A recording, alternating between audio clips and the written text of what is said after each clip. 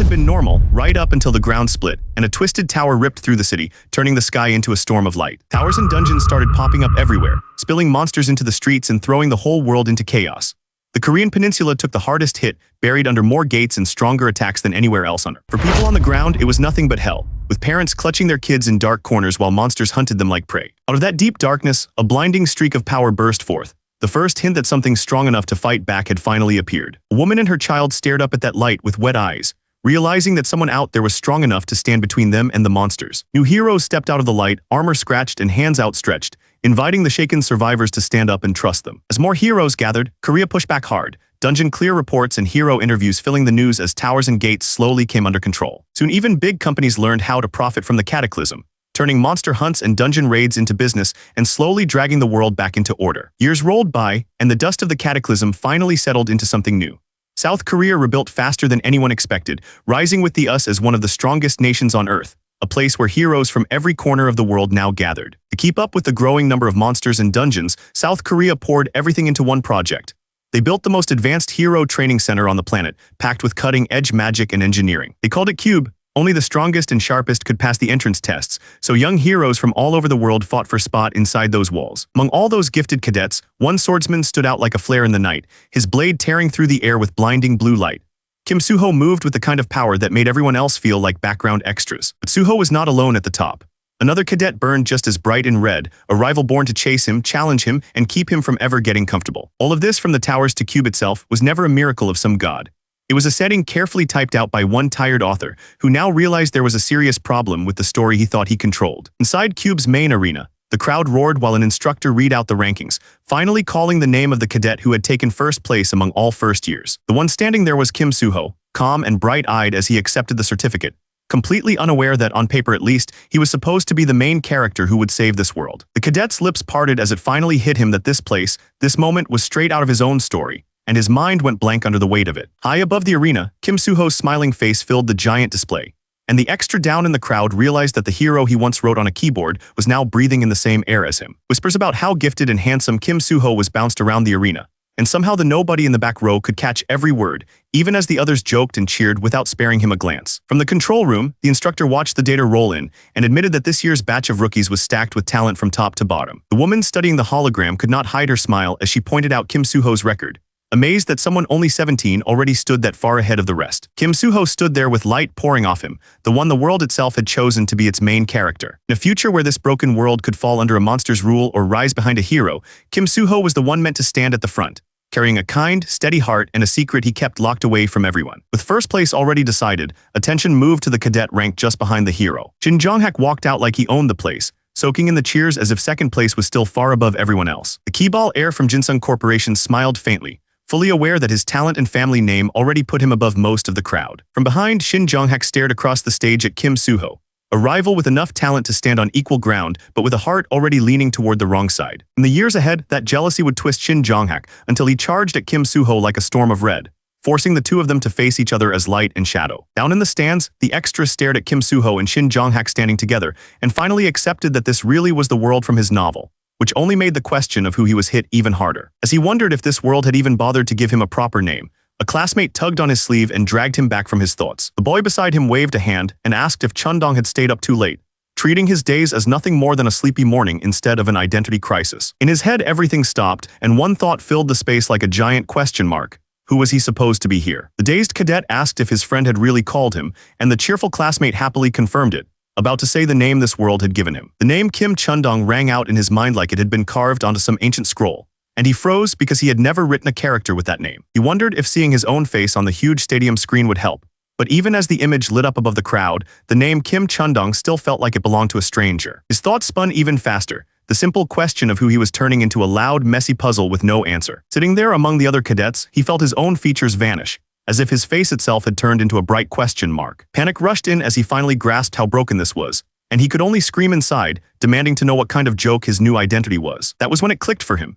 He had turned into a throwaway character he had never even bothered to create, a nameless body with no set look, and an old-fashioned name dropped into the middle of his own story. He sat there with his face in his hand, feeling like he barely existed while everyone around him laughed and moved on without even seeing him. He looked at the shining heroes of his own story and realized he was not one of them. Just another body in the stands meant to fill space and never stand beside the main cast. Hunched over in the middle of the stands, he finally understood it. In this world, he was not a hero or even a sidekick, just a tiny speck in the story that no one would ever remember. In the massive stadium packed with cadets, his place was just a small dot under a glowing arrow, a reminder of how easy it would be for the world to move on without ever noticing him. He thinks back to the web novel he wrote, the grand story called The Returned Hero that he abandoned halfway through when his slump hit, and he just stopped writing. Cold water splashes hard as he throws it at his face like he can wash the strangeness away. Staring at the glowing question mark in the mirror, he admits to himself that after 2 weeks in this body, even this strange, blank face is starting to feel familiar. He counts the days and realizes it has already been 2 full weeks of waking up to that same unreadable question mark, instead of a real face. He finally lets go of the hope that he might wake up and accepts this is real, a world built from the very words he once wrote. All around him walk the important figures of that story, while he trudges forward knowing that Kim Chundong, the body he took over, is nothing more than one of the countless extras meant to stay in the background. Leaning over the sink, he thinks back on every trick, test, and wild idea he has tried these past 2 weeks, and admits that none of it helped him learn who dragged him into this world or what they even want from him. Thinking of the warped towers, mighty figures, and bright heroes he once only imagined, he admits he might be living beside them for a very long time and has to find a way to survive in the story he himself built. Kim Ha-jin's wet hand tightens on the sink as he does the math and realizes this world story will drag on for almost 10 more years. The thought crushes him and he leans over the sink, swallowed by a heavy, dark gloom. Panic shoots through him as he pictures 10 whole years stuck inside his own novel, blending in with teenagers while wearing that same blank question mark face. He thinks about his old life, his laptop, his work, and knows he cannot just throw all of that away to fight for survival in a story that might never even finish, leaving him small and drained under an empty fake sky. He straightens a little and forces himself to think, deciding that the only escape he can see is to reach the main storyline and somehow use it to find a way back. His mind jumps to the printed pages of his draft, knowing the plot only runs cleanly until the middle, and everything past that point is nothing but empty space. Holding the pages, Ha-jin tells himself he only has to endure for now, because he is stuck living inside the returned hero, the fantasy world he once created just for fun. Kim Ha-jin grips the sink and lets out a tired breath, bracing himself to do whatever it takes to reach that point in the story. Morning light pours over the island city called Cube, a bright chunk of glass and steel floating on the sea where he is now supposed to go to school. Cube sits on a man-made island near the East Sea, a whole campus built from scratch in the middle of the water. The streets below are packed with cars and glowing signs, a tight knot of magic tech and talent that helps keep Korea ranked as a world power. Down on the ground, Kim Ha-jin stares up at the city around him, knowing this place is the heart of everything and the main stage where his own novel was supposed to play out. The hero training center called Cube towers over the courtyard, its sharp blue gates swallowing streams of cadets in crisp uniforms. Only the strongest of the strong get to train here. Kids with wild gifts who will one day face monsters and enemies that look like nightmares made real. Looking at his borrowed hand, Ha-jin reminds himself that the real owner, Kim Chundong,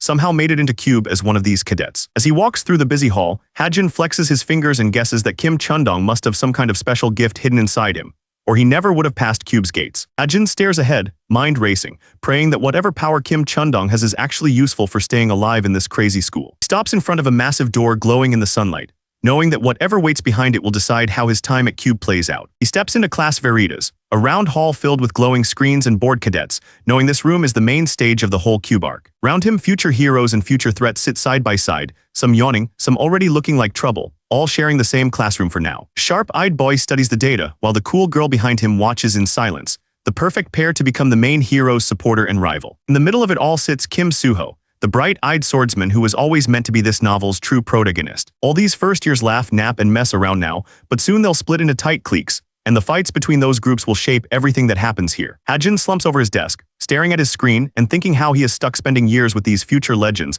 while he himself is just a faceless extra no one will remember. The sun sinks over Cube's dorms, painting everything gold while Ha-jin drags himself back, feeling like this place is already squeezing him dry. Kim Ha-jin steps into the dorm, every part of him tired and already sure things here are not looking good for him. He trudges down the hall, so drained he can't even remember how the whole day slipped by, until something near his room makes him stop in confusion. On his desk sits a sealed box he has never seen before, a delivery that makes no sense this early at Cube. Ha-jin grabs a cutter and slices the tape, wondering why Cube would send him anything when no one here even seems to know he exists. As he tears the box open, he notices the tag and realizes this is a bundle of Kim Chundong's personal stuff, the leftovers of the nobody he replaced. He peers inside and his eyes widen as he spots something he knows far too well buried among the random items. Inside the box lies his own laptop from Earth, the one tool that might let him stop being just an extra in this world. The laptop lights up on its own, and Ha-jin almost drops it as a strange loading ring spins across the screen, like the whole thing just woke up and locked onto him. Lines of code flood the air, and a blue window declares that synchronization is starting.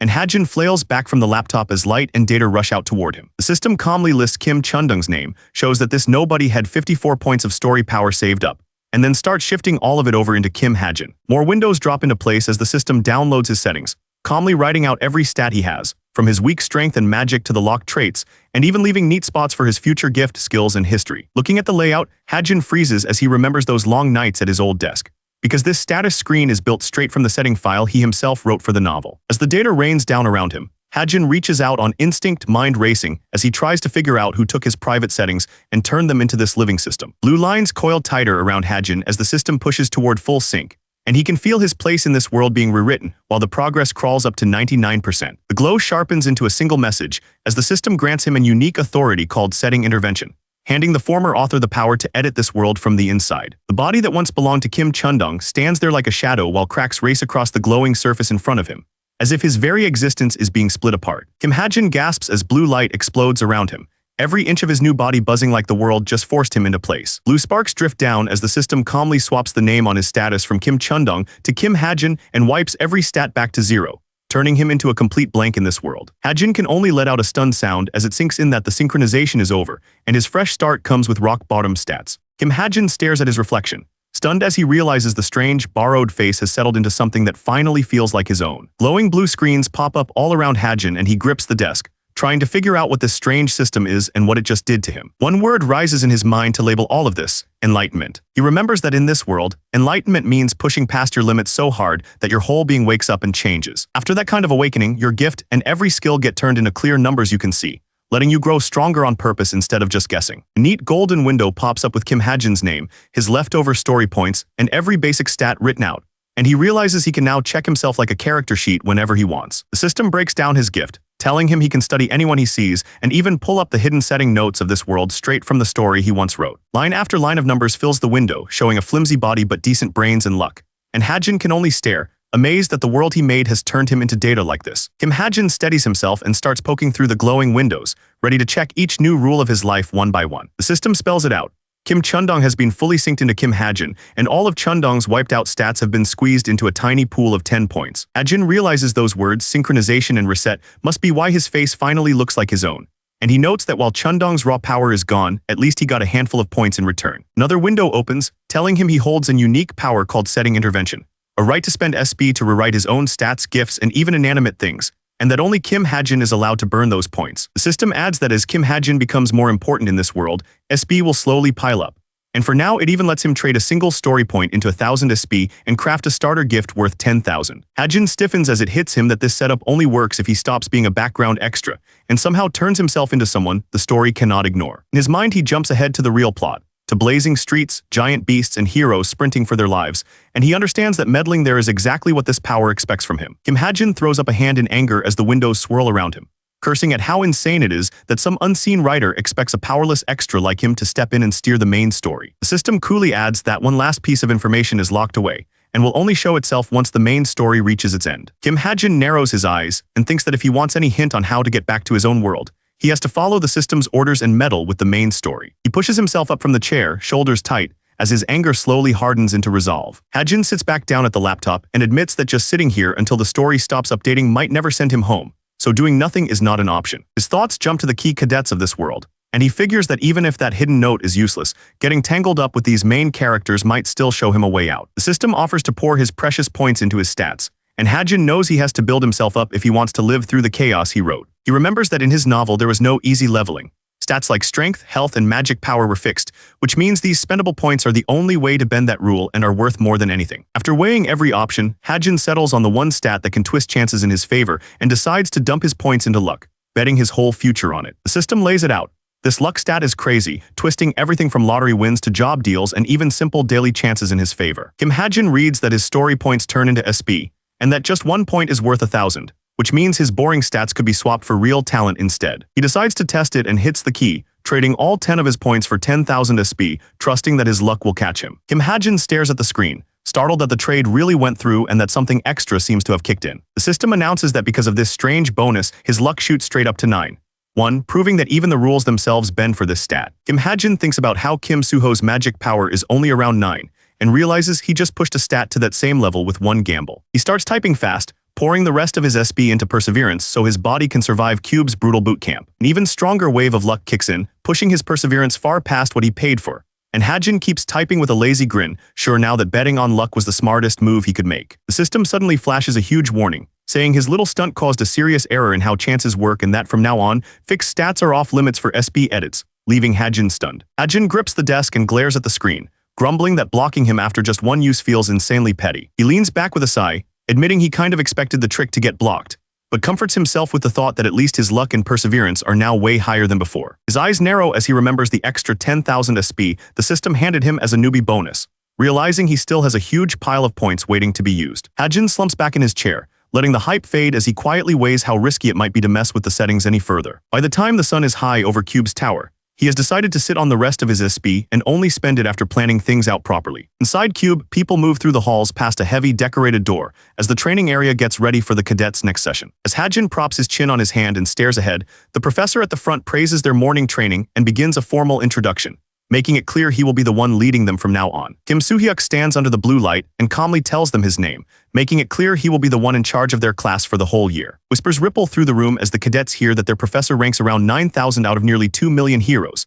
and Hajin rests his chin on his hand, quietly noting that this guy is far from average. Deciding that his name and rank are enough, Kim Soo-hyuk cuts off the introductions and tells them he is moving straight to what really matters. Kim Soo-hyuk explains that Cube is not some fun hero camp, that grades rule everything here, and that most cadets will not even make it to graduation without washing out. As the professor adds that this place trains real heroes and will judge them with cold, exact rules, a blonde cadet lowers her gaze, already feeling how heavy that word hero really is. With a sudden shout, Kim Soo-hyuk orders the cadets out of their seats and tells them to move with him. He announces that their very first task at Cube will be to choose the main weapon that will shape how they fight from now on. One cadet presses a hand onto a glowing pad, starting the system that will match them with their future weapon. The doors slid open and a cold blue light washed over them, making Kim Hajin stare ahead with a tiny bead of sweat on his cheek. Around him, the other cadets went quiet, caught between nerves and excitement. They stepped into a huge metal hall, where a bright cube symbol floated over rows of weapons sealed behind glass, like some high-tech treasure vault built just for heroes in training. Blades and spears lay on glowing panels, every edge polished so clean they almost looked too perfect to use. The professor's shout snapped through the room, and the cadets jolted into motion, scrambling between the racks instead of just staring at the shiny gear. He reminded them that once they picked a main weapon, they would be stuck with it for months, turning what felt like a fun shopping trip into a serious long-term decision. One cadet reached out without hesitating and wrapped their fingers around a sword hilt, claiming it before anyone else could. Kim Soo-ho slid a long sword from its stand with an easy smile, like he had known from the start that this was the only weapon that made sense for him. Kineyeon pulled back the string of her new bow, one eye narrowed on an unseen target, showing everyone that she had no doubts at all about the path she was taking. Blonde cadet raised a slim sword, watching the blue light run along its edge as if checking whether it matched the style she wanted to grow into. The calm girl weighed a long staff in her hands while the boy behind her clenched his fist in excitement, both clearly satisfied with the weapons they had claimed. Kim Hajin watched all of that and knew the main characters had picked their weapons without trouble, while his own turn was going to be a lot trickier. Now it was Kim Hajin's turn, and he gripped the edge of the display as rows of weapons shone up at him, each one a different future he could lock himself into. His eye narrowed over the glow as he reminded himself that he had to be careful. One careless pick here could waste months of growth. Heavy spears and oversized blades gleamed on the wall, the kind of gear normal cadets could swing, but that his weak stats would barely let him lift. Looking over all the fancy gear, he calculated that forcing his stats up just to use these would only waste his story points, so his weapon had to match his current limits and future plans. Kim Hajin stood in the middle of the glowing hall and narrowed his options down to one clear rule.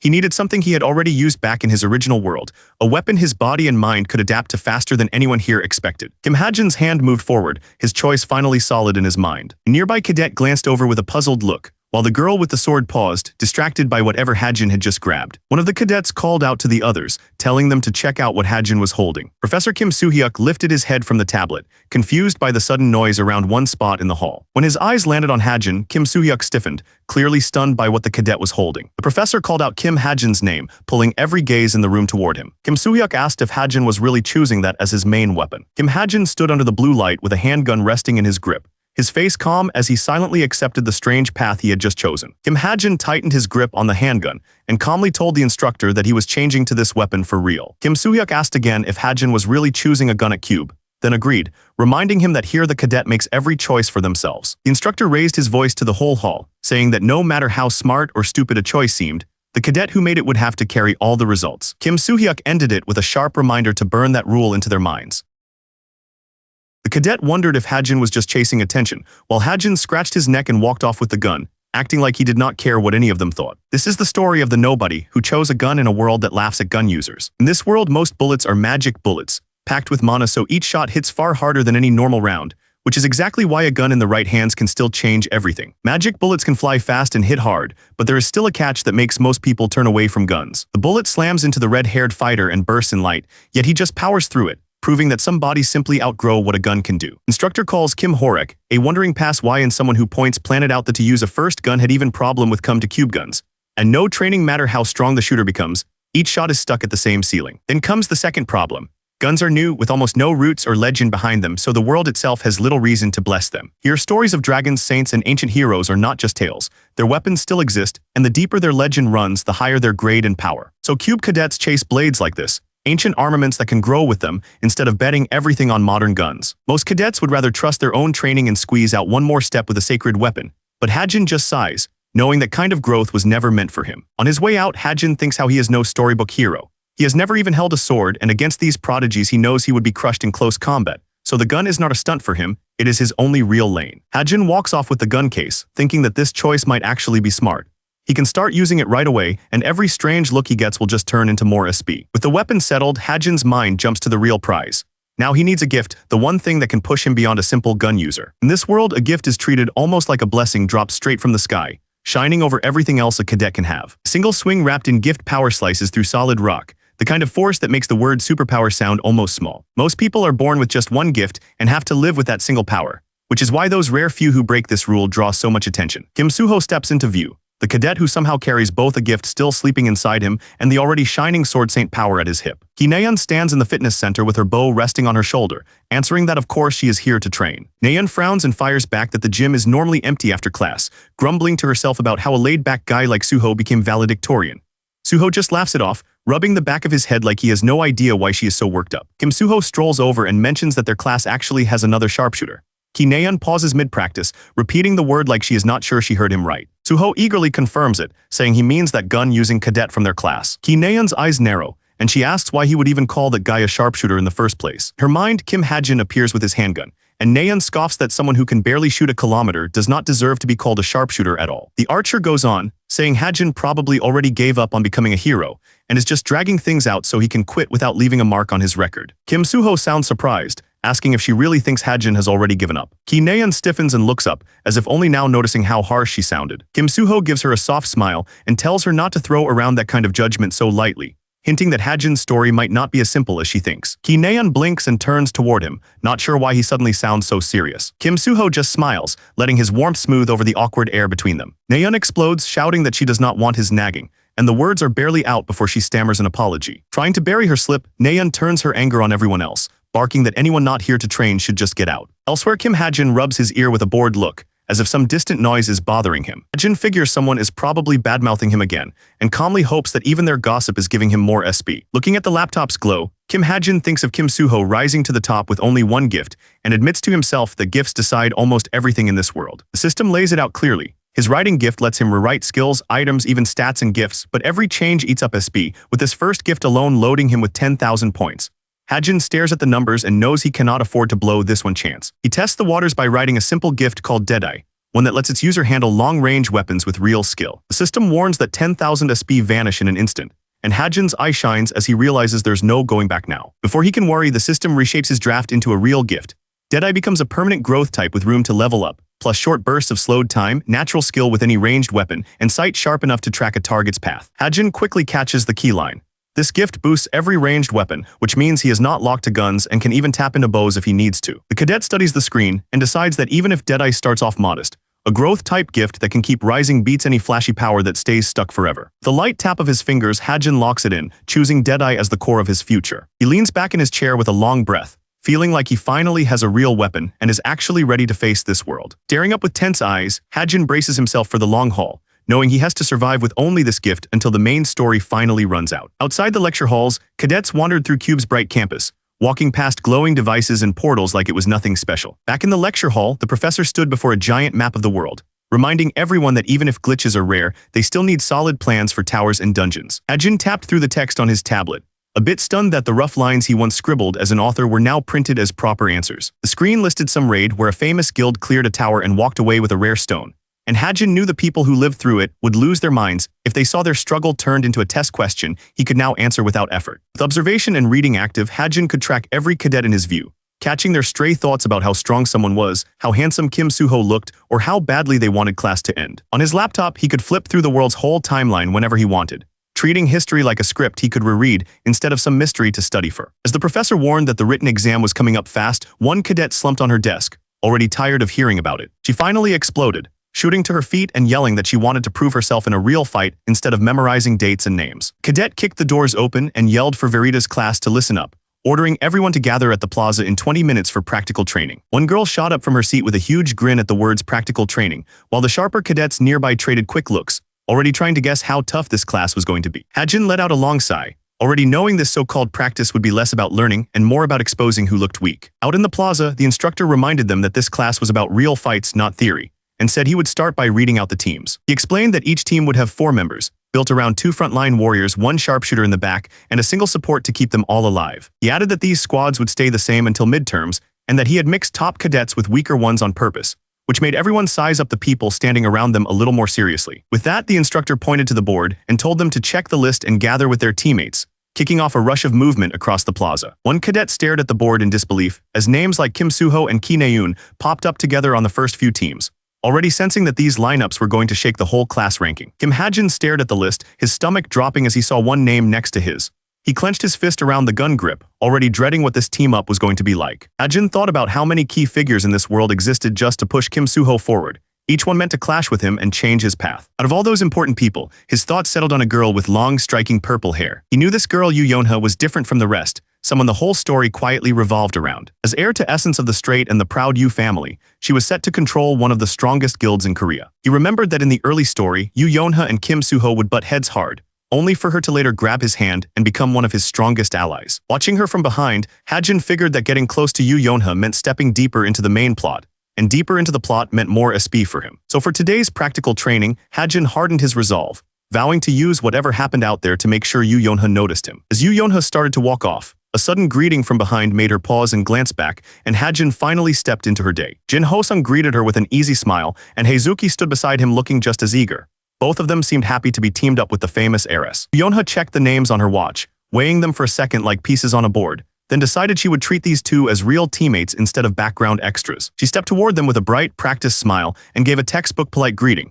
So formal it sounded more like a business meeting than a team-up between kids their age. Then Yonha mentioned the last member of their squad, the one name on the list that still had not walked over yet. A calm voice cut in from behind them, claiming that empty spot on the roster as his own. Kim Hajin walked toward them with his gun case in hand, and both girls turned to face the extra who had just dropped himself into their carefully arranged team. Yonha stared at him, her polite mask slipping for a moment as she realized the last member of her team was that strange cadet who insisted on using a gun. Hajin felt a bead of sweat slide down his cheek but pushed it aside, telling himself to walk and talk like he belonged here, because he knew better than anyone that Yonha had no patience for timid people. The tall lancer lit up when he realized this quiet guy was the cadet crazy enough to pick a gun, and he leaned in like he had just met a minor celebrity while Heizuki watched with bright curiosity. As Hosung joked that Hajin was already famous among the first years, the instructor's glare sliced in from the side, warning them that this was no time to stand around chatting. The instructor stepped right up to them, his calm stare alone enough to make Heizuki stiffen and Hosung clutch his chest while Hajin stood caught between them, reminded that this exercise could get rough. The instructor announced that each team's monster coordinates had just been sent to their smartwatches and barked at them to move out,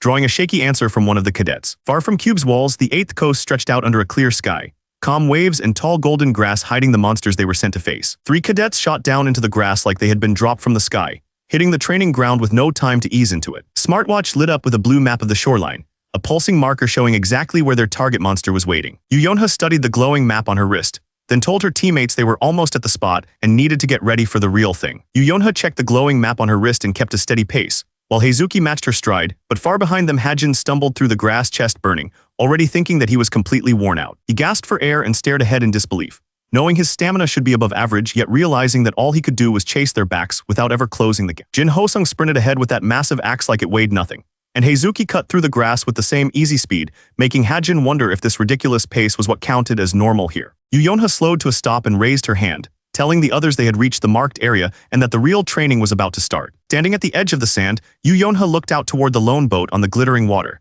taking in the wide stretch of sea that made up their training ground. The water exploded upward as a massive black hump octopus surged out, its thick tentacles whipping around and sending spray in every direction. The black hump octopus churned the sea like a storm, each swing of its limbs hinting that even a training fight with this thing could go very wrong. Izuki and Yu Yonha stopped at the shoreline and watched the black hump octopus thrash in the distance, knowing this noisy beast was the target they had to bring down. Yu Yonha lifted her watch and told the team it was time to plan, pulling everyone in for a quick strategy meeting before they went anywhere near that monster. The blue model of the black hump octopus floated in the air as Yonha explained that its main body was only low intermediate grade and not that strong on its own. She shifted the display to the lumps on its head, stressing that those strange humps were the real problem they had to worry about. Yonha described how, once it sensed danger, the humps would burst open and fire out swarms of baby octopuses that latched on and sucked people dry in seconds, turning normal humans into husks almost instantly. Izuki agreed they had to clear the baby octopuses first and said they would need someone to wipe out dozens of them fast, naturally turning to Hajin the sharpshooter as the one who should handle that job. Yu Yonha cut her off and calmly said she would take care of the baby octopuses herself,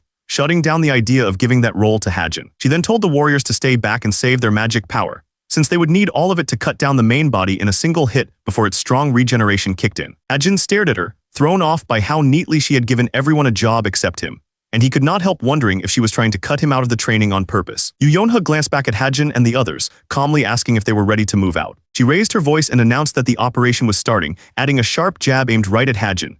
He just stared back with a flat look, already bracing himself for whatever role she had in mind for him. Out in the water, the black hump octopus swung a huge tentacle, smashing rock and sea apart in one wild strike. Creature heaved its body out of the water, tentacles whipping as towering waves crashed around it. A massive weight crashed down onto the rocky shore, shattering stone and sending a shock through the ground. An axe-wielding cadet planted himself on the rocks, waving his weapon as the octopus surged toward him, drawn straight toward the shore. The axe user tightened his grip and struck a firm stance on the rock, a bead of sweat sliding down as he forced himself not to back away. Watching the beast churn the water, one cadet reminded the others that their first goal was simple but risky.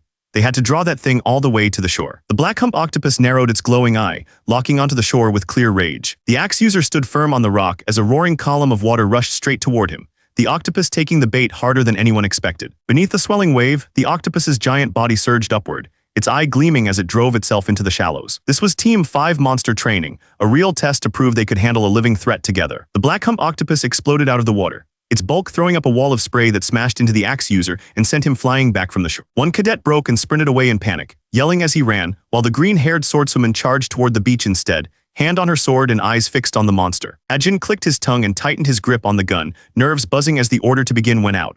At the same time, Yu Yonha strode forward with her whip blazing with power, leading Team 5 real attack on the octopus. Bright light flashed overhead as purple blobs rained down around the axe user. He kept running anyway, weaving through the falling shots with his weapon clenched. Smaller purple beasts shot out from the surf, swarming toward the shore. Instead of backing off, the axe user lowered his stance and rushed straight at them. The axe user's eyes widened as he caught a flash of purple cutting toward him. A sharp arc of energy sliced through the air, forcing him to move or be taken out. Blades of red light tore through the swarm, cutting the smaller monsters apart before they could surround anyone. The swordswoman led the charge, her teammates matching her swings to push the wave back. The black hump octopus hung in the haze, bits of its own power dripping away like burning scraps. For the first time, it looked less like an untouchable beast and more like something that could actually fall. The swordswoman stepped forward, calm eyes fixed on the wounded monster as energy wrapped around her blade.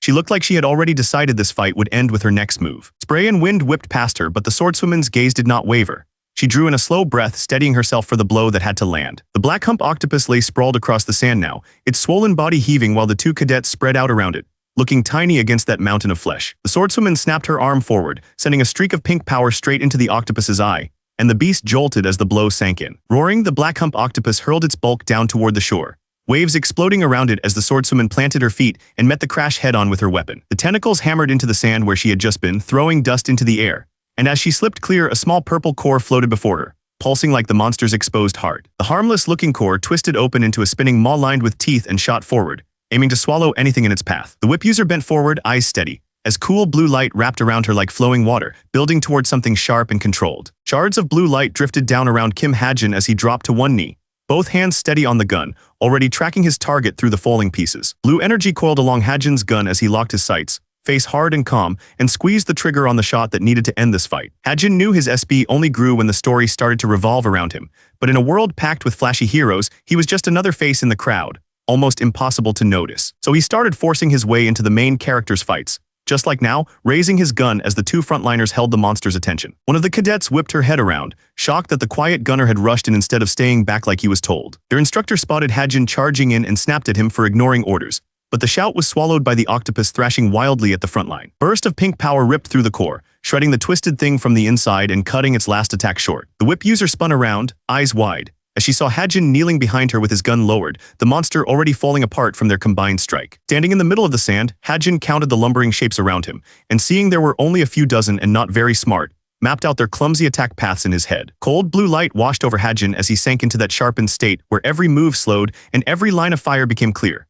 Knowing this was the one moment he could perform at his absolute best. Hajin fired up the skill he had built for moments like this, and the world snapped into bullet time as the octopus froze mid-lunge inside a tunnel of blue light. In his head, Hajin ran through the setting he had written. Bullet time would drag everything around him into slow motion for 3 full seconds, long enough to turn that wild charge into a neat, predictable path. Inside that warped blue bubble, every monster's swing and step stretched out in front of him, and Hajin could trace each path like lines drawn on glass. With their moves laid bare, the gunner stopped thinking and just worked the trigger, sending round after round straight into every weak point he had already marked. As the glowing digits dropped, his shot stitched through the slowed monsters one by one, each impact landing exactly where he had planned a heartbeat earlier. Hajin tightened his grip and kept firing until the very last sliver on the timer, his gaze cold and steady as he forced every remaining bullet to count. The slowed world shattered back to normal speed, leaving the whip user standing under a spinning core that was about to burst, with no idea how close it had come to reaching her. Blue streaks punched through the strange plant beasts in a line, ripping them apart and wiping out the last of the swarm before it could close in again. The whip user straightened under the blinding blast, blue light flooding the whole room as the core finally blew apart behind her. Her eye widened as she caught the monster's body still twisting in the light, nowhere near as finished as she had hoped. The plant boss let out a furious roar, its swollen head pulsing with ugly light as it forced its huge body back into motion. A glowing whip snapped around the monster's head and yanked hard,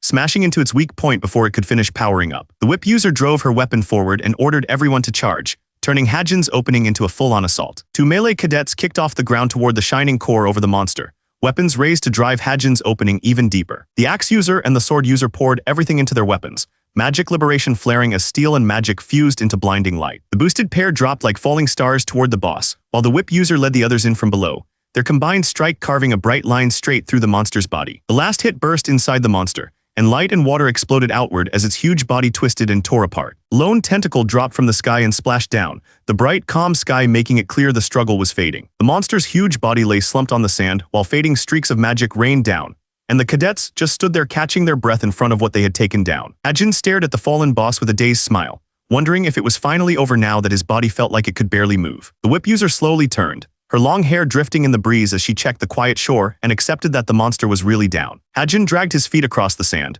wiping at his face and groaning that he was completely spent, while the whip user calmly reeled in her weapon ahead of him. The system announced that Team 51 results were now being calculated, turning their hard fight into numbers on a screen. Later, the axe user held up a now tiny tentacle like a prize, and his green-haired teammate gasped in delight at how the massive boss had shrunk back to its original size. The whip user stood there in the fading light, listening to the system count their minutes and seconds while she just tried to catch up with what they had done. Hajin lay flat on the sand, panting hard and barely able to lift his hand.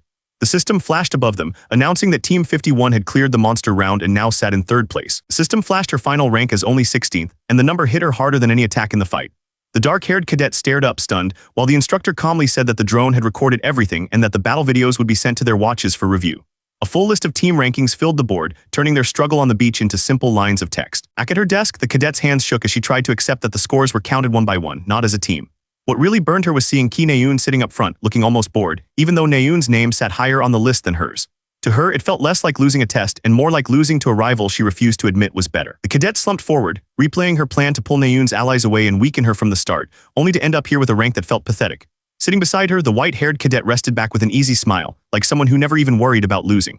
That calm confidence beside her only made her own effort feel small. The white-haired cadet stood out even while just folding his arms, his build and steady gaze making it clear he was on a different level. He looked like someone who expected to place near the top no matter what.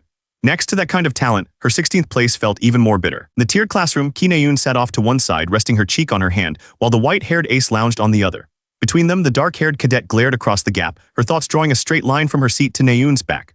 For her, the real fight had already moved from monsters to the girl she refused to lose to again. The cadet's lips tightened as the noise of the room faded, leaving only the sting of her own rank. That mix of shame and jealousy twisted into a hard, quiet anger she could barely hold down. Disappointing number, and her hand slammed onto the desk hard enough to rattle it.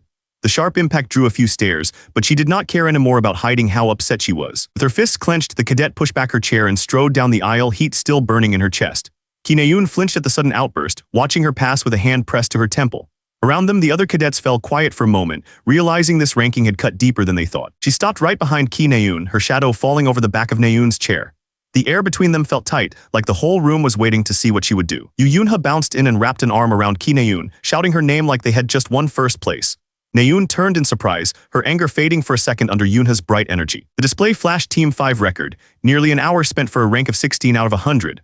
All that struggle on the beach had been boiled down to a single disappointing number. The instructor announced that every move had been captured by drones and that the videos would be sent to their watches for review. As the full list of team ranks filled the board, the cadets were left to face exactly how they had done. Back at her seat, the cadet stared at the number 16 and felt her hands start to shake. She could accept being judged alone, but seeing Ki Naeun's name higher on the list made it feel like she had lost to that girl more than to the test itself. She had sworn to someday leave Ki Naeun's rich family far behind, yet here she was, struggling just to match one of them in class. Sitting next to a born ace who treated all this like nothing only made that gap feel even wider. The white-haired cadet stood with his arms crossed and a calm, satisfied smile, like someone who had never even worried about failing. For him, ranking near the top was just normal. In the stepped rows of the room, Ki Naeun sat off to one side and the white-haired ace lounged on the other, while the dark-haired cadet glared from the middle.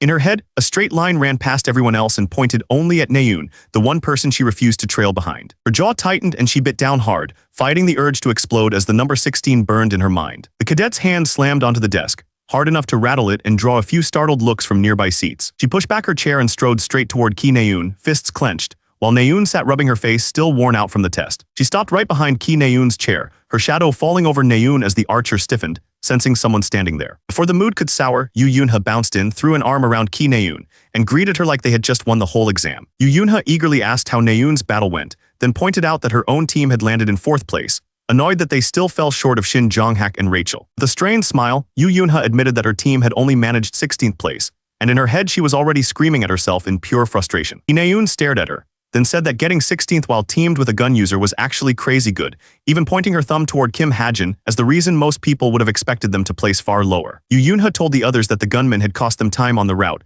but also said he more than made up for it once the fighting started. Down in front, Kim Hajin suddenly shivered and yelled in confusion, feeling like someone was gossiping about him. Kim Hajin rubbed his ear with a puzzled look, wondering if his teammates were talking about him behind his back. In the fight, the huge octopus monster spewed out dozens of tiny copies, but blue streaks of light ripped through them so fast that none of them even reached the ground. His teammates had rushed over after the battle, clapping him on the back and saying the fight ended so fast thanks to his shooting, while others still wondered how anyone could pull that off with normal magic bullets. Watching all of that in her memory, Yu Yunha's expression hardened as she wondered who this gunman really was. Later in the training room, Kim Hajin lay flat on the floor, chest heaving, his gear and laptop scattered around him after pushing his body to its limit. Kim Hajin sat up and pulled the laptop closer, scratching his head as he remembered he had not checked any alerts while he was training and wondered how much his rank had changed. Back in the lecture hall, Yu Yunha told Ki Naeun that her team had only managed to land in 4th place and grumbled that she had wanted to beat Shin Jonghak and Rachel, then asked how Naeun's own practical test went. Yu Yunha told Naeun they only placed 16th, trying to laugh it off, but inside she was boiling and ready to tear something apart. Ki Naeun stared at her and said that getting 16th with a gunman on the team was wild,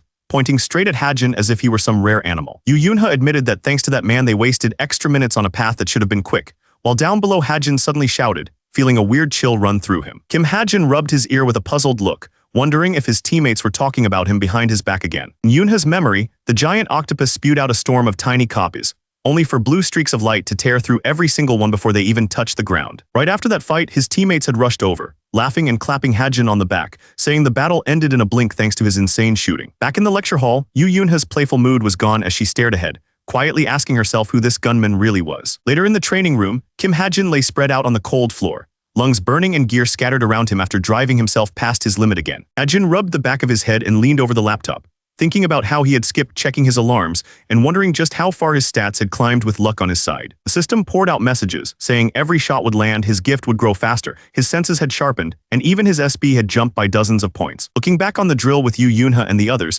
Hajin realized his luck had been active the whole time, and teaming up with her had turned out to be a very profitable choice. The system reported that his strength, stamina, and health had crept up from exercise, even noting with interest how mana was soaking into torn muscle and squeezing out a little more growth, which he credited to both enlightenment and his luck. Hajin took a long breath, wiped the sweat from his face, and decided that with his stats raised this much, he could finally stop for the day and start heading back. Night wrapped around the cube dorms, warm light spilling from a few windows while most of the campus finally went quiet. One lit window belonged to Yu Yunha, her name fixed neatly on the door outside. Inside, Yu Yunha sat in front of her laptop with her arms crossed, ignoring the cold burger at her side as she quietly went over everything she had seen from the gunman that day. On the screen, the gunman emptied his magazine so fast the muzzle flash almost blurred into one long line.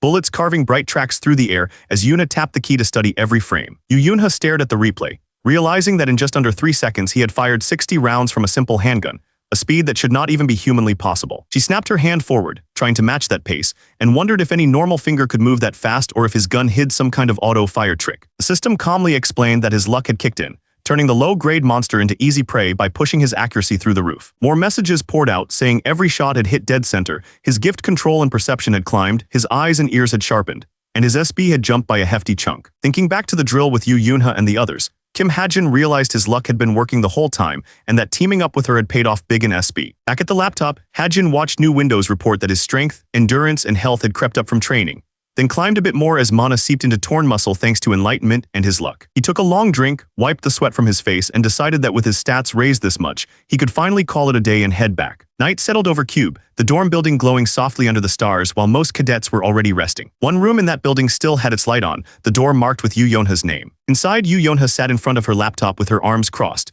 ignoring the untouched burger and drink as she replayed the gunman's test run over and over. On her screen, Kim Ha-jin emptied his magazine in a blinding burst, every round streaking straight into the target as Yoonha slowed the footage frame by frame with a tap of her finger. When the timer stopped at just a few seconds, she finally counted the hits and realized he had fired 60 bullets with that simple handgun in that tiny window of time. She snapped her fingers in the air like a gun, wondering if any normal hand could pull a trigger that many times in a second, or if his weapon was hiding some kind of automatic trick. The more she checked his record, the stranger he looked. His reflexes were clearly top tier, yet his health lagged behind other cadets, and he had switched from sword to gun almost overnight, piling up too many odd points to ignore. Yoonha frowned as she realized she had no memory of ever seeing him back at the Agent Military Academy, and just then her wrist device lit up with a soft chime, as if answering her doubt. Wristband lit up with a notice from Shin Jong-hak, breaking her focus on the gunman's video. Yoonha glanced at the sender's name and let a small smile slip, already guessing what he wanted. Out in the training hall, Shin Jong-hak checked his own wrist display and saw that Yoonha was still picking apart the gunman's video, which he found pointlessly fussy. Yoonha reminded him that if he planned to take over a guild, he should start by studying the people under him.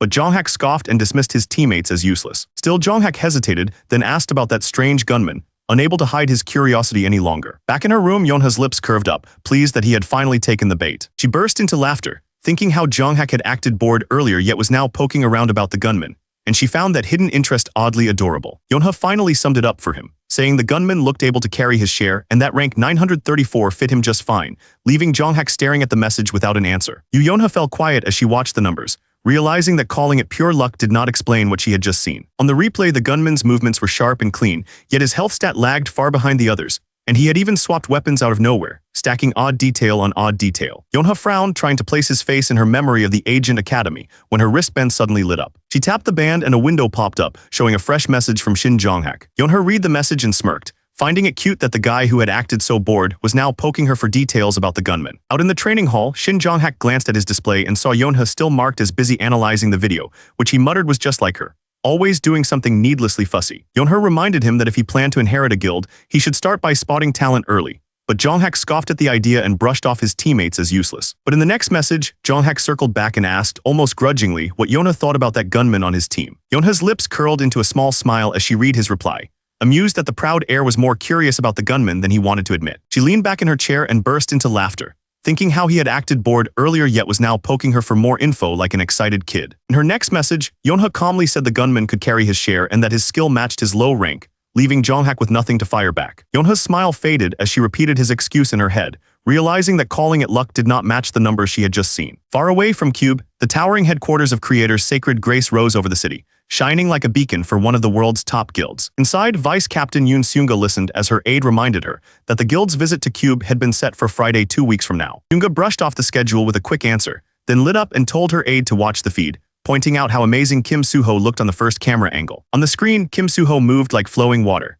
his blade carving through the monsters with a style so clean and strange that it did not look like any sword art the guild had seen before. Kim Soo-ho spun with his sword, every step smooth and light, like he was dancing instead of fighting for points. Vice Captain Yoon Seunga watched the replay and said his swing looked strong enough to slice through both the monsters and even the space around them. Kim Soo-ho stood there with his sword at his side, and Seunga admitted she could see why every top guild in Seoul was trying to recruit him. Seunga clenched the report like a prize and decided she would bring Soo-ho into Creator's Sacred Grace no matter what, happy that no other guild had claimed him yet. With Soo-ho's turnover, the footage rolled to the next cadet, and Kim Ha-jin's profile popped up beside his, quietly waiting for judgment. Seunga leaned forward, caught off guard by what she saw in Ha-jin's info, and her easy smile faded into surprise. On the wall, Kim Ha-jin stared down the sight of a handgun, and Seunga blurted out her shock that a cube cadet was actually using a gun. As Seunga studied the numbers, her aide added that this gun user had already made small waves in the guild community, since teaming up with Yu Yunha had pushed his video in front of a lot of eyes. In the middle of the city, the Holy Grace of God Guild Tower rose like a shining pillar, making it clear that the people inside held real power. Inside, Vice Captain Yoon Seunga listened as her aide reminded her that the formal cube observation was still 2 weeks away. Seunga waved off the timing and told him to forget that for now, then pointed at the screen, eager for him to see just how crazy Kim Soo-ho's performance was. On the screen, Kim Soo-ho flowed through the monsters with a single smooth leap.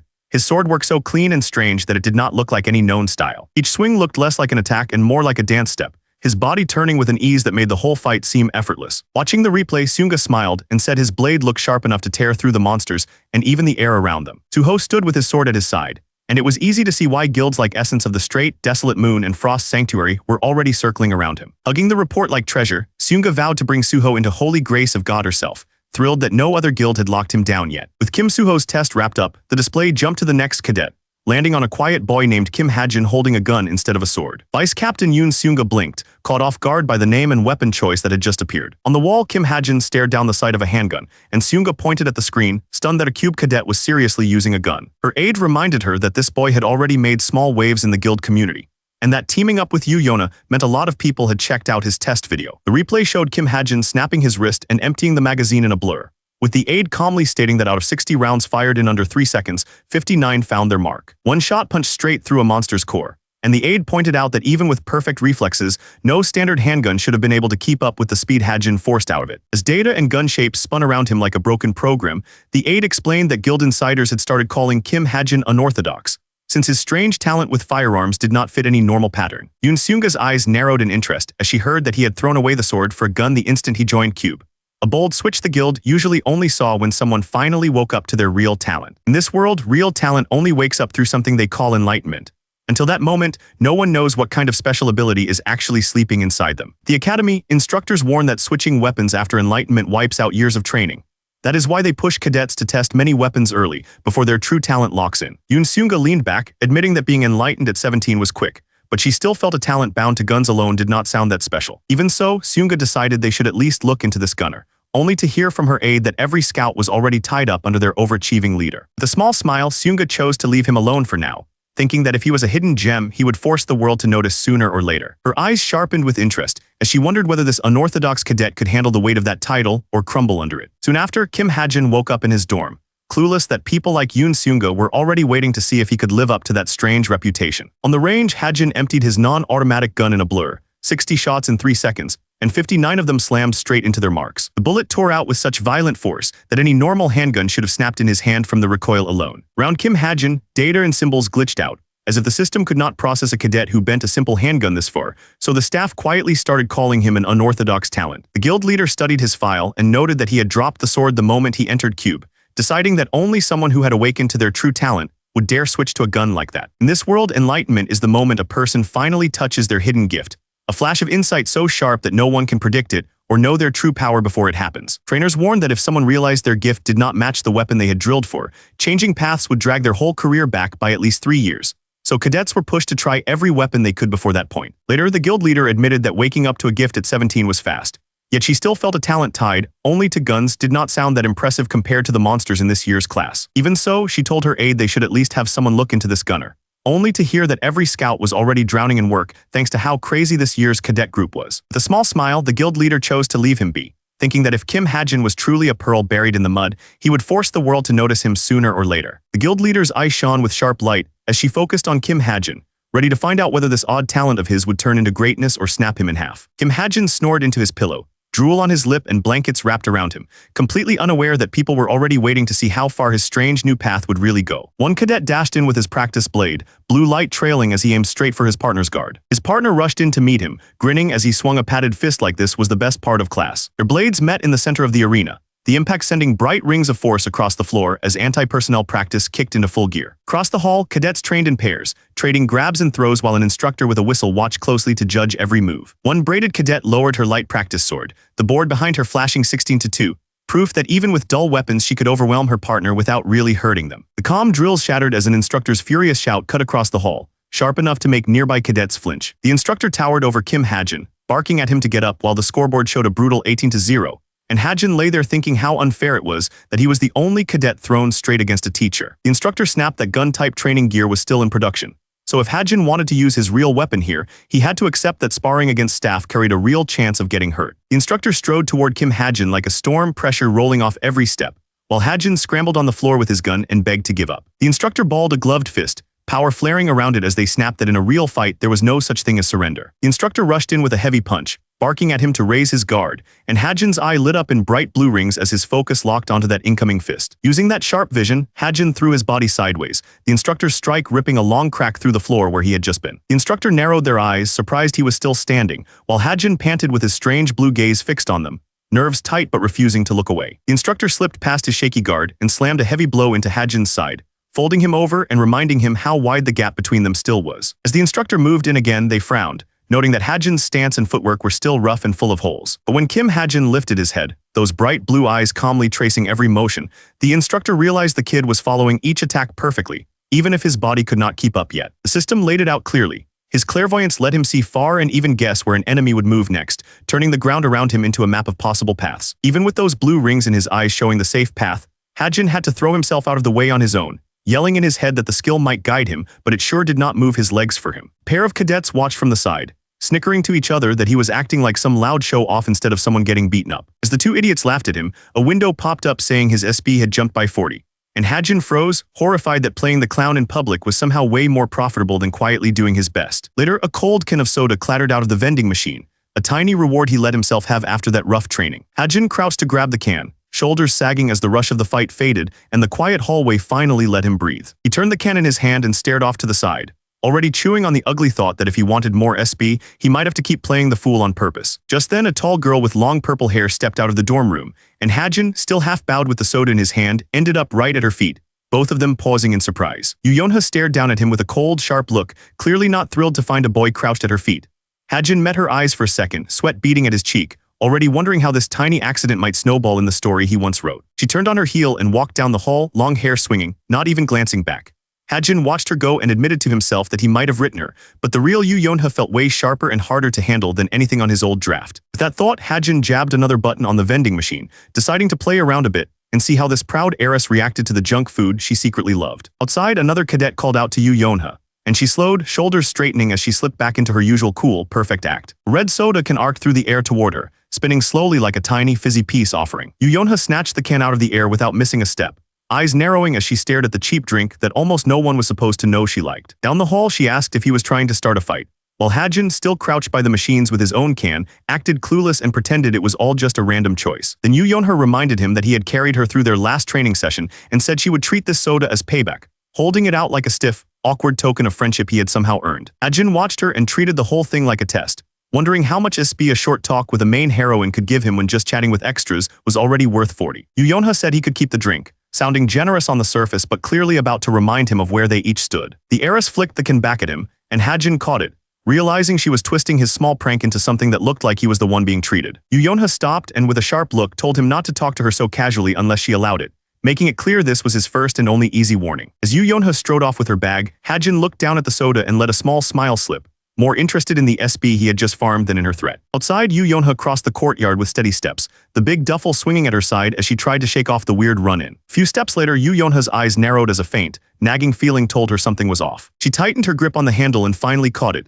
The bag felt wrong, lighter than before, and the sudden change put her on edge. Yoonha yanked open the zipper, ready to see what that strange lightness in her bag really meant. Inside, she found a bright red soda can, and in her mind, could almost see Ha-jin proudly bragging that he had snuck it in. Her face twisted with rage, and she swung the can up like she was about to smash something, cursing that crazy guy in her head. Breath later, the heiress forced herself to calm down, gripping the can in her chest as she stood by the vending machine, trying to swallow her anger along with her pride. Down in the plaza, Yoonha fussed with her bag while from the railing above, Ha-jin watched quietly, studying her reaction like it was part of an experiment. As Yoonha walked under the shade, Ha-jin thought about how the proud heiress actually loved cheap snacks like soda, ramen, and burgers, but could never be seen buying them without hurting her perfect image. Checking the glowing SP number on his laptop, Ha-jin admitted that poking at hidden personality settings like Yoonha's snack habit barely moved the needle, and that he needed to step into the real plot. His fingers tightened on the laptop as he picked his target, fixing his eyes on the next main story he had written long ago.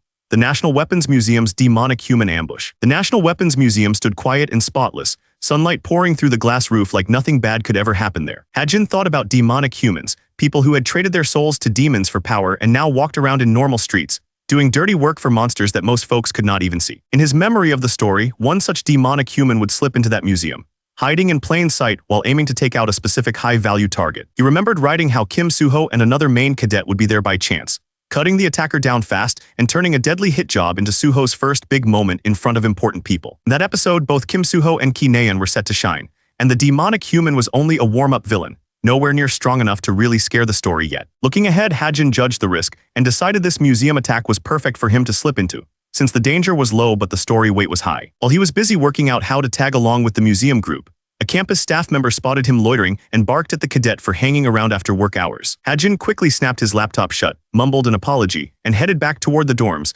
deciding he could finish plotting his way into the museum once the patrols were gone. Back in his empty room, Hajin's laptop woke up on its own, the screen tearing into static and broken code. Numbers and error messages flooded across the display, then twisted together into a single flickering mail icon that refused to vanish. Whatever this was, it was forcing its way into his world whether he was ready or not. He pulled up Cube's club register, eyeing it like a new quest menu, and thinking about how these after-class groups could be used to slip into bigger events. Cube had a club for almost everything, from hard training and field trips to quiet hobbies, more than 100 little worlds a cadet could step into. To Hajin, the real value was clear. Clubs were where bonds formed, the kind of ties that pulled people into the center of the story. The travel club's leader tried to greet everyone, but his voice shook like he was more scared of them than of any monster. Oh Han-hyun, the president of a small club called Healing Rain, thanked everyone for joining their travel group that liked to escape Cube once or twice a month just to rest. Among the fresh faces, Kim Suho walked in with an easy smile, turning what should have been a simple rest club into a room packed with future headline heroes. Beside them, other skilled cadets joined in, some bored, some sharp-eyed, but all strong enough that this lazy travel club suddenly looked stacked with talent. Realizing just who had signed up, Han-hyun started rambling in shock, and the other members begged their flustered president to calm down before he passed out. Oh Han-hyun cleared his throat and started over, trying to properly introduce Healing Rain to the packed room. He explained that their only goal was to rest, using Cube's portal once or twice a month to hop out into the world. Kim Hajin stood in line, listening as the leader said today's orientation trip would be somewhere close. When someone announced that they were heading to Seoul, Hajin's eyes sharpened. This was the place he had been waiting for. Hajin remembered that this was supposed to be a simple free-roaming trip through Seoul in pairs, just like he had written. For Hajin, today's real goal was clear. Reach the Seoul Weapon Museum with the main cast and nudge the first big arc off its rails. The club president then told everyone to step up and draw lots to decide their partners. Hajin watched the hand dip into the box, a bit surprised they were leaving partners to luck, but decided it changed nothing since he planned to move on his own once they reached the city. Hajin's new partner glanced at the paper, clearly not thrilled with the result. He stared back at her, already sensing this pairing was going to be a hassle. His partner crossed her arms and calmly suggested they just move on their own instead of sticking together. Hajin scratched his cheek and agreed, a little thrown by how blunt she was but secretly fine with being left alone. As she headed for the doors, his partner paused and called out that she had one more thing to say. The girl glared over her shoulder and warned him to stop talking to her like they were close, saying this was his last warning. Hajin stiffened at how serious she sounded and quickly said he understood. Before long, the club members were standing in front of a huge, gleaming building in the middle of the city. The guide explained that this was the National Weapons Museum, famous for holding the biggest collection of weapon replicas in the country. Hajin slipped into the flow of people, passing rows of swords behind glass as he headed deeper into the hall he had been aiming for. Hajin spotted Ki Naeun glued to a display, staring at a weapon like it was treasure, and marked her spot in his head as a reference point. Using her as a guide, Hajin guessed that the person he really wanted to see should be somewhere close by. Sure enough, he found a blue-haired cadet standing alone by a sword case, light almost pooling around him as he studied the blade. Kim Suho stood there with a quiet, steady look, completely absorbed in the weapon in front of him. In Hajin's mind, the real boy in front of him lined up with the cover of his own novel, the one where Kim Suho was written as the true hero of this world. Suho turned at the sound of footsteps, a little surprised to see another cadet walking straight toward him. Hajin stopped beside the display and casually asked if Suho had been checking out the 7-branch sword, then introduced himself as Kim Hajin. Suho let out a shy laugh, rubbed the back of his neck, and apologized for forgetting, treating Hajin with the same open warmth he showed everyone. Kim Suho remembered that Hajin was the odd cadet who picked a gun, and pointed out that they had both ended up in the travel club. Hajin studied Suho up close, ticking off how strong, good-looking, and righteous the guy was, and remembered how readers had once snapped at him for writing a main character who felt way too ideal. Suho cheerfully suggested they swing by a gun exhibit that even had Napoleon's old rifle, but Hajin brushed it off, saying they probably would not have enough time for that. Elsewhere in the museum, visitors walked under the glass roof, and one of them frowned up at the sky as dark flecks began to drift down. The lights snapped a harsh red as the museum system blared a warning through the speakers. People in the lobby froze as the announcement repeated that monsters had shown up right outside the museum. A couple of visitors stared upward, letting out sharp breaths as the warning cut off and something unseen stirred above them. In the next heartbeat, the whole hall broke down into chaos, with people screaming and shoving toward any exit they could see. Visitors bolted across the floor, tripping over each other as they yelled about getting out and begged to know where the exit was. The crush got worse as people shoved and screamed at each other to move, until a little girl was knocked off balance and shoved toward the front. A violent blast tore through the lobby, shaking the floor and cutting through the screams. A young cadet in a blue suit stood by the window, his fist buried in a spiderweb of cracks where he had just smashed the glass to take control of the mess. People who had been ready to bolt froze and stared, shock cutting through their fear as they realized someone strong was stepping up. Kim Soo-ho knelt on the floor with the girl cradled in his arms, breathing hard but making sure she was safe before worrying about anything else. Ki Na-yeon raised her voice over the noise, telling everyone to calm down and trust that the museum's reserve hero was already on the way. Archer tightened her grip on her bow, standing before the shattered glass as she warned that rushing out now would only turn them into food for the monsters, while the system coolly reported the damaged wall, the missing exhibit, and a barricade dropping into place. Everyone sprinted for the blocked exit, so focused on getting out that they barely noticed the two people lying motionless on the floor behind them, red marks trailing in their wake. Ki Na-yeon snapped at the nearby cadet to grab a weapon, saying they had to stand guard and protect the others until the museum's hero showed up, and he agreed with a shaky nod. Na-yeon's head snapped up as a massive shadow slid across the hall, her eyes narrowing when she caught sight of something falling toward the museum entrance. Dark red energy pooled in the middle of the hall, and from it a man in a suit began to walk out, while Na-yeon reached back for an arrow and the crowd stared in frozen shock. The man in red looked over the scattered visitors and calmly noted that the place was already full of people, as if he had just found a room of toys left out for him. This was no simple thug, but a demonic human known as the Dog of Lucius, a villain meant to be the first real wall that would force the novel's protagonist to grow stronger. Kim Ha-jin stared at the man and quietly matched him to the setting in his head, realizing this was the Dog of Lucius, the very stepping stone he had once written to push Kim Soo-ho forward. The Dog of Lucius lashed out with a clawed hand toward Na-yeon, but before it could reach her, Kim Soo-ho burst in with his sword wrapped in light, swinging hard enough to slice straight through the attack. Watching Soo-ho stand between them and the monster, Ha-jin relaxed, certain this would play out just like the story he wrote, with Soo-ho cutting the Dog of Lucius down without even breaking a sweat. A burst of red power tore through the hall, swallowing the clash and hurling the defender across the floor so hard the whole building shook, leaving everyone below frozen in horror. Kim Soo-ho hung in the broken wall like a ragdoll, while the Dog of Lucius stood below without a scratch, lazily spinning his weapon as if the first exchange had just been a warm-up. Moments later, the Dog of Lucius lay collapsed at Kim Ha-jin's feet, and Ha-jin turned in disbelief, only now grasping that the fight had veered away from the story he remembered. Kim Ha-jin stared mind-blank as it hit him that Soo-ho had not taken the villain down at all, and the story he thought he knew was starting to break apart. Kim Ha-jin stared ahead, sweat running down his cheek as it hit him that the fight was already off the rails from the story he remembered. In Ha-jin's head, Soo-ho should have taken a few hits, then crushed this enemy with ease, but instead Ki Na-yeon was calling out to him in a shaky voice, already sensing something was wrong. Kim Soo-ho's name tore out in a panic shout as he slammed into the floor, body twisting in pain, and leaving no doubt that he had been completely overpowered. Ha-jin hurried over to Kim Soo-ho, dropping to the ground beside him as Soo-ho's body trembled too much for him to even answer. Someone muttered that Soo-ho needed time to recover, but the demonic human was already stepping toward them, giving no space for that to happen. The Dog of Lucius let dark power spill out like a storm, turning toward the two cadets as Soo-ho lay crumpled in the back, unable to even lift his head. Ki Na-yeon yanked arrows from her quiver and loosed them in a rush, aiming to pin the Dog of Lucius down before it could reach Soo-ho. The Dog of Lucius let the arrows sink into his cloak with a crooked smile, the dark aura around him barely flickering, making it clear her best shot had done almost nothing. Ki Na-yeon lets the arrows fly in a frantic burst, pouring everything she has into the shot. The demonic human just stands there with a twisted grin, his body full of arrows that barely slow him down. Red lines of light cross the room, and Na-yeon spins around, bow in hand, sweat running down her cheek as she feels the danger closing in on her. Her fingers clamp down on the bow, hand shaking hard, but she refuses to let go. Na-yeon watches more arrows shatter and understands that it is not healing or some rare gift keeping him up. That demonic human is simply letting every shot break against him. The Dog of Lucius walks forward through the rain of arrows, dark power crawling off his back, meeting the whole volley with nothing but his own body. The demonic human's smile widens as he suddenly kicks off the ground toward Ki Na-yeon. Kim Ha-jin's face drains of color as he realizes the target has changed and watches the monster dive straight for her. Na-yeon's eyes widen at the shouted warning, body frozen between fight and flight. Kim Soo-ho hurls himself toward her with everything he has, trying to reach her before the attack lands. Kim Soo-ho hangs in the air, reaching out toward her with panic in his eyes, desperate to know if Na-yeon is still okay. A blinding red wave rips across the hall, swallowing Kim Soo-ho and the demonic human in its path as the clash explodes out of control. Kim Soo-ho grits his teeth as the demonic power crawls up his arm, his sword barely holding back the force trying to crush him. Dark flames wrap around the spear, twist into a beast-like shadow, and then sink into the demonic human, leaving him grinning with eyes that burn even brighter. Kim Soo-ho stares at the twisted figure in front of him, stunned that the demonic human's whole body has changed instead of breaking down. He throws up his spear in a rush, but the shadow-clad demonic human dives straight at him, red eyes locked on his chest. The force crashes into him and Soo-ho gasps in pain, his body pinned under the crushing weight of that dark power. More arrows slam into the demonic human's back, glowing with sharp light and forcing him to jerk upright instead of finishing Soo-ho off. Hee-naeun plants her feet, bow shining with light as she draws another arrow, refusing to let the demonic human touch Soo-ho again. The demonic human barely flinches at the arrow stuck in his back as dark red energy swirls around him,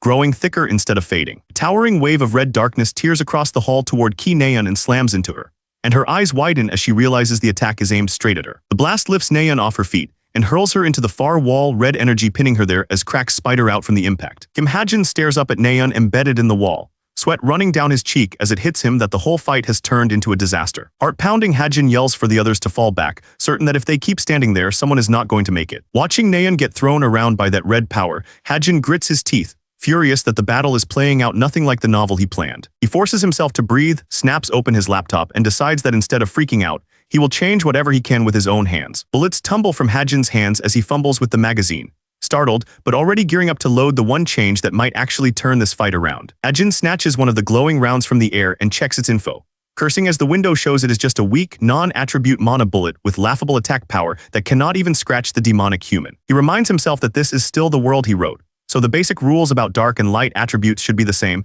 and those key settings should not have changed. Ha-jin leans over the floating keys and types like crazy, deciding to rewrite mana bullet itself instead of wasting time firing useless shots. Blinding light wraps around the lone round in his hand as the setting change kicks in, the simple mana bullet starting to twist into something far more dangerous. System windows scroll past, showing mana bullet's attribute being changed and its attack raised to 6 at the cost of over 100 SP. And Ha-jin does not hesitate as he confirms the change and saves it. He jams the fresh magazine into his gun, loading it with the rewritten mana bullets that should finally matter in this fight. Ha-jin dashes straight back into the fray with his gun raised, trusting that the right attribute and affinity can let even someone like him bridge the gap against a monster that outclasses him. From behind his sights, Ha-jin locks onto the demonic human trading blows with Kim Soo-ho, certain now that the enemy is dark attribute and that his newly forged light round is the one thing that can really hurt it. Ha-jin squeezes the trigger, sending his rewritten light bullet screaming toward the dark monster. Kim Soo-ho holds the demonic human in place, trading blows at arm's length, completely open to whatever Ha-jin just fired. Ha-jin roars as pure light explodes out of him,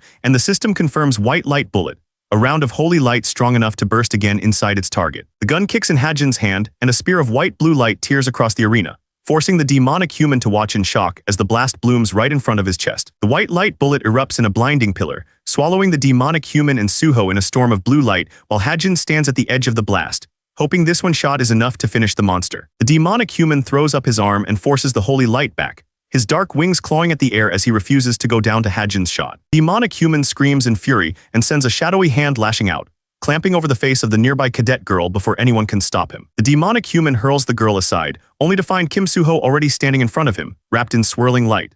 Behind them, the green-haired cadet drops to his knees, body shaking as he thinks that with this much power spent, he has bought Soo-ho the time he needed. The kneeling cadet stares ahead with a shaky breath, silently asking if his struggle was worth it. Kim Soo-ho answers by stepping forward wreathed in blazing light, his sword humming as if ready to cut the world itself. The demonic human's eyes widen as he feels a sharper, purer power than the bullet's light bearing down on him. Kim Soo-ho, the sword saint in training, pours magic into his blade until it shines like a sun and swings, trusting that his sword can cut through even this monster. Soo-ho's sword carves a blinding arc through the air, the slash so strong it hurls him backward even as it crashes into the demonic human and fills the hall with golden light, making it clear this fight is finally ending. The demonic human lets out a broken cry as the sword saint's light rips through his body, his dark form coming apart under the weight of that single strike. When the light finally settles, the demonic human lies sprawled on the broken floor while Kim Soo-ho kneels with his sword as support, chest heaving, the ruined hall proving just how close that fight had been. Soo-ho bends forward, sweat dripping as his hand shakes around the sword hilt, the weight of that last swing finally hitting his body. Naeun drops to her hands and knees among the broken pieces of the floor, her whole body trembling as she tries to push herself up. Soo-ho reaches down and pulls Naeun to her feet, and she stares ahead with wide, wet eyes, still shaking from how close she came to dying. Ha-jin cuts in from the side, telling the others not to fuss over her and to give her space. Ha-jin rubs the back of his neck and thinks that her brother should be here any minute to comfort her, because that is how this part was supposed to go in his novel. His eye twitches open a bit wider as a bad feeling creeps in,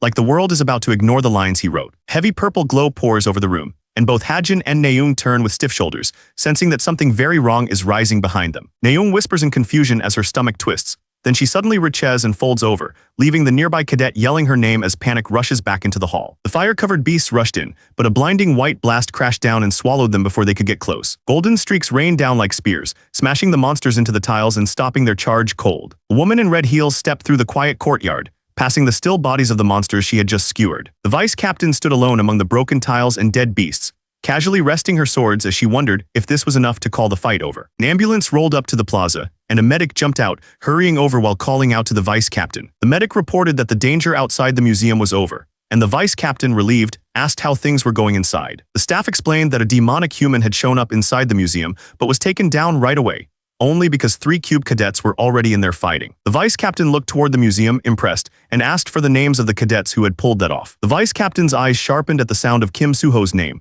a spark of excitement lighting up her gaze. Without another word, the vice captain kicked off the ground and bolted toward the museum, blades in hand, leaving the stunned medic behind. As she ran, a bright smile crept onto the vice captain's face, thrilled that fate had handed her a chance to meet Kim Suho up close. At the museum entrance, evacuees poured out, and in the middle of them Kim Suho stepped into the light, walking calmly with a file in his hands. Kim Suho glanced over the report as he walked, completely unaware that the vice captain was closing in on him. He lifted his head at a sudden greeting, eyes widening in surprise. The vice captain stopped right in front of Kim Suho and greeted him with bright energy, catching the young cadet completely off guard. Smiling warmly, the vice captain pointed out that he was a cube cadet, and began to hint that she had a favor or offer in mind. The vice captain thanked the cadet when he told her Kim Suho was still inside, then turned toward the museum doors with an eager smile, gripping her swords. While evacuees hurried past her, the vice captain walked calmly into the dim hallway, her twin blades hanging ready at her sides as nervous eyes followed her. The vice captain halted mid-step, a thought hitting her so hard she muttered for herself to wait. On a bench outside, Kim Hajin jolted upright, clutching his laptop as he replayed how Yoon Seunga had walked up and somehow known he was after Kim Suho. Hajin flipped open his laptop, wondering if Seunga's sudden interest was another sign that the story he wrote was starting to change on its own. In his mind, he pictured the story's structure, reminding himself that even though a stranger called Kim Hajin had been added in, that character was supposed to be so minor he could never shake the main plot. He went over how the plot had followed his outline without any big problems, and told himself there was no way someone like him could twist everything. Then it hit him at once as he remembered the partner who had joined his project by email. Hajin faced the truth that this place was just a remake of the novel he wrote, and if the email sender had been changing that story from the outside, then of course battles and people here were turning out in ways he never planned. Hajin walked with his head down, sweat running past his ear as it hit him that everything he knew from his own novel might not matter anymore. A sharp chime cut through his panic, and Hajin's eyes snapped forward as a new alert pulled him back to the present. He stared at the bright screen, heart pounding, wondering what could be popping up now of all times. He noticed a new mail icon blinking on the screen and quickly opened it, and a strange window titled One Critique appeared in front of him. The system calmly pointed out that in his story nothing could truly hurt the main hero or his friends, and that if things kept going this way, the hero would always win, and the whole tale would slowly turn dull for anyone watching. The system summed it up with a single word, leading into the harsh fix it had already chosen. Hajin's hand, which had been moving without thinking, froze above the touchpad as he read the system's chosen fix. Hajin stared at the screen in disbelief as the system explained that Lone Remedy had chosen one fix, to boost the strength of every enemy in the story,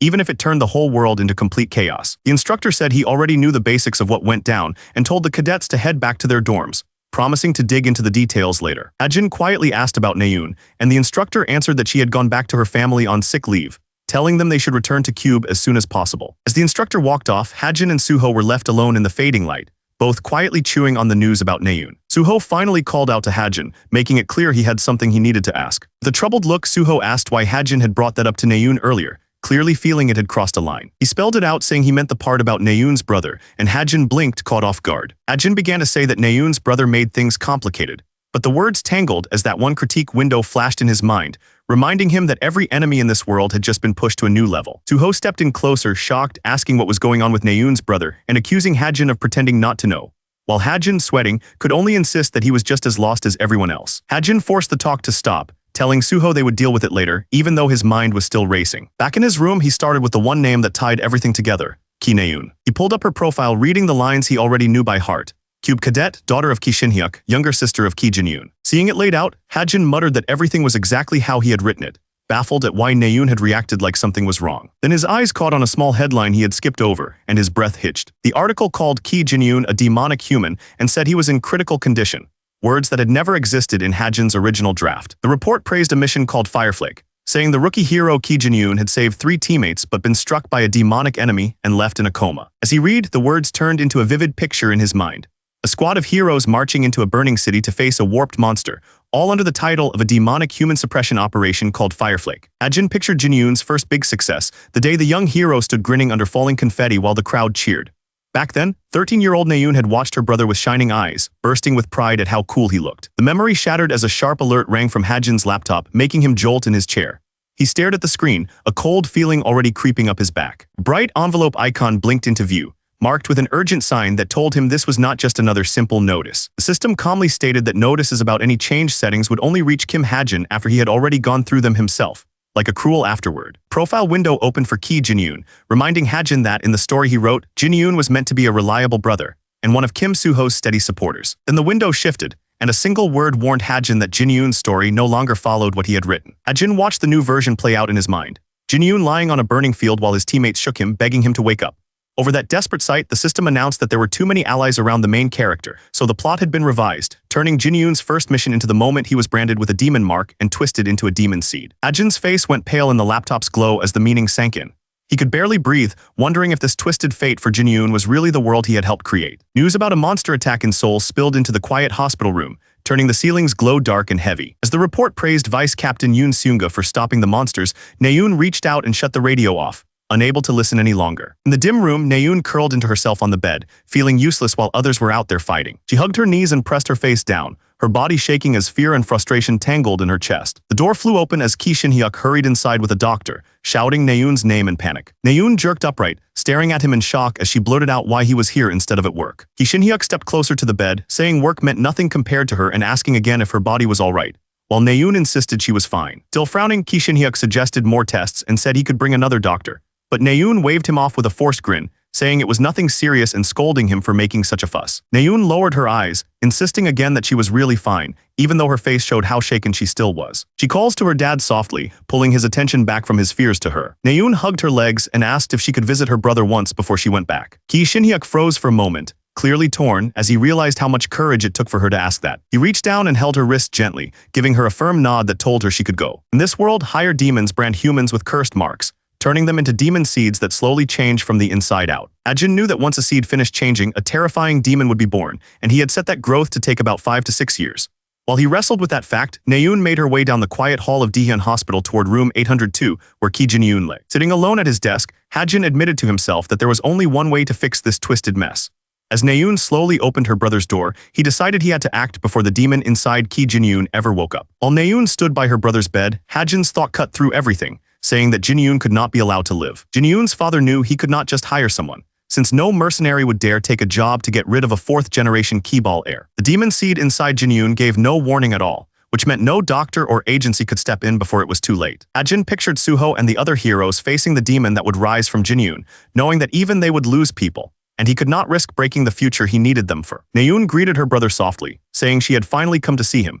And down in his room, Hajin felt his chest tighten as he tried to put those words next to the decision he was about to make. Naeun forced a small smile for her brother, trying to look bright even as her eyes shimmered. Alone in the glow of his laptop, Hajin accepted that no one else could do it, and that he would have to be the one to take Jin-yoon out. Seasoned Hunter recalled barely surviving a clash with a demonic human, and wondered how a normal cadet like Hajin could ever hope to land a finishing blow on something that strong. Naeun cut him off right away, her voice sharp as she pushed back against any talk about the gunman. Her lips curled into a small, tired smile as she brushed the subject aside, saying they should drop it. The words hung between them, making it clear that anything about that gunman was off limits. A nurse called out that visiting hours were over, and Naeun jolted, forced to pull herself out of her thoughts. She rested her hand on Jin-yoon's chest and softly promised she would come back, speaking to him like he could hear every word. Naeun stepped into the quiet hallway, shoulders low, and started the long walk away from her brother's door. As Naeun paused in the empty hall, Hajin watched from the dark and told the others to stay away, deciding she needed space more than anything he could say. Hajin stared ahead, remembering the promise that her brother would soon be there to comfort her,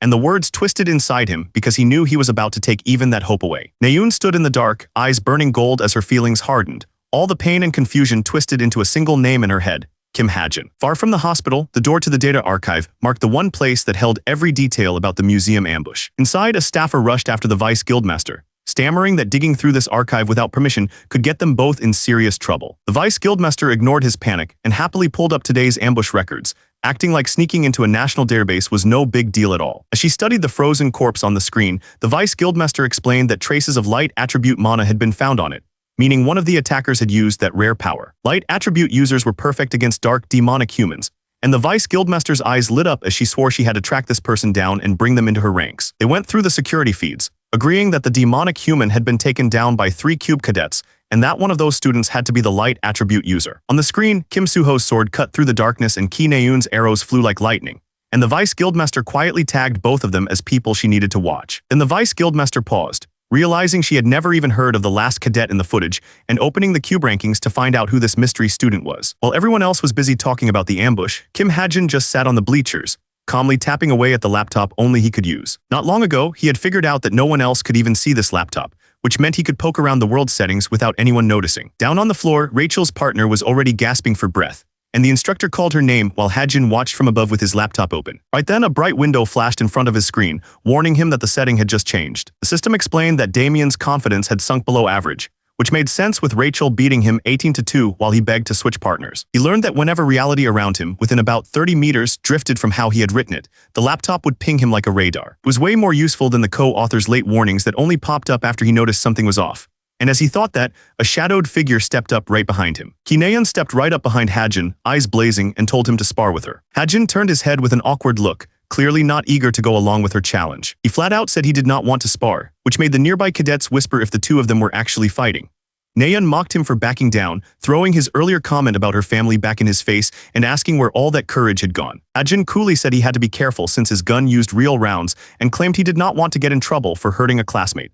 Hearing that, Na-eun's face twisted with rage as she glared at him like she was ready to swing anyway. Their standoff was broken when the instructor stormed over, shouting at both of them and demanding to know what they thought they were doing. The instructor reminded everyone that Cadet Kim Ha-jin was not allowed to spar since he still did not have a practice weapon, then told Cadet Ki Na-eun to return to her spot.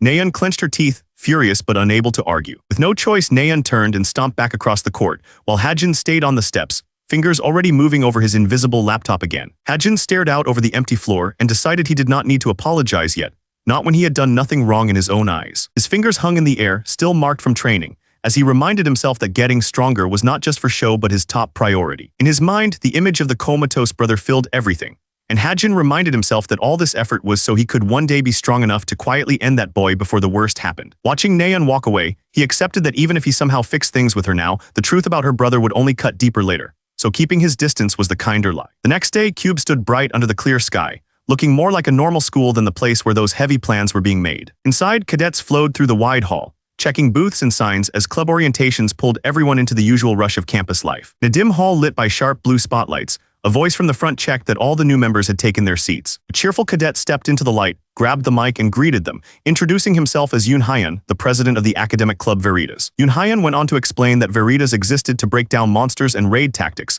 meeting each week to share research, the kind of place where someone like Ha-jin could quietly gather the knowledge he needed. The cadets in the front rows leaned forward, faces lit up, already drawn in by how smooth the club president was on stage. Yoon Ha-yeon stood in the spotlight with a perfect smile, his looks and easy charm wrapping the whole room around his finger. Kim Ha-jin watched with his arms crossed, knowing that glow on stage was not just talent but the power of a demon at work. In the cube Ha-jin once wrote, cadets would vanish and monsters would slip inside the campus, and this smiling club president was meant to stand quietly at the center of it all. Once in a place that felt like a twisted church, Yoon Ha-yeon had knelt before the demon Lilith, trading his own humanity for the captivation gift that let him bend hearts so easily. Now that same demonic human stood on Cube's stage, calmly eyeing the crowd while quietly locking onto his next target. Kim Ha-jin studied him in silence, reminding himself that the person Yoon Ha-yeon was after was exactly why he had walked into this club in the first place. Not far away, a girl with long dark hair sat with her face half hidden, unaware that both the demon's gaze and Ha-jin's plans were slowly closing in on her. Yoo Yeon-ha sat with her legs crossed, looking calm on the outside while the strange blue light from the stage washed over her.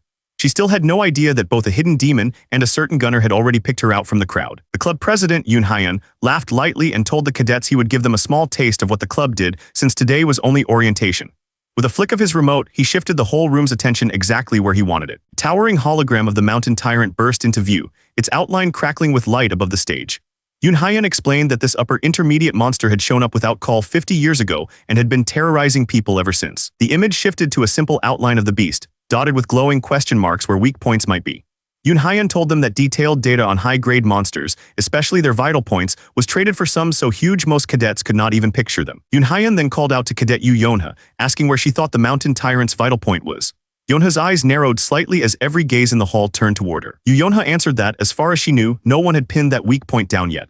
The club president praised her reply and said that trading ideas about mysteries like that was exactly what made an academic club worth joining. With the crowd warmed up, he cheerfully invited anyone curious about monsters and vital points to join the club's after-party later that day.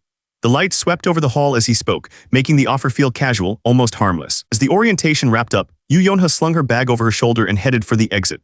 Kim Ha-jin walked up behind her and casually asked if she planned on going to that after-party, already weighing how deep he should let her step into Yoon Hyun's trap. Ha-jin shoved his hands in his pockets and fell in a step behind Yoo Yeonha as they headed up the empty aisle, giving her space but not letting the chance slip away. Hot-headed cadet suddenly yelled after her, asking in a blunt voice if Yoo Yeonha was really going to the club's after-party. Yoo Yeonha admitted she would go, saying an event that traded monster data was too useful to skip.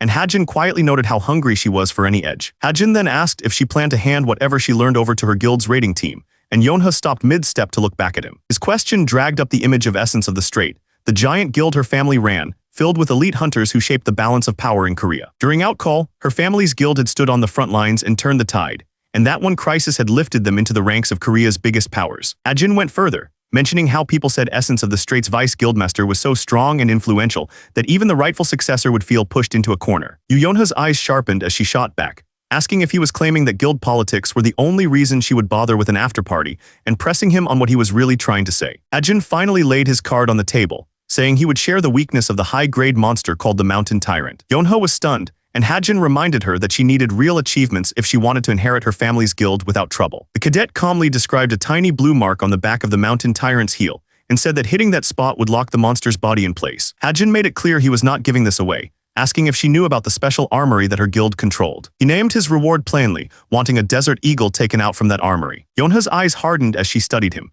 weighing whether this unknown cadet was worth betting her guild's resources on. The guild heiress finally asked if he had any proof, pressing him for documents that could back up everything he had just claimed. Ha-jin only smiled, as if he had been waiting for that question and already had his next move planned out. Yeonha brushed him off and marched away, leaving his warning spinning uselessly in the air. The guild heiress stared ahead with a flat, tired look, already writing the whole thing off in her head. Yeonha stomped off, gritting that the whole talk had been a waste of time, while Ha-jin called after her that she would miss out in a big way if she ignored him. Ha-jin watched her go and thought that if Yoo Yeonha tossed aside information worth billions, it would be useless to him.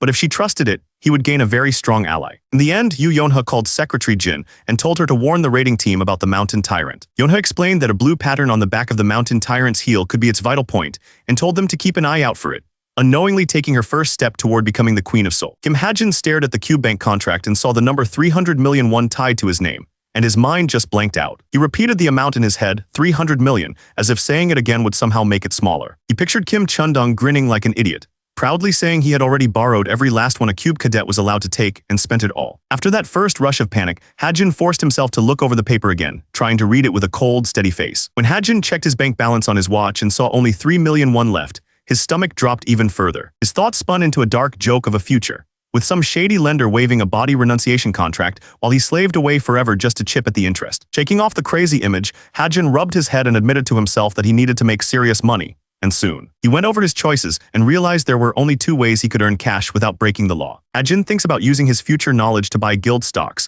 since towers and dungeons keep showing up and turning those guilds into huge companies.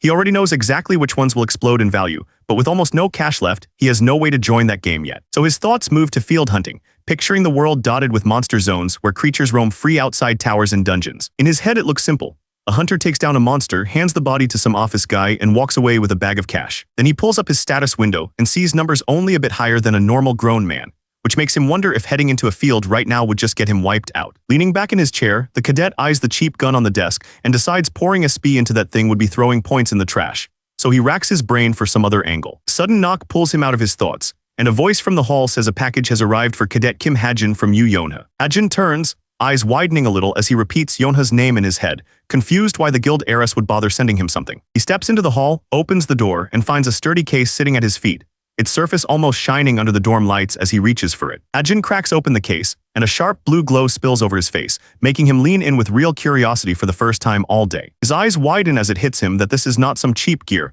but the real thing he had only dared to ask for. Far away, the field region in Gangwon-do spreads out like a shining city inside a barrier, a place built for people who hunt monsters for a living. The portal clerk beams at him and thanks him for using the gate, her tone suddenly extra respectful now that she knows he is a cube cadet. Hajin walks off toward the departure gates, a bit amused that just dropping the word cadet suddenly turned the clerk into his biggest fan. Outside, he joins the flow of people climbing the huge stone steps toward the portal gate, the building towering over him like the real border between school life and the wild. His boot hits the cold stone, a small sound that still feels like a point of no return as he steps onto the portal platform. A flash later, Hajin is standing above a bright, crowded street in the field city, quietly scanning the shops and hunters below while thinking about how much cash he needs to make here. The hunting district buzzes with life, with weapon stalls, potion sellers, and hunters from all over the world moving through the streets like it is just another workday. One hunter cups his gloved hand to his mouth and starts shouting over the noise, trying to draw in anyone looking to team up. The blonde hunter calls out that he needs a mage for a hunt near Mt. Chayak, while a potion seller nearby waves a bottle, turning the street into one big open market for quests. A loud voice blasts from a speaker about some exposed lunatic in the field and special forces hunting him down, then goes right back to yelling for party members, making Hajin glance over with a mix of curiosity and doubt. As Hajin walks past, a sharp-looking woman with a clipboard calmly offers 600,000 won for 3 hobgoblins, handling the trade like it is a simple grocery deal. Watching the agent handle the paperwork while a hunter stands on a pile of bound hobgoblins, Hajin realizes that letting someone like her sell his catches would make getting paid a lot easier. He wanders toward the exit, wondering if he should just grab any agent he can find, when the sound of footsteps closes in behind him. Hajin turns his head, caught off guard as a nervous voice calls out to him from behind. A nervous-looking agent jogs up to Hajin, clutching his folder and asking if Hajin came here to hunt monsters. When Hajin checks if he is really an agent, the man stammers, digs through his pockets for a business card, and drops papers all over the floor. The agent finally manages to hand over his card, and Hajin takes it, while someone nearby mutters that this guy is a bit clumsy. Hajin's eye widens as he reads the name on the card, and realizes who this agent actually is. The card clearly states that this is SH Agent, Team Leader Park Soo-hyuk, which makes Hajin quietly repeat the name to himself. In Hajin's memory, Park Soo-hyuk is the best agency representative in Korea, the face of SH Entertainment's monster selling service, and the man who will one day handle Kim Soo-ho's hunts. Back in front of Hajin, Park Soo-hyuk laughs awkwardly, admits he is still new at this, and guesses that Hajin has never even heard his name. Hajin studies the card, already thinking about how useful this connection could be, while Park Soo-hyuk stands there scratching his head, hoping this strange cadet will choose him as his agent. Kim Hajin decides the guy seems honest enough and reaches out, saying he will sign with him, while thinking that early in the story, there must be many people like this whose real value has not been found yet. Park Soo-hyuk almost jumps in place from relief, thanking Hajin over and over and promising to give him the best service he can, while Hajin figures it never hurts to build ties with people like this early on. As he walks away, Hajin pauses and wonders if it is really okay for him to grab the very agent who was supposed to work with Kim Soo-ho. He hesitates for a moment under the clear sky, but starts to push the worry aside. Out in the woods, Hajin glances back and wonders if it is really okay for this clumsy agent to follow him into a hunting ground. Park Soo-hyuk stumbles after him, out of breath yet insisting that Hajin can just abandon him if things turn dangerous, which makes Hajin think that most agents would stay by the gate,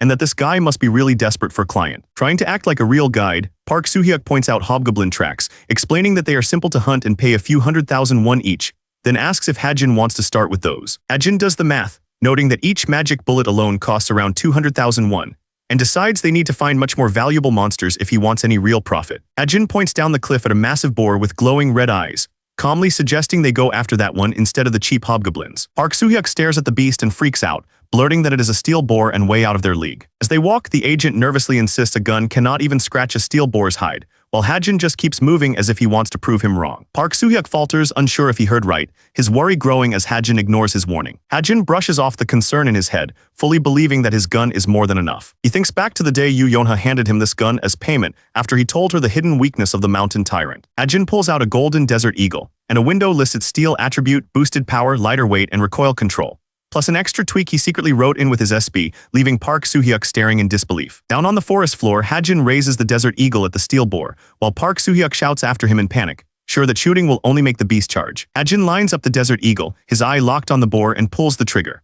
A bright streak of power rips through the air toward the steel boar like a laser. The blast slams into the steel boar and hurls its huge body sideways, tearing up the ground as it goes. Energy crackles around the steel boar's head, its red eye shaking as it struggles to endure the impact. Park Soo-hyuk shouts Hajin's name, watching in disbelief as the steel boar crashes into the ravine below.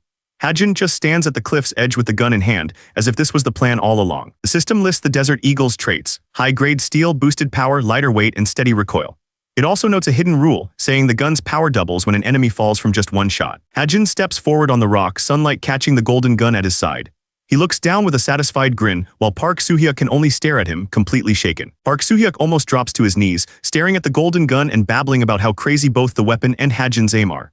Hajin just stands there, looking a bit caught off guard by all the praise. Hajin turns his head with a small, lazy smile, saying it was nothing special even though he knows no one else here could have pulled that off. Without even warning him, Hajin raises the Desert Eagle and lets another round fly, the blast roaring through the air as Park Soo-hyuk ducks and covers his ears in panic. Far across the ravine, a huge dark bird tumbles out of the bright sky, and one of them shouts that a black pelican just went down beyond the cliff. Park Soo-hyuk, still catching his breath, asks what cliff Hajin is talking about and how he can even see that far, his face twisted in confusion. Hajin smiles, eyes glowing with system data, and says that distance like that might as well be right in front of his hand.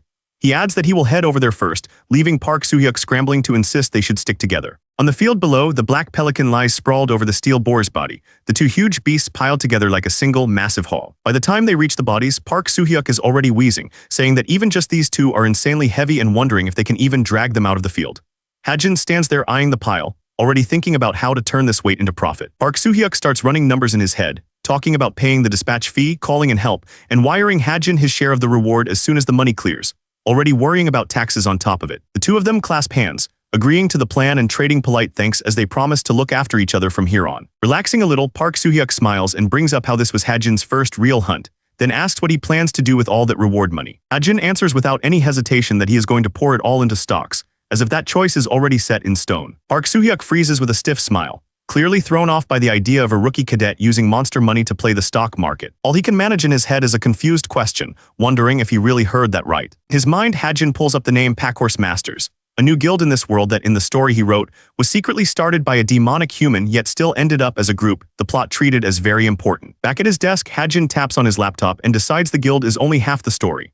What he really needs to dig into is the dungeon that Packhorse Masters once cleared, because that place is where the real profit lies. He remembers that once Packhorse Masters clears the Suwon Demon Den, their stock will almost multiply by 10. Turning this raid into a gold mine. Confident in his own story, Hajin taps the buy button, treating the stock like an easy cheat code for cash. Notice pops up confirming he just poured 3 million won into Packhorse Masters, and he figures that much should be enough to ride the coming surge. With the stock bought, Hajin leans back and wonders what other useful details he can squeeze out, then decides the normal forums are useless, and he needs to search a shady site called Violet Society instead. That word shady makes Hajin pause, and a different, far more dangerous group comes to mind. He thinks of the Chameleon Troupe, the main villains from the later parts of his novel, a crime group whose members all hide their faces and whose movements are known only to him as the original author. Hajin thinks hard, remembering that even though the Chameleon Troupe is a criminal group, they despise demonic humans, so if he can reach their leader, they might actually help him get rid of Ki Jin-yoon. Going over the plot in his head while his laptop loads, Hajin recalls that one of the troupe's spots should be empty around this time,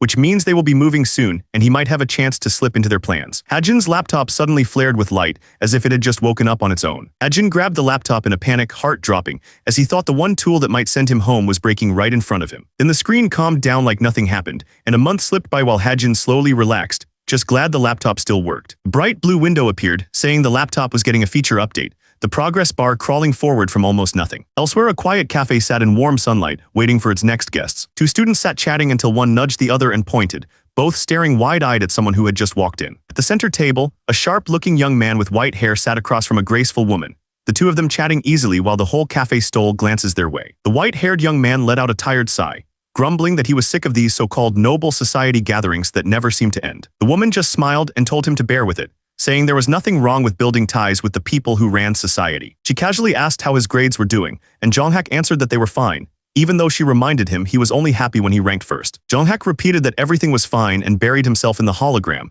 making it clear he did not want to keep talking about it. The woman studied his face for a moment, then simply agreed, choosing not to press him any further. The tiny bell over the cafe door jingled sharply as someone pushed it open. Ki Naeun stepped inside, her ponytail swinging as she glanced around the cozy cafe. Jonghak shot up from his chair, eyes bright, and called out to Ki Naeun the moment he recognized her. As Jonghak hurried over, he asked when she had started showing up at these kinds of meetings, sounding almost pleased.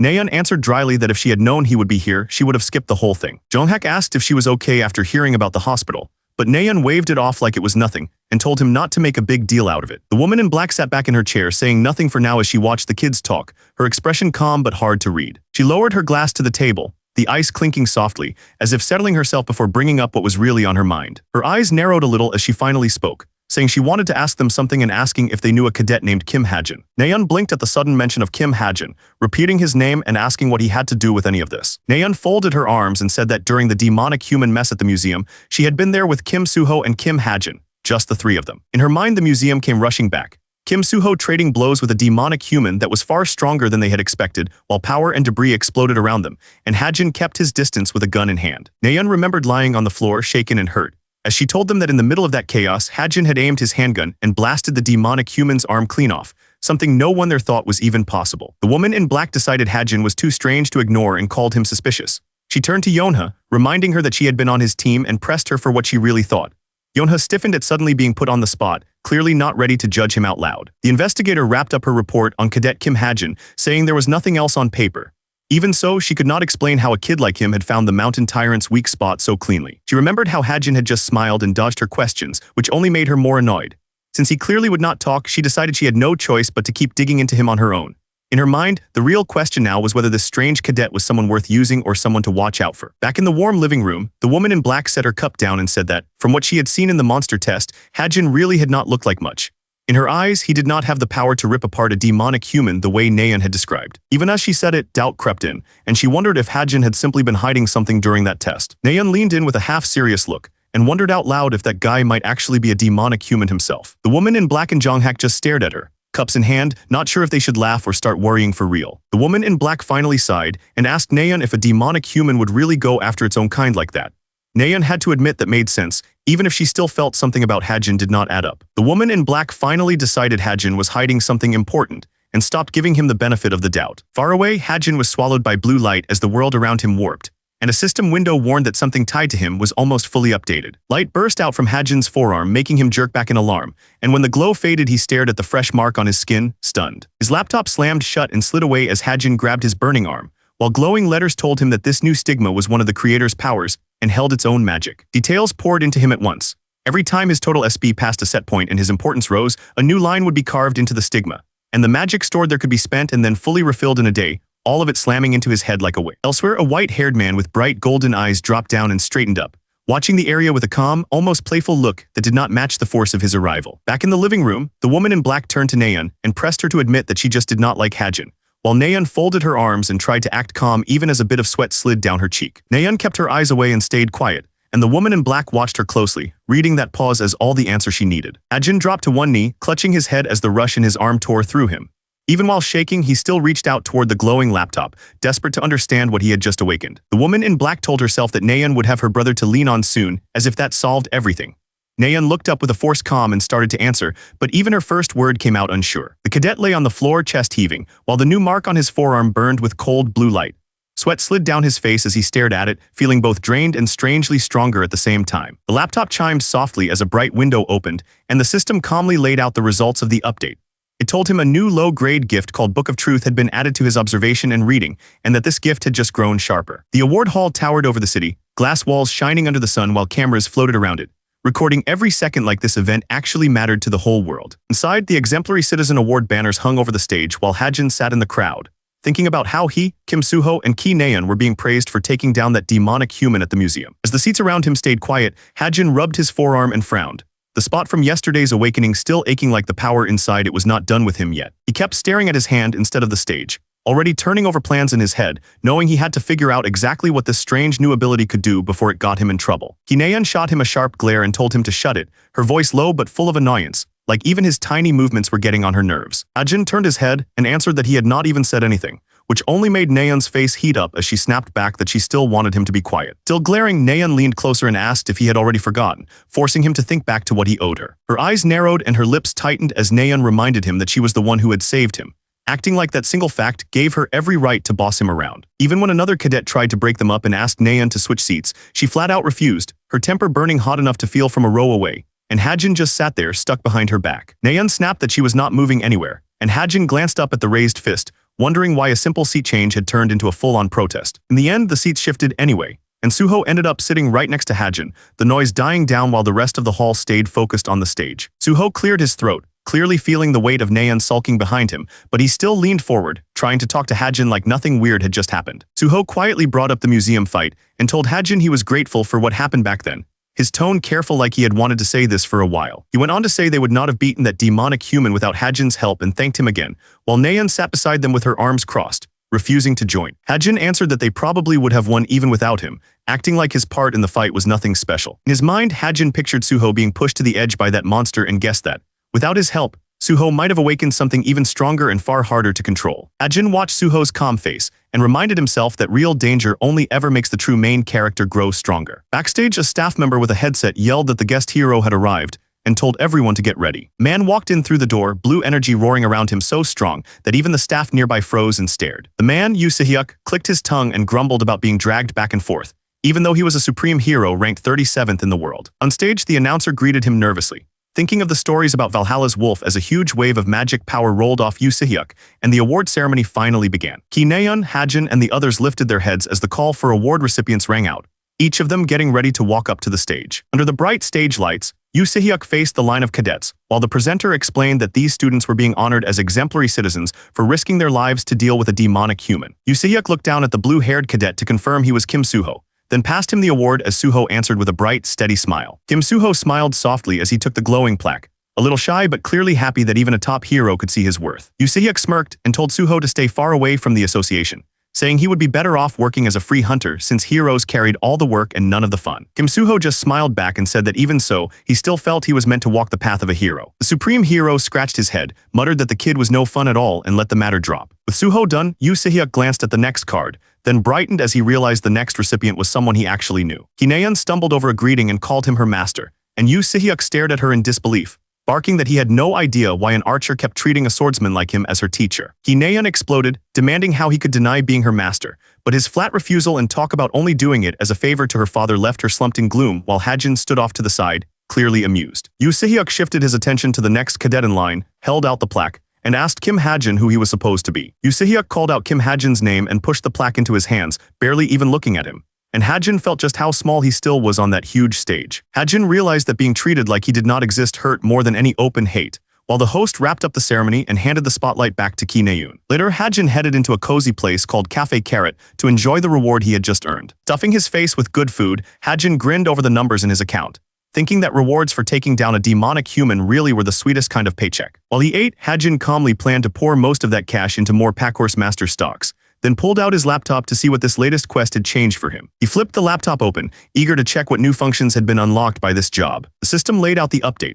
His stigma was now active, the laptop finally had internet access, and a new low-grade gift called Book of Truth had been added to his observation and reading ability. Hajin raised his arm, watching the blue mark glow, and understood that this so-called stigma was the name for that strange wound that had appeared on his body. Hajin frowned at the vague description, rolling the glowing mark on his wrist as he wondered what it really meant to use the stigma however he wished. As he focused on the word wish, the mark on his arm suddenly burst with sharp blue light, sending a jolt of pain through his wrist before fading back down. The shock made him yank his hand back from the laptop, chair scraping loud enough that a few people in the cafe glanced over before going back to their own business. Still feeling a dull throb in his arm, Hajin decided this was not something to mess with in a crowded cafe and planned to test it properly back in his dorm. Pushing the pain aside, he moved on to the next reward and hovered the cursor over the new laptop internet access option. Hajin's eyes sharpened as he stared at the button, already thinking about how much easier it would be to move in this world with full access to its networks. A list of special websites popped up at once, from normal tools like Messenger and Cubinet to heavy names like Spirit of Compliance, Violet Society, and a weapon gallery tied to top tier. Sitting back in his room, Hajin studied the list and noticed that the best sites were locked behind a fee, meaning every click into that hidden world would cost him something. Out of all the secret sites on the list, one name stood out to him, a group called the Violet Society that clearly mattered more than the rest. He went over its description, learning that this place handled everything heroes were not supposed to touch in public, from buying weapons to trading cash for dirty jobs and secret info. He pictured the kind of people who gathered around it, knowing that almost every hero had dealt with this group at least once, which was exactly why the government pretended not to see this whole black market. A new window warned him that joining would cost a huge entrance fee, 200 SP gone in one click, but with how much he had saved up, that price felt almost cheap for a key into the underworld. He told himself it was worth it, moved the cursor without any more doubt, and hit confirm to create his own account inside the Violet Society. While he was still staring at the screen, lost in plans for how to use this new link, someone pulled out the chair across from him and planted a foot on it, snapping him back to the cafe. A tall woman with long red hair stood over the table, smiling calmly as she asked Hajin if he understood who was standing in front of him, her tone light but carrying clear weight. Hajin looked up at her, a bit tense, as she calmly brought up how he had slipped away from the award ceremony without warning, making it clear that someone important had been paying close attention to him. She slid a card across the table, and Hajin saw the title written on it, marking Yoon Seunga as a holy grade vice captain, the kind of rank normal cadets only heard about in news reports. Kim Hajin stared at the card, knowing that someone at her level did not hand these out for fun and that this was a real offer to pull him into her world. Yoon Seunga rested her chin on her hand with a small smile, saying there was something about him that made her curious and hinting that the card was only the start. The vice captain leaned forward with an easy smile and asked if she could ask him a few things, making it clear this was the first step in her plan to recruit Kim Hajin. Yoon Seunga smiled and stopped him cold, refusing to let him turn the talk toward what he wanted to ask. Kim Hajin turned her down flat, saying he had nothing to give her, and the vice captain just stared at him, clearly not used to being brushed off like that. The vice captain tried again, saying he was taking it the wrong way, and stressing that her interest came from Korea's #1 guild reaching out to him. Kim Hajin kept his eyes on his laptop, and told her he would only take this seriously if she was truly interested in him, not just testing him out. Looking at the vice captain across the table, Hajin guessed she had tracked him down after hearing about his light attribute attack and decided that, for now, she was only poking at him out of curiosity. When Hajin politely wrapped things up and stood to go, the vice captain froze for a second, blurting out a shocked sound as if she could not believe he was actually leaving. The system laid out what his stigma really was, calling it one of the creator's powers that held its own magic, growing a new mark each time his total SB and importance passed a set point, and giving him mana he could shape however he wished that would refill itself within a day. Kim Hajin raised his arm as blue light burst from the stigma, shaping its magic into the sharp outline of a dagger in his mind. The magic in his arm answered every thought, first shaping into a sword, then twisting into a bow in his hand.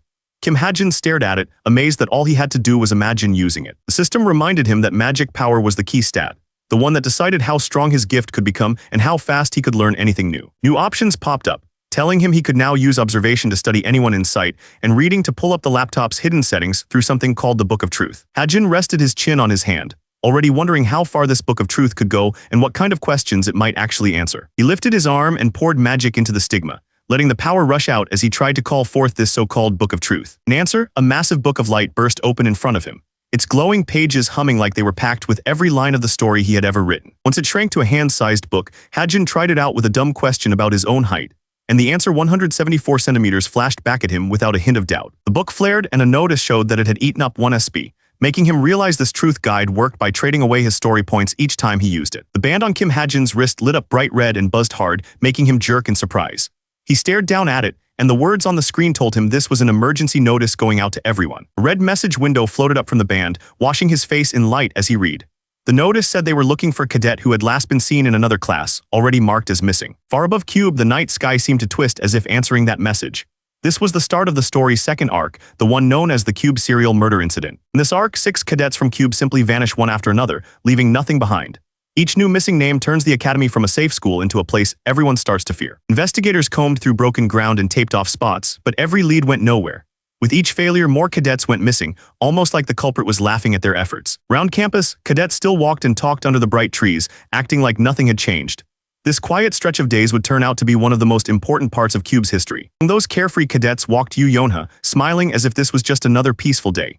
She had no idea the culprit's plan ended with her as the final target. Back in his room, Hajin stared at the floor with his fists clenched, mind racing.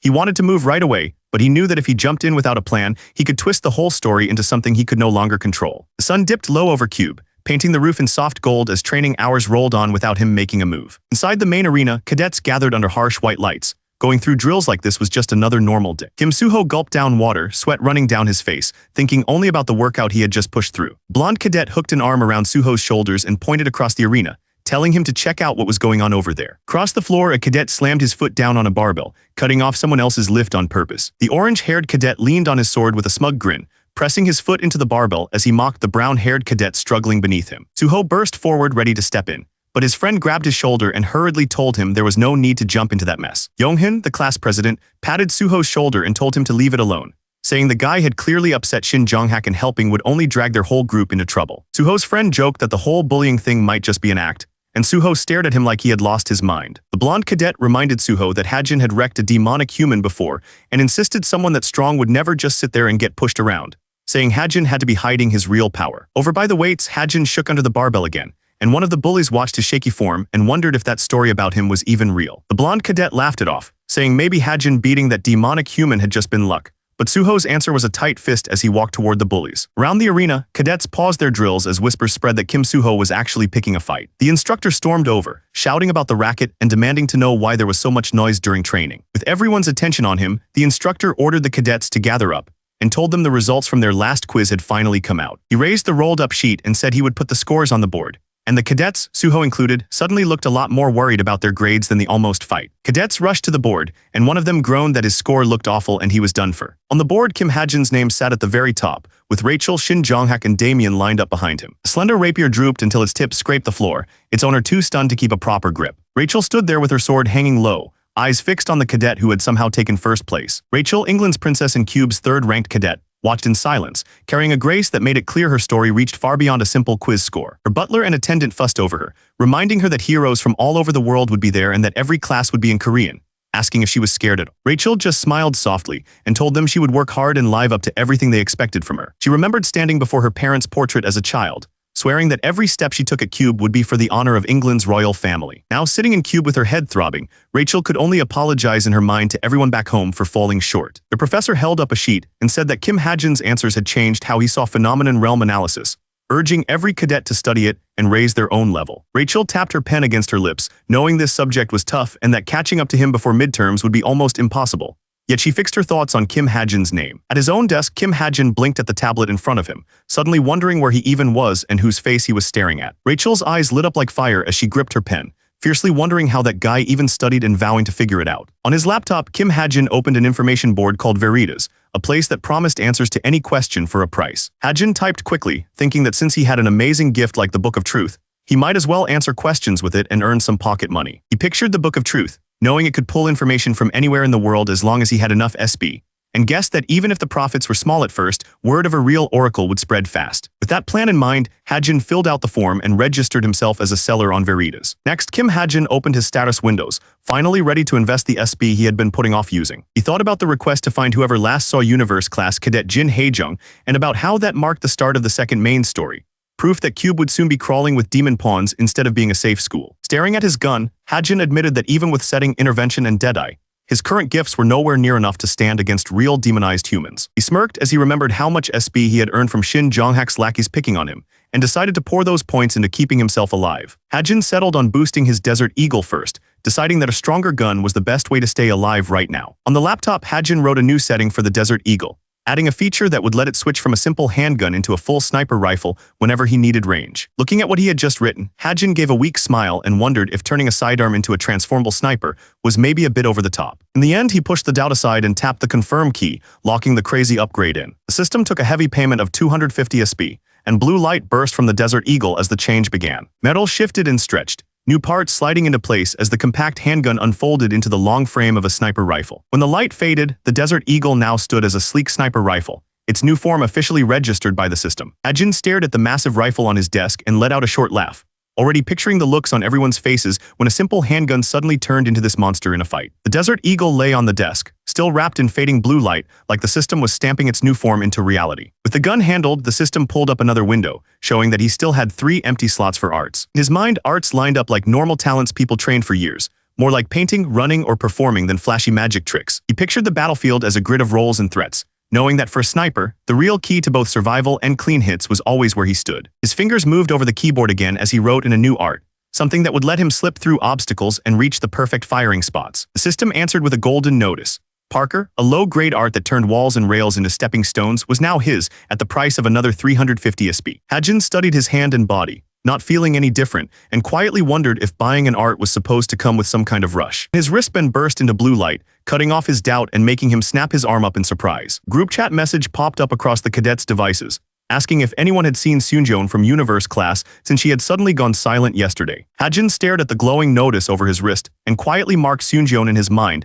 as the second victim in this twisted case. He went over the pattern again, knowing that every cadet who had vanished before Yu Yonho was taken had already been secretly eliminated by the same person. The image of stacked skulls pressed on his mind as he wondered if he could really just watch more classmates vanish when he already knew both the culprit and the next person on their list. Hajin stayed quiet, his jaw tight and sweat running down his cheek as the weight of doing nothing settled on him. The next day, the cadets gathered in front of a massive stone structure at Cube's outdoor training hall, the caves behind it glowing faintly in the sun. The instructor scanned the crowd through his visor and called out that everyone should listen up, because today's practical training would be something special. He turned and pointed to the yawning cave behind him, explaining that it was an artificial dungeon, the peak of modern magic engineering, and it would be their training ground today. The instructor explained that the cave was filled with monster puppets built to copy real monsters, and that the cadets would raid this artificial dungeon as if it were the real thing. The instructor barked that this was not a game and that anyone who let their guard down in this massive dungeon could get seriously hurt, then announced that Veritas and Discipline would tackle it together in a joint raid. With a wave toward the glowing board, the instructor said that 2 squads from each class would be merged into bigger units,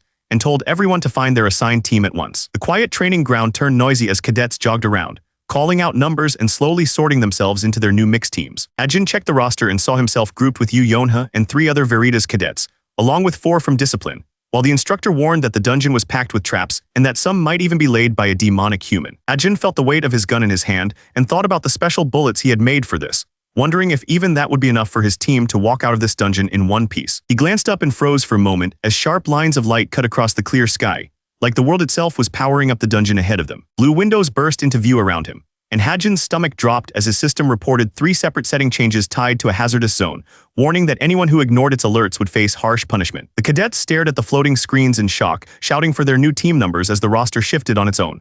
No one understood why the teams had changed, only that they had to regroup fast. A furious voice cut through the noise, blasting the cadets for dragging their feet and ordering them to form up already. Jo Yuna looked Kim Suho up and down and mocked how skinny he was, already sounding annoyed to be paired with him for Team 1. Disciplined cadet caught Yu Yonha's hand in a firm shake, greeting her with way too much energy for the tense dungeon raid ahead. Jadin beamed at Yu Yonha, saying he was thrilled to be on Team 8 with her, and even talking about training together afterward, while she just stared back, clearly less excited than he was. Ki Neun pointed at the blonde cadet across from her, saying she remembered him from the hunting club but stumbling over his name. The blonde cadet smiled in the shade of his hood and calmly told her his name was Sven. Sven introduced himself to Team 3 with an easy smile, while the system coldly marked that something in his head had just slipped a little further out of balance. The system coldly warned that the chance of demon pawns showing up in this dungeon had just shot up. The cadets stared at each other, and the boy in the middle already looked like he wanted to be anywhere else. When they finally stepped inside, the dungeon stretched out like some endless stone grave. Whoever was looking around could only think that this raid was a total disaster waiting to happen. Hajin narrowed his eyes and decided to stop worrying about the whole raid and instead study the people who could actually cause him trouble, already counting 2 names in his head. He tagged Jadin from Team 8 first, the kind of guy who shows off in front of weaker kids but shrinks the moment a real monster shows up. A selfish narcissist hiding behind that bright smile. The system even admitted that Jadin was strong enough to catch the eye of essence of the straight, and now it calmly added that his growth potential had just gone up by half a point, leaving Hajin frowning over what this strange potential stat even meant. Jadin flashed a confident grin as he introduced Kim Jingyu, Oh Sujiong, and Li Jinsha, clearly proud of the solid team standing behind him and making it clear that he was not someone Hajin could ignore during this test. The purple-haired cadet moved on to the next group, quickly naming Jin Hosung Heizuki and Lee Hajin before correcting herself and stressing that it was actually Kim Hajin, which made him twitch in annoyance as all eyes briefly turned his way. Looking at Jadin's comm profile, Hajin decided he already knew enough about that guy, and there was no point wasting time digging any deeper into him. The next name on Hajin's list was Sven from Team 3, a government-backed student from Germany who had been at the top of every ranking his whole life and was treated like one of that country's future heroes, though there was one detail about him that mattered even more. Sven's gentle smile hid the fact that he was openly fond of Ki Neun, a tiny detail that could twist the whole dungeon run if feelings started getting in the way. Sven had walked into Cube dreaming of standing at the very top, just like all the other foreign students who came here chasing glory. Once training started though, he was tossed around like everyone else, and next to the real monsters in his class he was just another face in the crowd. Feeling weaker than everyone for the first time in his life, Sven was hit hard by shame and that messy storm that comes with growing up. Desperate to escape that feeling, he handed himself over to a demon, gaining a twisted power that burned like the blade now tied to him. The system calmly reported that Sven's mind had slipped even further, and now the chance of him turning into a demon's pawn in the middle of the dungeon raid had shot way up. Ajin realized Sven's awakening had been pushed forward and could now blow up the raid in ways he never planned, and he could only hope the damage stayed small. Before he could think it through, a hand landed on his shoulder and pulled him out of his thoughts. Jadin hooked an arm around Hajin and cheerfully pointed out that he was the sharpshooter everyone had been talking about, then acted like a senior giving advice, telling him not to space out like this once they were inside the dungeon. Hajin shoved his hand away with a blunt dismissal, clearly not in the mood to play along.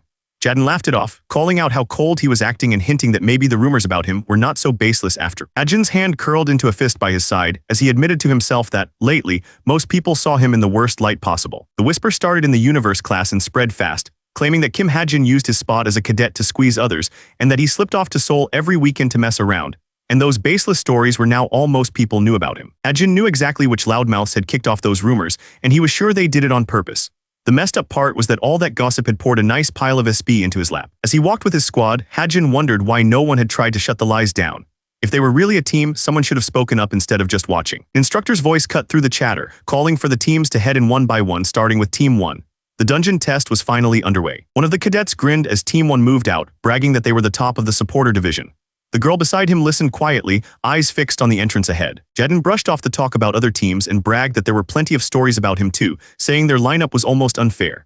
In his mind, every team had someone who carried and someone who just dragged everyone down, and Hajin could already tell which side Jadin thought he was on. The instructor called out for Team 8, and their turn finally came.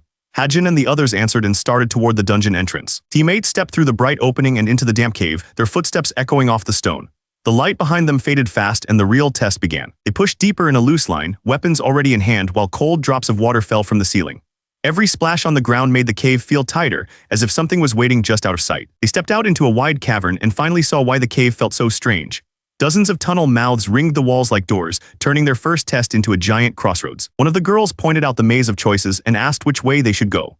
Since their team had a sharpshooter with sharp eyes, she suggested they let him decide. The sharpshooter did not hesitate and calmly chose tunnel number 6. With that, the group settled on Route 6, lining up to move as if the matter was already closed. Jadin turned with a sly look, ready to ask the sharpshooter who he thought should lead them.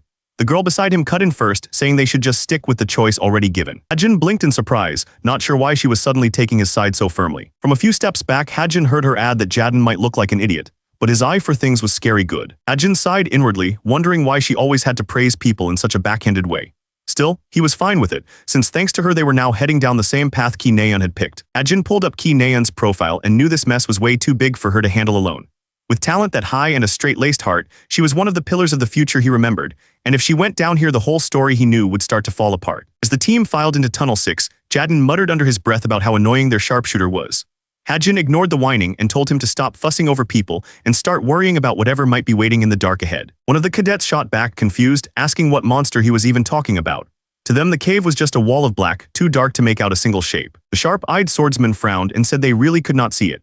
He pointed out a shape crouched ahead, a salamander that acted as this dungeon's switch, the kind of monster that decided how the whole place would behave once it was triggered. Team's archer, looking nervous, suggested firing a light arrow to clear the darkness, and the others quickly told him to go for it. The blonde archer drew his bow and released, sending a swirling ball of light racing down the tunnel while the swordsman watched its glow spread across the rough stone. The arrow exploded into bright light that poured through the cave, forcing everyone to squint.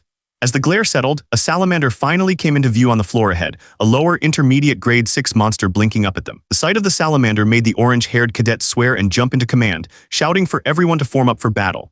He demanded to know if anyone could use water-type attacks, since without that they were in for a rough fight. The orange-haired leader tightened his grip on his weapon and forced himself to stay calm, deciding that whatever ace he had prepared was still too risky to pull out here. The team's swordswoman stepped forward without fear, flooding the tunnel with violet light as she swung in a wide arc, choosing raw skill over any fancy plan. Her blade carved a blazing ring across the ground, boxing the salamander in and daring it to move. She lunged straight at the salamander as light swelled in its open jaws, trying to land a clean hit before it could unleash whatever it was building. The salamander's head snapped back as her energy wrapped around its snout and limbs, choking off the light in its mouth before it could burst out. Seeing the opening, 2 more cadets dropped in from both sides, one gathering power in her hand while the other aimed to strike the monster's exposed body. Their attacks crashed down together in a blinding flash, drowning the salamander in force it could not shrug off. Moments later, the salamander hung trapped in a swirling shell of water, whip coiled tight around its body as the cadets circled it, trading quick nods that said the first hurdle was cleared. The whip user tightened her grip as purple sparks crawled along the handle, and she could feel the whole dungeon twisting in answer to her power, like the place itself was waking up. Hajin swallowed his nerves at the order and forced his legs to move, knowing staying still in a changing dungeon was the fastest way to get wiped out. Before they could take 3 steps, a red streak tore across the tunnel, and one cadet slammed into her teammate to shove her clear, barely dodging a blow that would have dropped them on the spot. The 3 of them hit the ground hard and slid across the rough stone, and as the ringing in his ears faded, Hajin lifted his head, realizing they had dodged something meant to take them out cleanly. When his teammate snapped at him to let go, Hajin flailed back with both hands up, eager to show he valued his life more than arguing with an annoyed close combat ace. As the whip user hauled Hajin up by his collar, ready to chew him out, the red-haired cadet's eyes locked on something half buried in the stone, and she pointed it out, her voice turning sharp with curiosity. The redhead stepped closer to the glowing shard buried in the cracked wall, and as she reached out, both girls remembered the warning about a demonic human, realizing this little crystal might be the marker that such a monster was already in their dungeon. Hajin replayed the fall in his mind, and the system tagged the red streak as a poison arrow, noting that it carried neurotoxins and a silent ambush effect, which meant someone out there was hunting them with real skill, not just brute force. One of the cadets forced her tired legs to keep moving, each step pounding against the red-lit floor as her breath came out in sharp gasps. The blonde cadet sagged against the wall with the arrow still stuck in his shoulder, barely holding himself up as he wheezed out an apology and begged the others to just leave him behind. The red-haired cadet snapped back that if he still had the breath to talk, he had the strength to run, then dragged him along as more darts tore into the ground around them, and she cursed, stunned that their so-called training was using real poison. With no time left to argue, the close combat cadet hauled the injured boy onto her back and bolted through the twisting tunnel, mind racing at how wrong it was for a simple training dungeon to be trying this hard to wipe them out. Deep inside the dungeon, a hulking molten creature pulled itself free from the rock, its body blazing as it let out a scorching blast that turned the air itself into fire. The red-haired cadet sprinted with the wounded boy clinging to her back, eyes wide as the lava giant loomed over them, and she could only gasp in shock, wondering why a monster that strong was even here in the first place. A pair of tiny fire lizards shot through the air like burning bullets, spitting heat as they streaked toward the cadets. The redhead slammed a lever down, and a blazing wall of light roared up in front of them,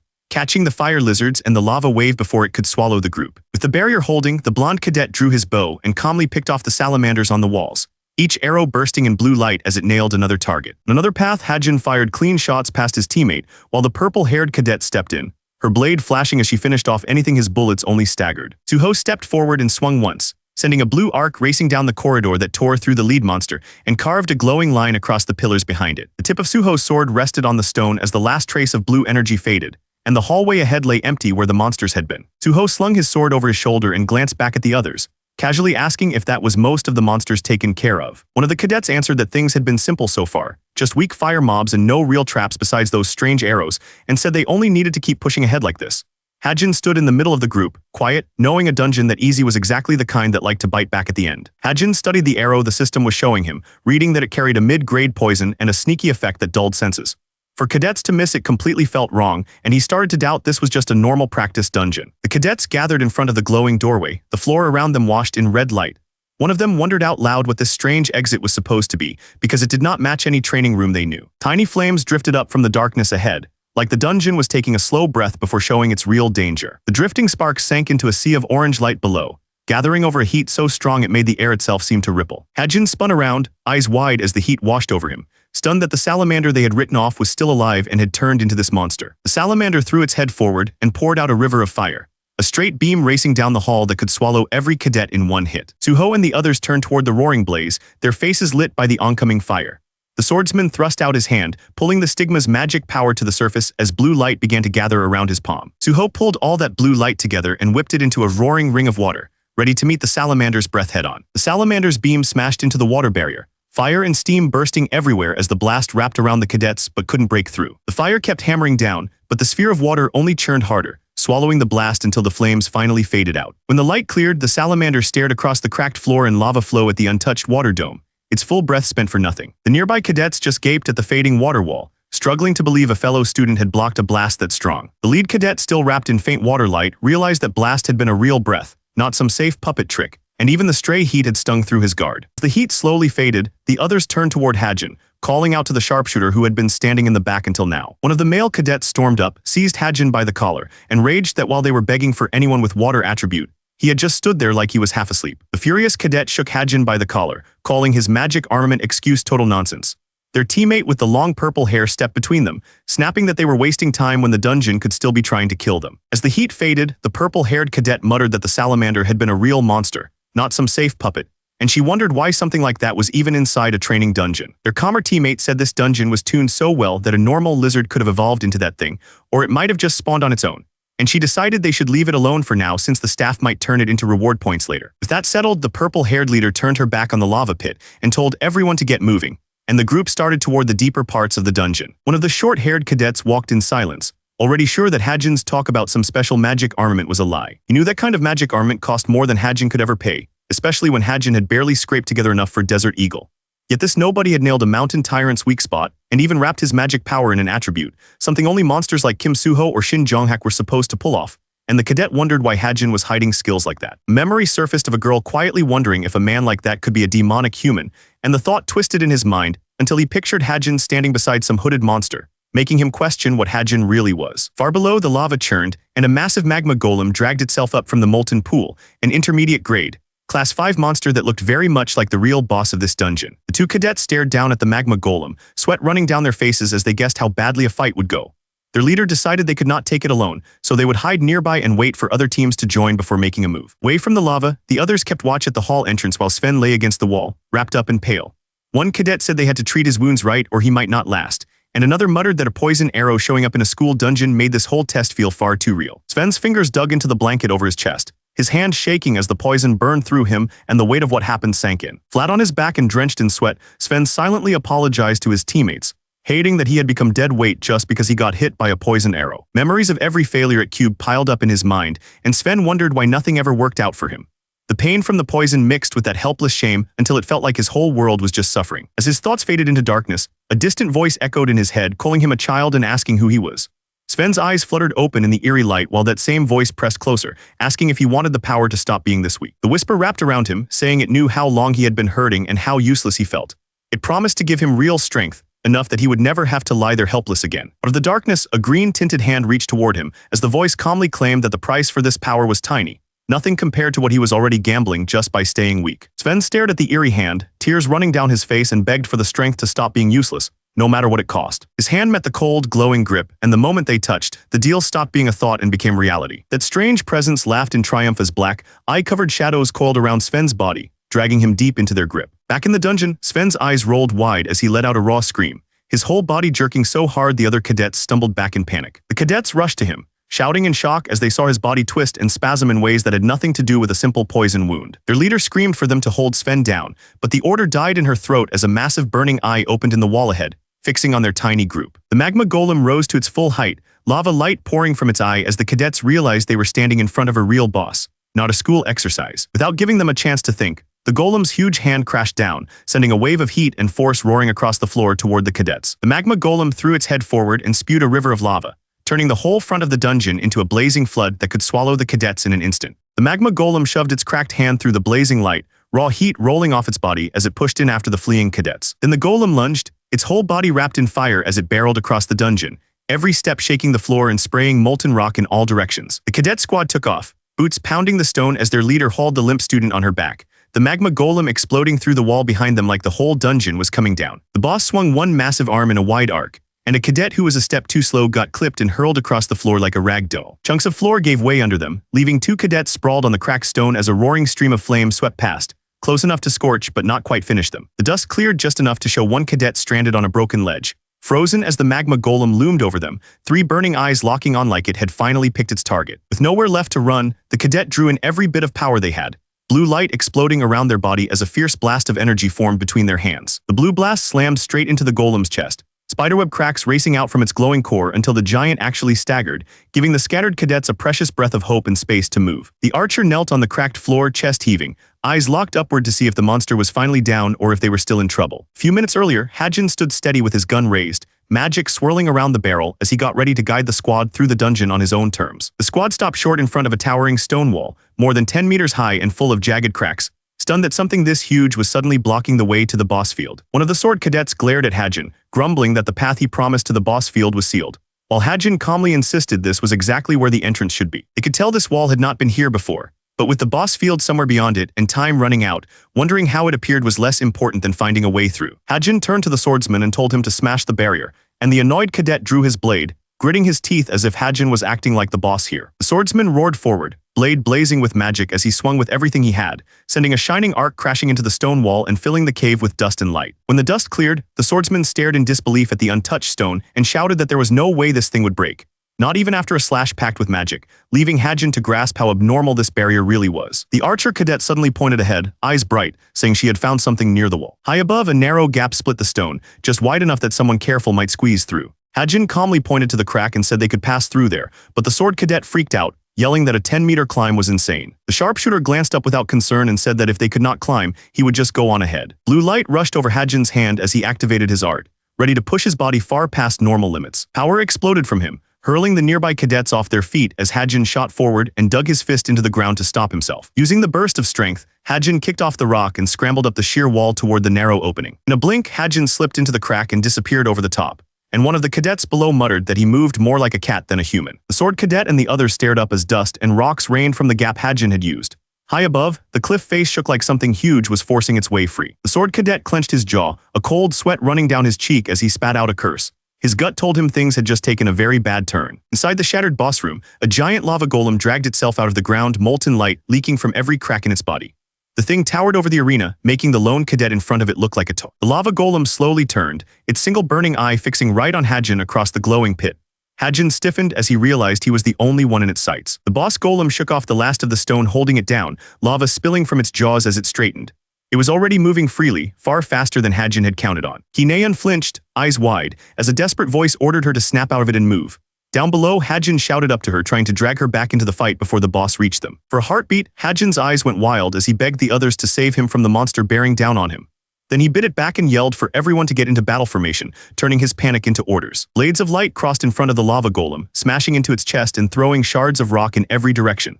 The cadets had moved as one, and their first joint strike finally staggered the giant. The spear cadet poured magic into a huge golden slash, but the lava golem's shell barely even chipped. He stared at the unbroken rock and cursed, realizing their big move had done almost nothing. The archer girl pushed herself up from the floor, forcing a grin as she shouted for the others' attention. She was done freezing up and was ready to move again. She tightened her grip on the bow and drew the string back, tiny sparks of light gathering around the arrow as she started to charge her skill. Golden rings spun around the archer as she drew even more power, her whole body tensing with the strain. She yelled for the others to hold the boss off and buy her a little time. Light wrapped thicker around the arrow, humming against her fingers as she fought to keep it steady. She just needed a few more seconds for the art to fully form. The glow around her bow flared almost blindingly bright as she forced more magic into it, every muscle shaking. She held on, determined to squeeze out just a bit more power. The frontline cadets hurled themselves at the lava golem, one carving into its jaw while another hacked down from its head. Their blows barely slowed it, but every second they stole kept its focus off the charging archer. Ajin dashed across the cracking floor with his gun ready, while another cadet hauled a wounded teammate away from the fight.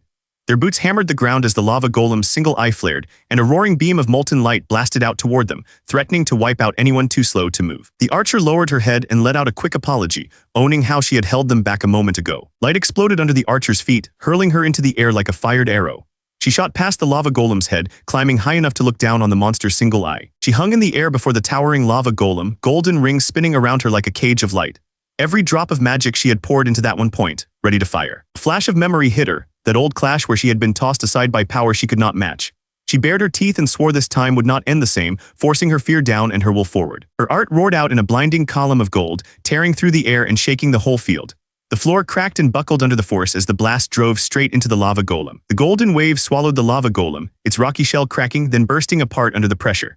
Chunks of molten stone rained down as the monster finally collapsed, crushed by her single all-out strike. The arena shook as broken arches and stone chunks crashed into the lava, smoke slowly swallowing the place where the magma golem had stood. The magma golem's body slumped into the lava, its single eye dark at last, and one of the cadets stammered that they had really taken it down, already hoping this nightmare would at least boost their score. Two cadets sprinted across the scorched floor, one swinging her bow over her head as she shouted to ask if everyone was still in one piece, while the wounded boy touched his cheek and tried to steady his breath. One cadet gushed over how crazy that last attack was, asking how anyone could finish a monster like that, and Hajin stood in the haze with his case in hand, brushing it off as just a simple finishing move. As the blonde cadet laughed with his teammate, Hajin quietly noted that Sven had not fully turned yet, a clear sign that the story was already drifting from how he first wrote it. He knew the change was only delayed. Sven had still traded with a demon, and not knowing when that power might drive him wild made the whole thing even more dangerous in Hajin's eyes. The archer lifted her head, eyes widening a little as if she could feel that, even with the monster gone, something about this win was not as simple as it looked. Hajin dropped onto a chunk of cooled stone in the middle of the ruined arena, shoulders sagging as he let out a long breath, already more tired from the twisted future in his head than from the golem they had just beaten. Kineon stared over at him, jaw tight and a bead of sweat sliding down, clearly fighting with herself over the words stuck in her throat. Kim Hajin turned his head at her call, pulled out of his dark thoughts by the simple way she got his attention. The archer walked right up to the rock where Hajin sat, and without meeting his eyes, said she felt like she should at least say something to him. Her lips parted in a shaky start, the first sound of the word catching as if her pride was grabbing her by the throat. Then she just yelled it out in one breath, thanking him for what he did like she was ripping off a bandage. Hajin's eyes went wide. Coming from Ki Naeun of all people, those two simple words hit him harder than the golem's attacks. Red-faced, Naeun stomped the ground and snapped that she had already said it, like she could beat down her own embarrassment by yelling at him. Kim Hajin watched her stalk off and, still a little dazed, thought about how wild it was that Ki Naeun of all people had just thanked him. Ki Naeun's life had been full of loss. On her 6th birthday, while she still held a tiny present in her hands, a demonic human took her mother away. From that day on, the little girl decided she would grow up to be a hero. While other kids her age were busy laughing and playing games, Ki Naeun spent her days breaking posts and drilling forms until her body ached. She pushed herself like that because she thought it was the only way to make sure no one she loved would be taken again. Even when a classmate reached out to her, Nayeon kept a wall up. To her, letting someone into her heart felt the same as showing them every weak spot she had, so she stayed guarded and alone. Because of that, almost no one ever heard real words of thanks from Ki Nayeon, and only a few people could even call themselves her true friends. That was why the clumsy gratitude she had just thrown at Hajin meant more than she would ever admit. Watching her, Kim Hajin remembered that he was the one who built her this way, giving her more apologies than thanks and loading her life with hurt. That thought sat heavy in his chest as he stared down, knowing her scars were, in a way, his fault. After a moment, Nayeon broke the quiet and asked why, if he was this strong, he just let Shin Jonghak's lackeys mess with him all the time. To her, it made no sense that someone who could stand up to a monster would stay silent in front of a few bullies. She reminded him that he had stopped the magma golem in its tracks with a single shot, something most cadets could only dream of doing. With power like that, she said, taking care of a few jerks should be as easy as landing one good hit. Hajin answered that even if he wanted to hit back, he was just letting them do as they pleased and could not actually beat them. Nayeon frowned at that, insisting she had seen what his gun could do and that someone with that kind of firepower had no right to call himself helpless. Hajin slowly raised his gold pistol, and Nayeon's eyes locked onto it, realizing this was the hidden power he had been holding back. Hajin said the gun was a private weapon, something he was not allowed to bring to class, as if that alone should answer every question. Nayeon almost jumps out of her skin, yelling that he could get expelled if anyone found out.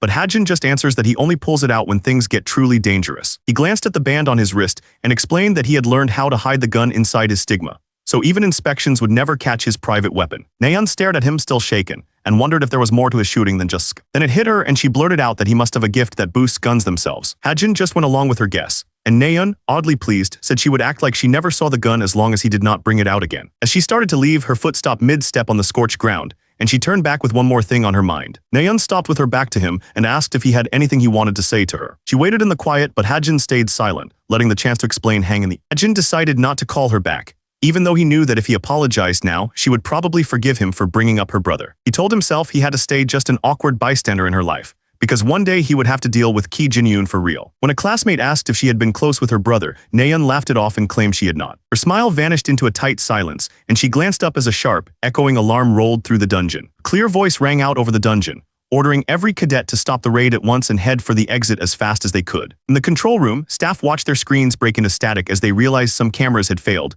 Real monsters had slipped into the fake dungeon, and their examiners were spread out all wrong, leaving them slow to catch any of it. Cube called it a serious incident, but bragged that no one was hurt.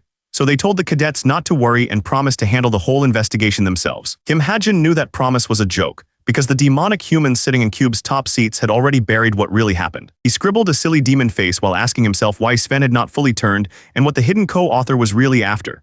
But in the end, he pushed those questions aside to focus on Sven first. In his mind, he pictured Sven's twisted emotions exploding, the boy turning into a monster and tearing through Ki Nayeon while they were alone. To stop that future before it even had a chance, Hajin reached for his laptop, planning to dig into both Sven's and Ki Nayeon's habits. He pulled up a list of sites and clicked on Cube's messenger service, which was overflowing with unread messages. Guilt twisted in his stomach, and he promised himself he would stop after a few texts. But he still let the system open Ki Nayeon's messages. Her inbox popped up, showing chats with Kim Suho, Sven, and Shin Jonghak, and Hajin locked onto Sven's cheerful message, treating it as the first clue to how close the two really were. Sven had sent a playful message about the hunting club's trip to Gangwon-do, even trying to turn it into a friendly bet. But to Hajin, that light joke looked more like the start of a disaster he already knew too well. In his mind, Hajin saw Sven again, clutching his head as that sick green light filled his eye.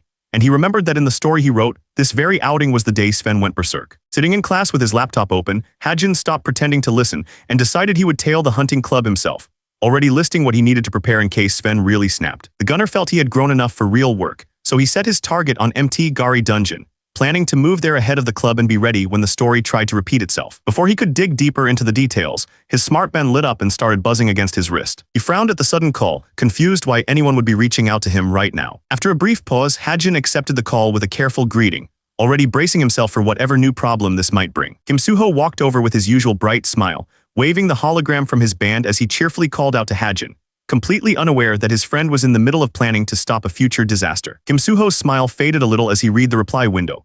Then he carefully asked if Hajin was free on Friday because there was something important he wanted to ask him to do. MT Gari rose into the sky like a wall of green, the air so clear it almost hummed with power. Besides fighters, treasure hunters crossed these slopes, chasing rare roots that shone like little bundles of luck. One of them was Kim Yoon-jun, a loud, grinning ginseng digger who acted like this whole mountain was his backyard. Kim Hajin stepped onto the trail with his pack on his shoulders, eyes calm as he measured the mountain he had only ever written about. The ginseng digger sized up the quiet kid at the fork in the path and nodded, acting like he already understood what brought Hajin here. Yunjun went on about how maps were worthless here and how only someone who felt the mountain like he did could find real ginseng, while Hajin calmly said he was actually searching for a specific place, not roots. The veteran kept rambling about how chasing fast cash in this business would chew a rookie up, while Hajin just stared blankly and waited for the speech to end. Chuckling to himself about the greenhorn, Yunjun watched Hajin suddenly shoot off down the shaded path, far quicker and more sure-footed than any normal newbie. Hajin's foot caught on a thick tree root and he dropped to his hands, hissing under his breath as the rough ground scraped his palms. As he pushed himself up, Hajin froze.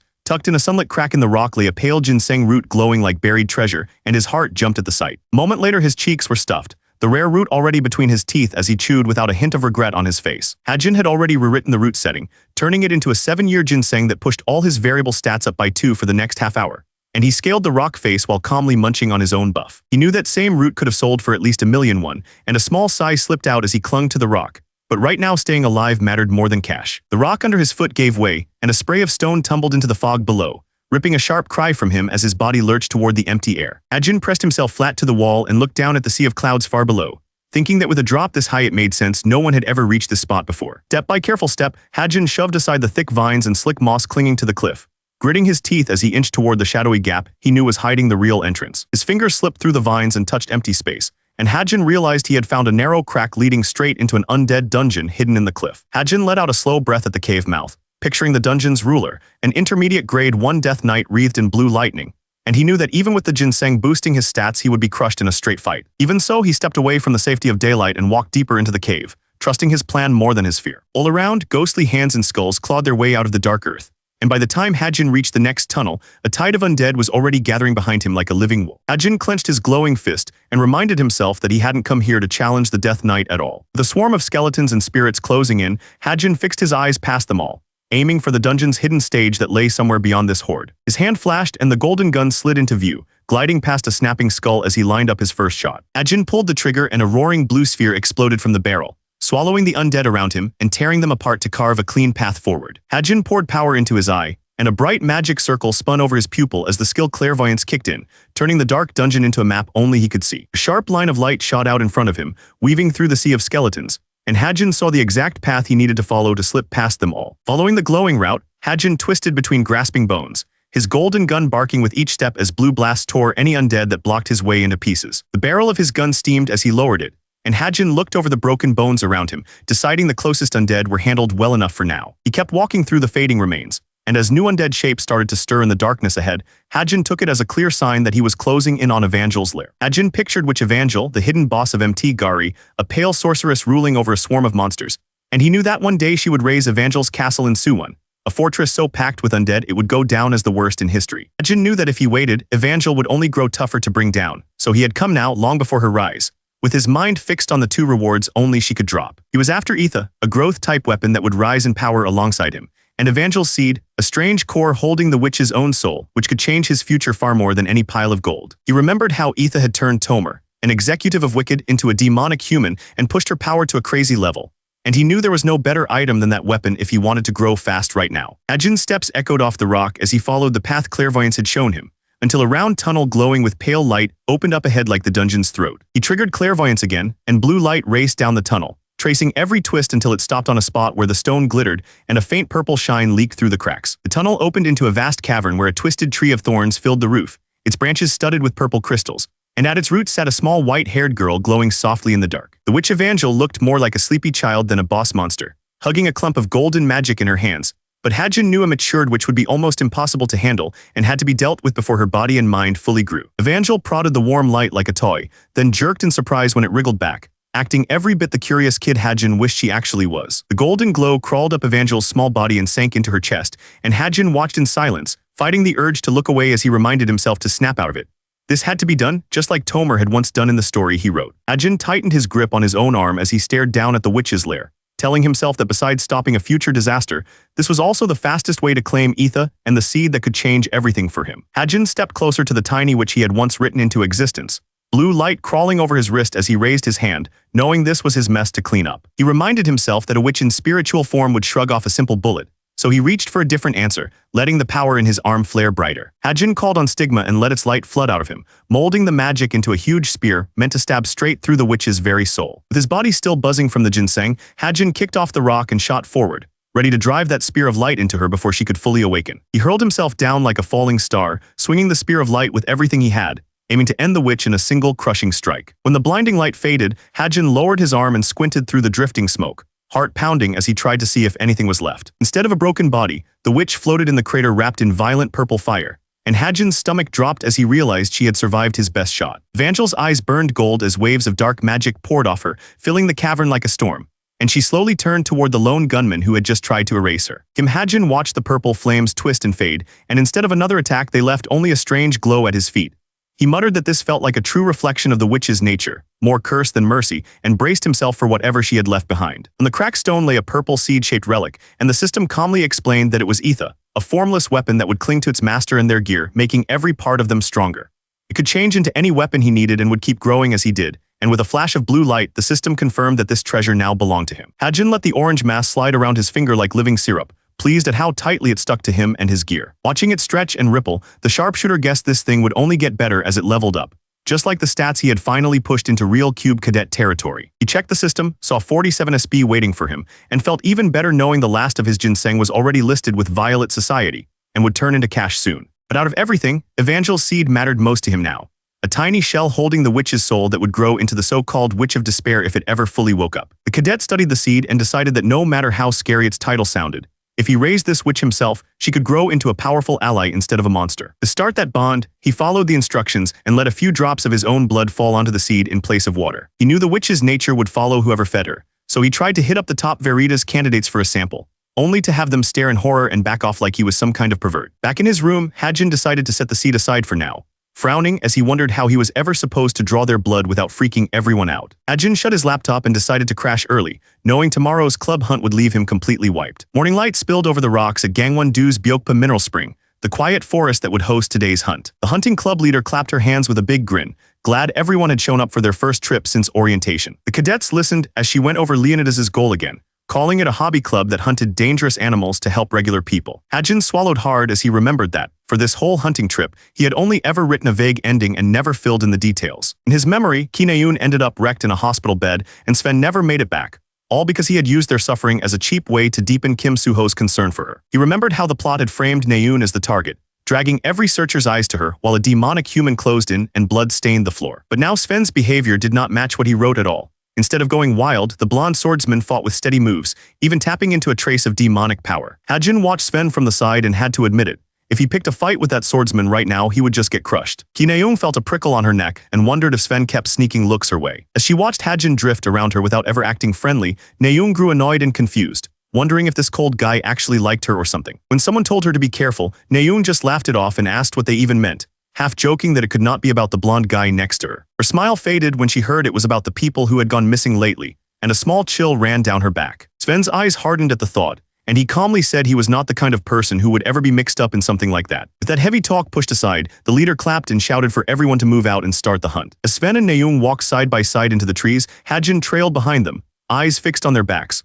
already planning how to keep this trip from ending the way he once wrote. Hajin stopped and stared ahead, a bad feeling crawling up his spine as he thought about how this hunt was supposed to end in his old story. Deeper in the woods, a lone deer chewed on glowing grass under soft beams of sunlight, completely unaware that anything was wrong. A wave of dark energy ripped across the clearing and slammed into the deer, twisting the air around it as the peaceful hunt turned into something far more sinister. The dark tendrils coiled around the deer's neck and body, forcing it to thrash weakly as the life was squeezed out of it by something that clearly was not human. Dark, snake-like shadows curled up from the ground around Sven, and his eye glowed an eerie purple as a distant voice called his name, proving that the real danger on this trip was walking right beside them. Ki Na-yoon strode out of the trees with a deer over her shoulder, grinning as she got ready to brag, only to freeze when she spotted Sven standing in front of a whole mound of game like it was nothing.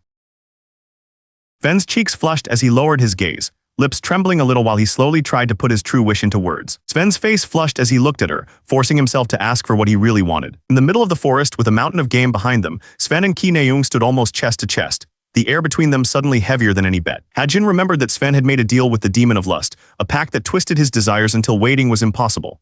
Driven by that urge, Sven skipped past any buildup and asked Ki Na-yoon to date him right there. Ki Na-yoon froze, eyes wide, completely blindsided that this random hunting bet had turned into a love confession. Sven's voice wavered as he asked if that meant she did not want to be with him at all. Sven lowered his gaze, trying to stay calm as her answer landed.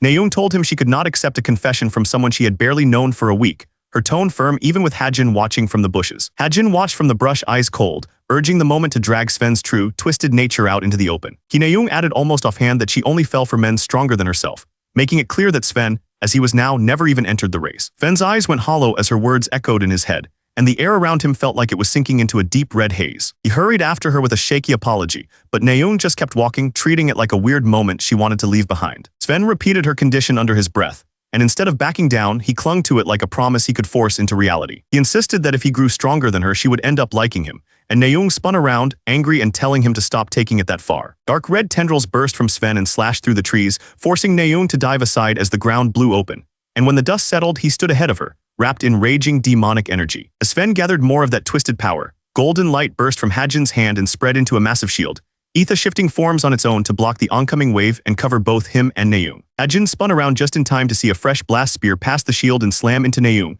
hurling her across the clearing while Sven hung in the air, wrapped in those writhing tendrils. Na-young hit the dirt and clawed for the broken device at her side, but Sven, now almost swallowed by that pink-red haze, whipped another strike down at her, leaving Hajin cursing as the fight spun out of control. Sven's grip tightened around Hajin's neck, red energy digging in while Hajin gasped.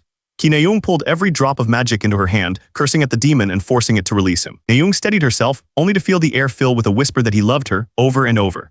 A towering shadow with burning eyes rose behind the tendrils, his obsession turning into a monster that stared straight down at her. Ki Na-young's hand blazed with yellow light as she clenched her fist, spitting an insult and throwing everything she had into the hit she was about to land. The tendril around Hajin's throat pulsed, then a bright green glow crawled up it, turning Sven's crushing grip into something that suddenly felt weak and shaky. Green bands of light wrapped around them as Na-young kicked off the ground, ripping Hajin out of the writhing mass and dragging him up while her magic shredded the tendrils below. Light poured between Na-young's fingers as if her body had been waiting for this shape of power all along. Hajin thought about all the gifted people held back by the wrong weapon and knew that, among them, she was the one with the greatest hidden potential. Sven let out a shaky laugh, but it died as a towering golden sword formed above Na-young, spinning with rings of light. She lifted it with both hands and roared at the demon, ordering it to let Hajin go. Hajin stared, his eye reflecting the rushing glow as Na-young's power coiled tighter. The demon's warped face was swallowed by those blazing bands, seconds away from being crushed. Her golden strike crashed down into the forest, ripping through trees like paper. Leaves and branches were thrown into the air as the light carved a burning path straight toward the demon. The forest had been scooped open into a giant crater, golden light still burning along the torn earth where the demon's body had been crushed out of sight. Deep inside the pit, only scraps of purple energy flickered weakly, all that was left of Sven after taking that hit. Na-young stared at her own hand, breathing hard as the last traces of golden light faded, only now grasping how much power she had just forced through her body. By the time the sky filled with stars, Na-young was curled up under a cloak, her body finally giving in and dragging her into a heavy sleep. She woke up groggy and sore, and later when she tried to walk it off, her legs gave out and she crashed right into Hajin, who caught her more out of reflex than concern. Hajin pulled her up, but her knees buckled at once, and Na-young stared down in panic as she realized her legs would not listen to her at all. Hajin told her this was just magic power exhaustion, the crash that comes after burning through everything at once, and the words bounced around her head as she tried to connect them to the numb weight in her legs. He added that with her magic drained this badly, she would not be walking for at least 2 days, so unless she planned to sit there all night, she had better let him carry her, which only made her blush and bark back even as she knew he was right. Hajin trudged through the dark forest with Na-young on his back, her legs useless but her pride very much alive, and the only sound between them was the crunch of leaves under his feet. Hajin suddenly asked if she planned to keep using the bow. Na-young jerked in surprise, demanding to know why he was bringing that up now. As he calmly pointed out that she had just unleashed her gift without even meaning to, Na-young fell silent, eyes narrowing as she replayed that moment in her head. In Hajin's mind, that spark grew into a future where Na-young held a sword that drank in her magic, one swing wiping out whole waves of monsters and even demonic humans as she ruled the battlefield like an overlord. Hajin decided that for that kind of future she needed to let go of the bow and take up a sword, and Na-young instantly blew up at him, cursing and shouting who he thought he was to judge her weapon. The campus lights finally came into view, and even with all that power bursting out of her today, it felt clear that Na-young's real path was only just starting. Near the portal checkpoint, Hajin set her down on a bench and said she could manage the rest herself, which made Na-young jump up in shock, demanding how he could just dump her there. Saying it was almost dorm curfew, Hajin turned and walked off with a lazy goodbye, while Na-young flailed on the bench, yelling for him to wait and take responsibility for getting her back. By the time the sun set over Cube,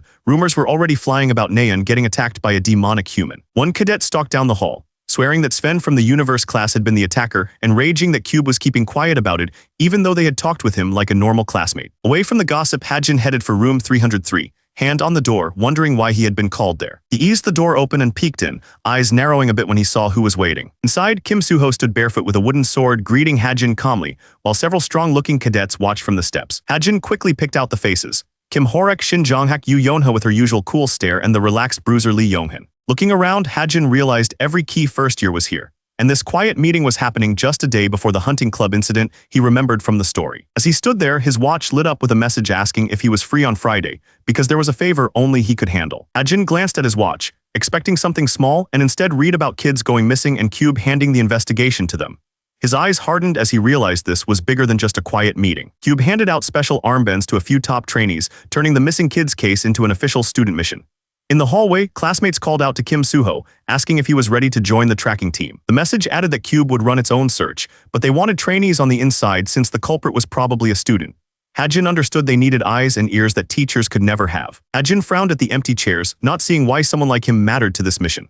The reply pointed out his sharp eyes and even mentioned that Ki Naeun had recommended him, which caught him off guard. The organizer waited in the dim hall, sending one last question to Hajin, asking if he would lend his skills to the search. Back in the training hall, Kim Suho greeted Hajin with an easy smile, thanking him for showing up. Hajin kept a straight face, already counting the SP this mission could bring him. With everyone settled, Kim Suho stepped forward and took charge, saying they should hear his thoughts on the case before jumping into debate. Kim Suho calmly said he doubted the culprit was the same demonic human who had gone after Naeun. Before he could explain why, someone stomped into the room so hard the floor cracked, cutting the mood in half. Shin Jonghak froze when he heard another guy call Ki Naeun by her first name like they were close.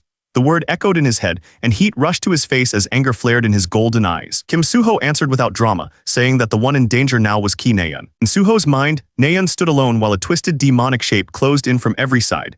Its red eyes locked on her like it had already chosen its next prey. Kim Hajin kept his voice steady as he asked the others if anyone around them had been acting off, pushing them to think of who the hidden demonic human could be. He had kept his mouth shut so far things to the story he wrote. The numbers scared him. In the thinking that original guy out 6 too early could people blow up and everyone's faces vanished over 2 months, waiting for the monster to 3 were already gone and slipped just 2 weeks, and at this rate the count would only climb. His hand curled into a tight fist on his knee, shaking as he held back the urge to move on his own. Ajin remembered the time Naeun had looked up at him with shining eyes and thanked him from the bottom of her heart. Staring ahead now, he knew he couldn't just sit back while danger closed in on her and the other kids. He knew he had been holding back for a selfish reason, almost like he was just sitting there, waiting for the plot to move on its own. Hajin raised his hand, finally choosing to speak instead of just watching from the side. He calmly said he had someone in mind, naming Yoon Hyun from the academics club as the one who felt wrong, and every eye in the hall turned toward him. Suho reminded them that Yoon Hyun already had an alibi, saying they had gone through everyone close to the first missing kid and nothing had come up on him. Shin Jonghak snapped that there was no way some weak mind trick could drag a trainee to him on purpose, calling the idea nonsense. Hajin hesitated, then said that would be true if it were just normal mental magic, but this felt like something else entirely. Ki Naeun's hand tightened at her collar as she pointed out how strange it was that Hajin kept pushing someone they had already cleared, a quiet doubt creeping into her voice. Ki Naeun stared straight at Hajin and coolly said that, between him and the club leader, she actually found it more likely that he was the demonic human. Hajin froze, eyes wide and a bit pale, like he could not believe she had just turned the whole suspicion onto him. In his head, everything stopped for a second as he tried to process what he had just heard. Outside, Cube's sharp blue emblem rose over the campus,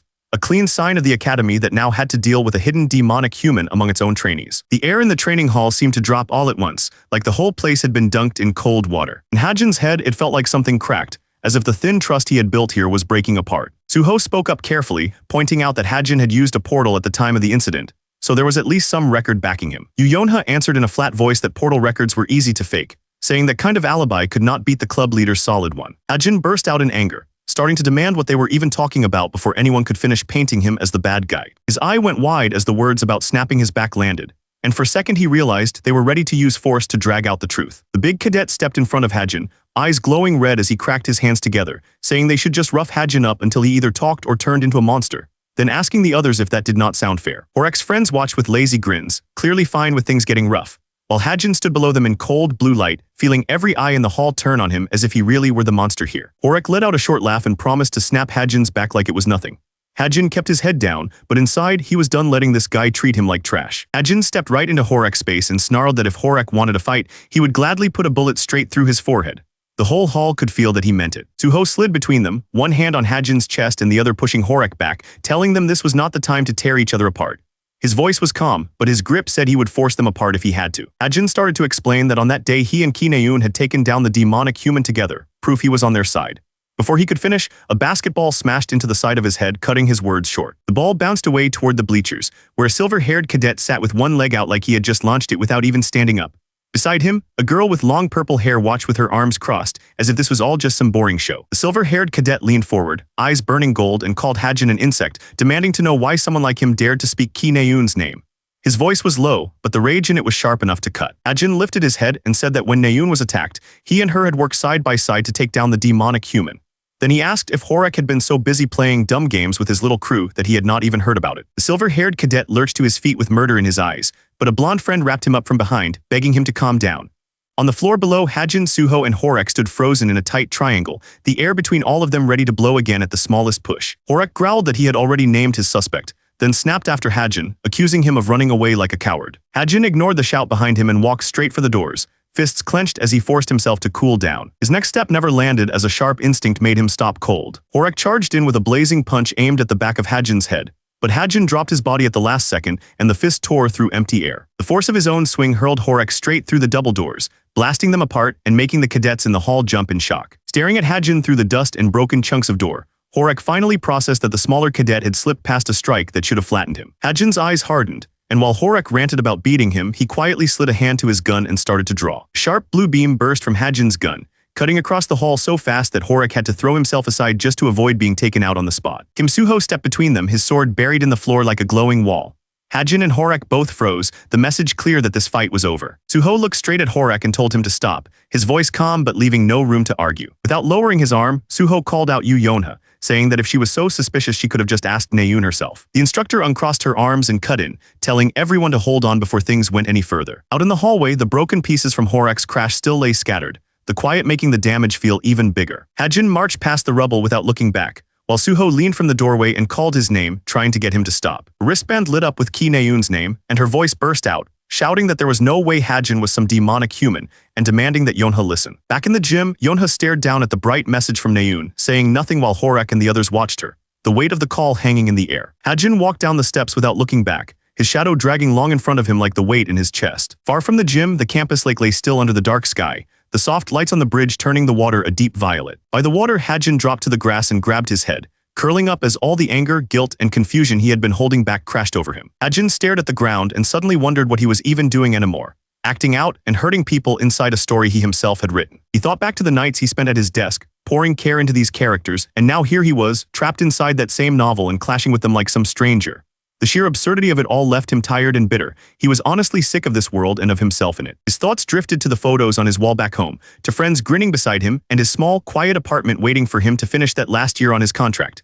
He wondered how time was moving in that world, if days were passing normally while he was just gone, maybe even marked as missing. He pictured his parents checking their phones, calling his name, wondering why he had vanished and blaming themselves for it. The thought of them sitting there, sad because of him, twisted his stomach, and he could not shake the question of whether going back was even possible anymore. As he sat there shaking, a bright blue window suddenly flashed in front of Hajin, making him flinch. The system calmly informed him that his perseverance had risen, as if this messy, painful night was just another step in his growth. Hajin glared at the blue window floating in front of him as the system cheerfully reported that his perseverance had gone up. Like all that pain was just a number to log. He let out a shaky breath and managed a small, bitter smile, mumbling that the timing could not be worse. Hajin silently thanked whatever part of him had raised that stat, knowing that the old him would have already let go of any plan to return and just stopped trying. He pressed his arm over his eyes and let one last tear slip out, giving himself a brief moment to just hurt. His body sagged as if all the strength had poured out of him, but under the tiredness, there was a small, stubborn calm that had not been there before. After a while, he straightened up and faced the dark water, breathing deep as he told himself that, for now, he would just keep walking this path. He stood there alone with the lake shining around him, letting the cool night air carry away the last of his doubt. Back in the gym, a few cadets sat waiting when one of them looked around and asked about Kim Hajin, saying he had always been a bit hard to get close to. The big cadet and Yonha sat on the empty bleachers, staring out at the court while another student watched them from below, waiting for the right time to step in. Yonha calmly asks Horek to admit he used his gift earlier, while the big guy stiffens on the bench, sweat running down as he realizes she is not letting this go. Yonha's lips curl into a small, sharp smile as she reminds him that if a so-called mere sharpshooter dodged his martial arts attack, maybe he is the one who should be answering questions. Soft light blinks on Yonha's wristband, and she opens a blue window, sending a calm request for an one-on-one talk in the study room before tomorrow's academics club meeting, while Horek sits beside her in uneasy silence. Yonha lowers her head, watching the band on her wrist glow again as a new reply comes in. She stares at the blue window floating over the court, saying nothing, but the slight tighten of her shoulders shows that the answer she wanted has come. Far away under a red-stained moon, a narrow alley glows with the same soft chime, the sound bouncing between the tall buildings. The reply from Yonha pops up with a simple agreement, and the young man holding the device, clothes stained and eyes glowing red, lowers his head and starts to laugh softly, as if this little meeting invite is exactly what he has been waiting for. In the bright classroom, Hajin watches everyone move around and admits to himself that staying busy with training, hunts, and even stock trades leaves him too tired to sink into his own gloom. Even with his eyes shut and his cheek resting on his hand, his mind refuses to calm down, circling the same worries he has been trying to outrun. Blonde cadet hooks an arm around Kim Soo-ho's shoulders and jokes about Hajin's weird behavior, telling the others not to fuss over him like some moody high school kid. Hajin winces at how wrapped up he is in his own characters and tells himself to cut the pointless drama and focus on finding a way back home, starting with Ki Nayeon's case. Ki Nayeon hobbles in on her crutch beside Kim Soo-ho, laughing as she says there is no point staying home when she would just be bored anyway. Soo-ho holds out his hand for Nayeon, but she flusters and claims she can walk fine on her own, just as another cadet storms over, warning Soo-ho not to lay a finger on her. Jaw tight and eyes narrowed, the white-haired cadet practically growls for Soo-ho to back off and leave them alone. As the instructor calls everyone to their seats, Yeonha props her chin on her hand and stares ahead, while Hajin sits behind her with arms folded, already drifting back into his own plans. The instructor steps up to the podium and reminds everyone that midterms are right around the corner. He explains that once the written tests end, a full week of practical exams will start, and those will be graded in 2 separate parts. He says one part will be trainee versus trainee duels, while the other will be real combat against a summoned phantom beast, and the images in Hajin's mind turn those words into sharp steel and roaring monsters. Facing the rows of cadets, the instructor warns that both the duels and the monster fights will be much tougher than normal lessons, pushing them to train even harder. Hajin knows the written test will be easy for him, but the thought of standing in a duel makes his stomach tighten. The instructor explains that duels use special nomination tickets, 3 per cadet, which let you pick anyone you want to face in the arena. He admits it might look like a chance for top students to farm weaker ones for easy points, then adds that cube blocks that with a special compensation point system. In the example he gives, even if the top-ranked cadet beats the very bottom one, the point gap means the winner actually loses points while the underdog gains a huge boost. Some thick-headed trainees still ignore the rules and blow their tickets on people they hate just to rough them up. The red-haired cadet scowls, clearly thinking about those muscleheads. Kim Hajin tunes out the rant about muscleheads as another thought starts to bother him. Beside him, a chair scrapes just a bit, and the cadet next to him slides closer. Rachel now sits right beside him, calmly taking notes while Hajin sneaks a sideways look, wondering if she might be a little too close. To Hajin, Rachel is a puzzle. She never starts a conversation yet keeps choosing the seat next to him. He remembers how she used to study alone in the back of the room, far from everyone. Watching her pen move, Hajin even starts to wonder if she is sneaking glances at his notes for some reason. Rachel's eyes widen a little, as if she has just noticed something strange from the boy beside her. Kim Hajin keeps his face blank as he calmly writes down names like Yoo Okja and Kim Junhyuk in his notebook, already thinking about how to use his nomination tickets, while Rachel stares at the page with growing unease. Hajin calmly explains that the strange names are just his parents, while Rachel freezes, realizing she has been stressing over something that simple. Soft alert pops up in front of Yeonha, Yoonhaeun telling her he is already in the study room and that she does not need to hurry. Yeonha glances at the glowing chat on her wrist, her face calm but a bit stiff as she gets ready to head over. She crosses the empty courtyard toward the tall building, the warm light making the walk feel longer than it really is. Yeonha eases the door open and peeks inside, her eyes scanning the room as she announces herself. Inside, Yoonhaeun, the upperclassman, waits with an easy smile, greeting her like he has been looking forward to this. Seeing her come in, Yoonhaeun points out that the other club members are still on their way, and gently suggests they grab seats while they wait. Yeonha's eye hardens for a moment,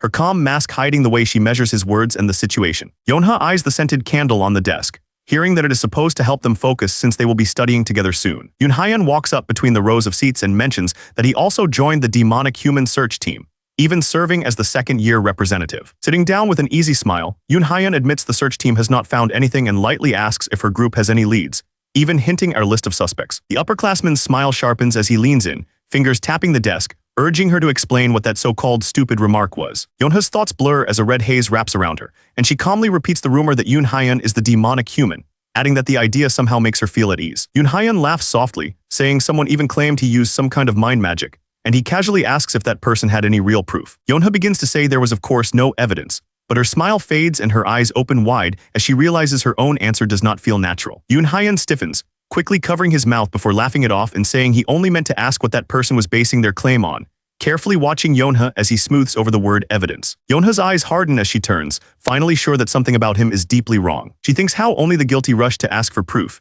and her hand closes around the whip as she decides to stop playing along. Her whip snaps through the air in a blur, cutting straight toward him. Yeonha glares at him, whip raised, and demands to know what kind of monster he actually is. Yoonhaeun lets out a slow breath and lightly asks why she is acting like this, while Yeonha keeps her whip trained on his back, refusing to relax. In his eye, Yeonha's tiny figure twists, and he coldly decides that she can wait a bit longer before he deals with her. Night settles over the second-year dorm tower at Cube, its windows glowing calmly above the city. Later, Yonha sits in silence, eyes dull and heavy, trying to make sense of why being near him felt so wrong. Yonha jerks upright, only to feel ropes biting into her waist and arms, and panic rushes in as she realizes she cannot move. Warm sunset light fills the quiet room. A record player resting on the table like this is just any normal evening. Yonha sits alone in the middle of the wide room, ropes wrapped tight around the chair while the fading sunlight stretches her shadow across the floor. She grits her teeth and looks around, realizing with a jolt that this room is inside the second-year dorm tower, the same place linked to Yoon Hyeon. Her mind races as she wonders if Yoon Hyeon is behind all the missing cases, if he really is a demonic human, and that warning she heard was not a lie after all. Yonha takes a slow breath, pushing the fear down and telling herself to stay calm so she can find a way to get help from someone she can trust. Her fingers start to work at the ropes behind the chair, feeling for the slightest gap she could use to slip free. Sweat beads on Yonha's cheek, but her eyes stay sharp as she braces herself to endure, knowing one mistake here could mean she never walks out of this room. Yonha twists her legs hard against the ropes, pain shooting up as she silently begs for anyone to notice her before it is too late. An upperclassman wraps an arm around Yonha's bound body, gently warning her not to struggle, acting like this nightmare is something she should just accept. The upperclassman's smile twists as his eye glows, pressing Yonha to agree with him, making it clear she is trapped with someone who enjoys this. Kim Hajin's watch lights up with a sudden message alert, a tiny signal that someone is reaching out to him right now. Hajin sits up in bed, wondering who would ping him so late, then frowns when his watch shows Yonha's name with a strange number beside it, unable to tell yet if it is a mistake or a warning. The upperclassman suddenly lunges forward and rips the device right out of Yonha's hand, cutting off her only line to the outside. The upperclassman strolls across the room, glancing at the screen and casually wondering what a friend would even think if they got a random, messy text in the middle of the night. The cadet's smile turns thin as he reads the alert, thinking about how sharp Kim Hajin must be to suspect he is the demonic human, and calmly deciding that Hajin should be dealt with later as well. Yonha glares at him and shouts that there is no way he can just walk away from this, insisting the search team has probably noticed by now and is already on its way. The cadet brushes off her warning, stepping closer as he calmly mentions that none of it matters because he plans to leave Cube once this is done. Yonha's eye trembles, rage mixing with the sick feeling that he really might vanish before anyone can stop him. The upperclassman studies Yonha's twisted, furious face and quietly admits to himself that he loves seeing that look on her. With a warped smile, the cadet explains that Lady Lilith is eager to see Yonha's face soaked in fear, as if he is just setting the stage for someone far worse. On Hajin's wrist, the display lights up again, clearly spelling out Yonha's name with a single strange number beside it, turning his unease into a sharp sense that something is very wrong with her. Hajin stares at the single number on his watch, turning it over in his head until it clicks that the way it is read sounds just like the start of the word "save me." The moment that hits him, his chest tightens. Yonha did not send a typo, she slipped him a secret call for help. Hajin bolts to his feet and thrusts out his hand, shouting for the Book of Truth to show him where Yonha is right now. The Book of Truth snaps into his grip in a burst of blue light, its pages flipping on their own as it drags out Yonha's data. Hajin's eyes widen as he sees the result, because whatever the book is showing is far worse than he expected. All he can manage is a stunned curse under his breath, realizing Yonha is trapped somewhere he never thought she would be. Far away, Yonha hangs limp in a chair, wrists and ankles tied tight as a warped voice in the dark repeats her name like it is enjoying every syllable. Yonha's head droops as if she barely has the strength to stay awake, while the voice croons that she has been alone long enough, like this nightmare is some kind of gift. The cadet's eyes glow with a sick light as he leans close, saying he knows that hollow, lonely feeling himself. He smiles softly while she sits tied before him, acting like they share some secret bond that excuses everything he is doing. Up close, the upperclassman's face looks almost kind, purple eyes soft, as if he truly cares, and that calm warmth makes his hold over Yonha feel even more twisted. Yonha slumps in the chair, ropes biting into her waist and arms, her hair hiding most of her face. Her body shakes with each breath, but even half-conscious she keeps fighting the haze pressing in on her mind. The upperclassman stands close, one hand on Yonha's shoulder, almost gentle as he leans in. He marvels that her mind is still her own after everything and tells her it would all end if she just stopped resisting once. The upperclassman cups Yonha's cheek like he is comforting her, his voice soft as he explains that Lady Lilith granted him special permission for today. He adds that this powerful witch has taken an interest in Yonha too, turning her into a prize they both intend to claim. Yonha throws her weight forward, the chair scraping as she twists and pulls at the ropes with everything she has left. The upperclassman calmly points out that even if she loosens them, it will not matter. The upperclassman spreads his clawed fingers, red jewels circling overhead as threads of magic tighten around the room. Grinning with bright, crazed eyes, he tells Yonha there is nowhere to run when Lady Lilith's magic fills every corner. Out of nowhere, a blue streak tears through the window and slams into the upperclassman, hurling him away from Yonha in a spray of shattered glass. The force of the shot cuts his gloating short before he can finish calling on Lilith's power. Blue-haired cadet stands amid drifting glass shards, eyes wide as she sees the tied girl and the enemy she just hit. Shock flickers across her face, but there is hard resolve under it. She is ready to fire again if she has to. From above, the upperclassman lies sprawled on the floor, a dark stain spreading beneath his head where the shot landed. Yonha is still tied to the chair a short distance away, shaken but alive, as the echo of the attack fades through the room. Yonha stares at him, stunned, as the pain finally hits his mind. The upperclassman clutches his ruined face and screams, demanding to know who just blindsided him. The upperclassman drags himself across the floor, blood spreading under him as he grips his face. The distant shooter tells him to forget about healing, explaining that the custom round will stay buried deep unless someone cuts it out of him. Rage drowns out the pain and his fingers curl tight as red power gathers around his hand. He spits out a curse at the hidden sniper, ready to lash out at anything in reach. He unleashes a violent wave of red energy that tears through the room, screaming for his unseen enemy to come out and face him. The blast rips across the floor, powered more by anger than aim. Wild blast shreds walls and windows, then slams into Yonha, sending her chair skidding across the floor. Ropes bite into her as she fights to stay conscious through the impact. When the dust finally drops, Yonha hangs forward in the ropes, breathing hard, while the upperclassman crouches across the room, clutching his wounded arm. The space between them feels thin, like one more move could break everything. The upperclassman howls at the ceiling, cursing the sniper and demanding he show himself, even as fresh lines of force rip past and tear into him. Every wild shout costs him more strength he cannot spare. Far from the building, Kim Ha-jin calmly adjusts his rifle, watching the chaos through his scope. He notes that he is sitting at a huge distance, making it clear the raging upperclassman will never reach him. The crazed upperclassman jerks as fresh rounds punch into him, blue light bursting out with every hit. His body is a mess of red and smoke now, but he still refuses to fall. The upperclassman slumps to the floor, choking on a groan as blood runs down his face.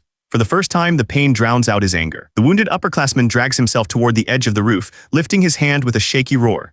A bright ring of power blooms above him, swelling like it could swallow the whole building. The circle tightens again and again until it snaps into a single point of light.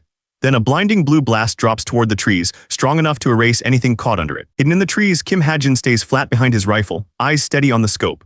The glow at the muzzle shows he is already lining up the next shot, untouched by the blast he just watched. Through the scope, Yu Yonha hangs limp in the ropes, barely holding herself up. Ha-jin counts the rounds he has left and thinks how he is already burning through all the special bullets she gave him, half teasing her in his head for better gear next time. Back on the rooftop, the upperclassman crawls across the ground, body shaking and stained red. He snarls toward the darkness where the shots keep coming from, spitting rage at the sniper he still cannot touch. Ha-jin squeezes the trigger again, sending another streak of blue light across the gap. The round slams into the upperclassman and snaps into a glowing cuff around him, locking his battered body in place before he can try anything else. The crazed upperclassman lay crumpled on the ground, his body shaking as red stained the dirt. With his power sealed and his strength fading, all that wild rage finally drained out of him. Kim Ha-jin kept his eye to the scope, finger still resting on the trigger. Even with the enemy down, he refused to relax until he was sure nothing else would move. Ha-jin finally lowered the rifle and let out a slow breath, the stars quiet above him. With the threat handled, his thoughts went straight to the girl he had just risked everything to protect. Inside, Yu Yonha lay on the cold floor, still wrapped in rough rope. She said she had seen something she never should have, but forced out that she was all right anyway. The heiress blinked slowly, the fight finally leaving her eyes as Ha-jin told her to sleep. Hearing that the search team was already on their way, she gave a small nod and let her body relax against the floor. In that hazy space between waking and sleep, Yu Yonha sent a quiet thanks to the sniper who had saved her. For Kim Ha-jin, those soft words were enough to make all the trouble worth it. Yu Yonha blinked awake on the hospital bed, her mind still foggy as the memory of the kidnapping faded in and out. As the room came into focus, Yonha noticed she was not alone and her sleepy gaze sharpened at once. Blue-haired classmate sat beside her bed, calmly peeling an apple, and Yonha demanded to know why he was even there. The classmate said the doctor found nothing wrong with her body and asked if anything still hurt, but Yonha shot upright, claimed she was fine, and snapped again for him to explain why he was there. He explained that he, Naeun, Jonghak, and Horak had been taking turns looking after her, which only made Yonha frown harder as she demanded to know why they would go that far. Out in the hallway, her teammates leaned against the wall by the door, quietly admitting they should have watched her better during the search, but had been too caught up in their own goals. Back inside, another teammate stood by her bed and told Yonha straight out that they were all really sorry for letting things reach this point. Yonha finally eased up and remarked that he must get called stubborn all the time, leaving the blue-haired boy frozen in place with an apple slice halfway to his mouth. As he casually offered her an apple, Yonha studied him and realized she had written him off as just some gifted top student, and that this might have been her mistake. Her thoughts drifted back to the way she had treated him before, and the word misunderstanding echoed in her mind as she finally owned up to how wrong she had been. Snapping out of it, Yonha awkwardly asked if a certain person had come by, leaving the blue-haired boy tilting his head, unsure who she was talking about. When he asked who she meant, Yonha flailed in a panic, loudly insisting it was nothing and forcing the topic to die right there. Left alone with her thoughts, Yonha sat back on the bed, rubbing her neck as the weight of everything that had happened finally settled on her shoulders. Outside, the sky was clear and bright, as if the world itself was telling her that the danger had passed. A message popped up from Yu Yonha, thanking him for saving her and promising she would repay the debt someday. Reading her polite but earnest message, Ha-jin let a small smile slip out, feeling that this one rescue had changed more than just a mission report. The system dumped a wave of SB on Ha-jin, more than he was used to seeing at once. His luck kicked in on top of it, squeezing out even more points, and it quietly promised that every long-range shot he took would land as his Deadeye skill jumped up to grade 7. Sitting in the quiet cafe, Ha-jin stared at the numbers and knew this was the biggest haul he had ever pulled from a single move. proof that wrapping up one of the story's main events came with crazy rewards. He admitted the extra SB was smaller than it could have been, since he had already spent some on those targets he set up to snipe. But for payout that also kept Yu Yonha alive, it felt more than fair. Hajin was still lost in his thoughts when a familiar voice called his name from behind, pulling him away from the glowing screens. He turned and greeted the newcomer as Park Soo-hyuk, the man he had been doing business with. Park Soo-hyuk hurried over with a strained smile, admitting that Hajin's sudden message had startled him and asking right away if something had gone wrong. The investor suddenly dropped to his knees and begged Hajin not to pull out of their contract, his voice shaking as he pleaded for another chance, and Hajin had to rush to tell him that canceling was the last thing on his mind. Still on the floor, Park Soo-hyuk watched with wide eyes as Hajin calmly reached for the briefcase. The weight of whatever choice was coming pressing down on both of them. Hajin lifted the briefcase and calmly said he wanted to put money into SH Entertainment.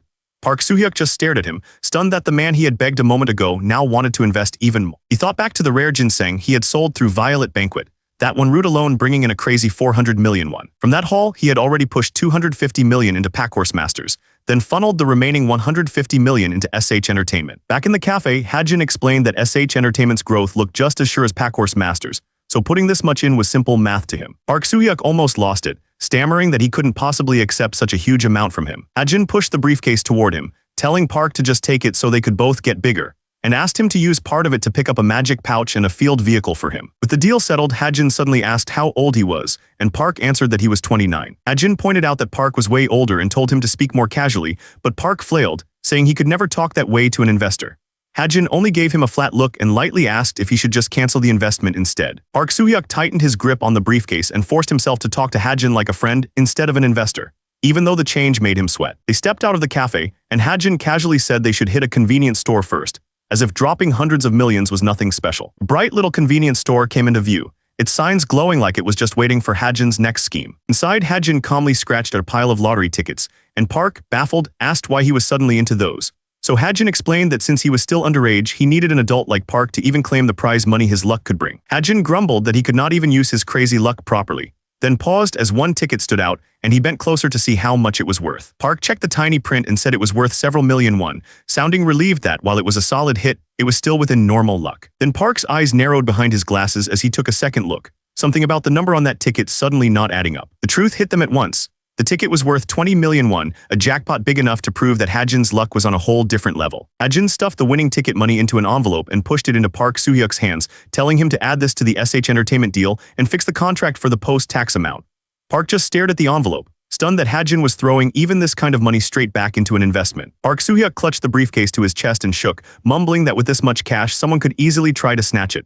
Hajin just watched him fuss, as if the 20 million jackpot was no bigger a deal than pocket change. Far away, an old warehouse sat in the fading light, its walls cracked and the floor scarred like something nasty had already passed through here once. From the warehouse floor, a pool of black slime twisted upward and slowly shaped itself into a small human figure, the air around it filling with smoke and heat. The shadow boy finished forming, a wide grin cutting across his dark face, and he told his unseen boss that the other side had finally started to move. Floating in front of a heavy desk, the shadow messenger added that Packhorse Masters had just been listed on the market and nervously asked his boss what they should do next. The boss with long dark hair answered in a calm voice that they would only grab the important item and ignore everything else. The shadow boy agreed to the plan, then mentioned one more odd thing he had noticed.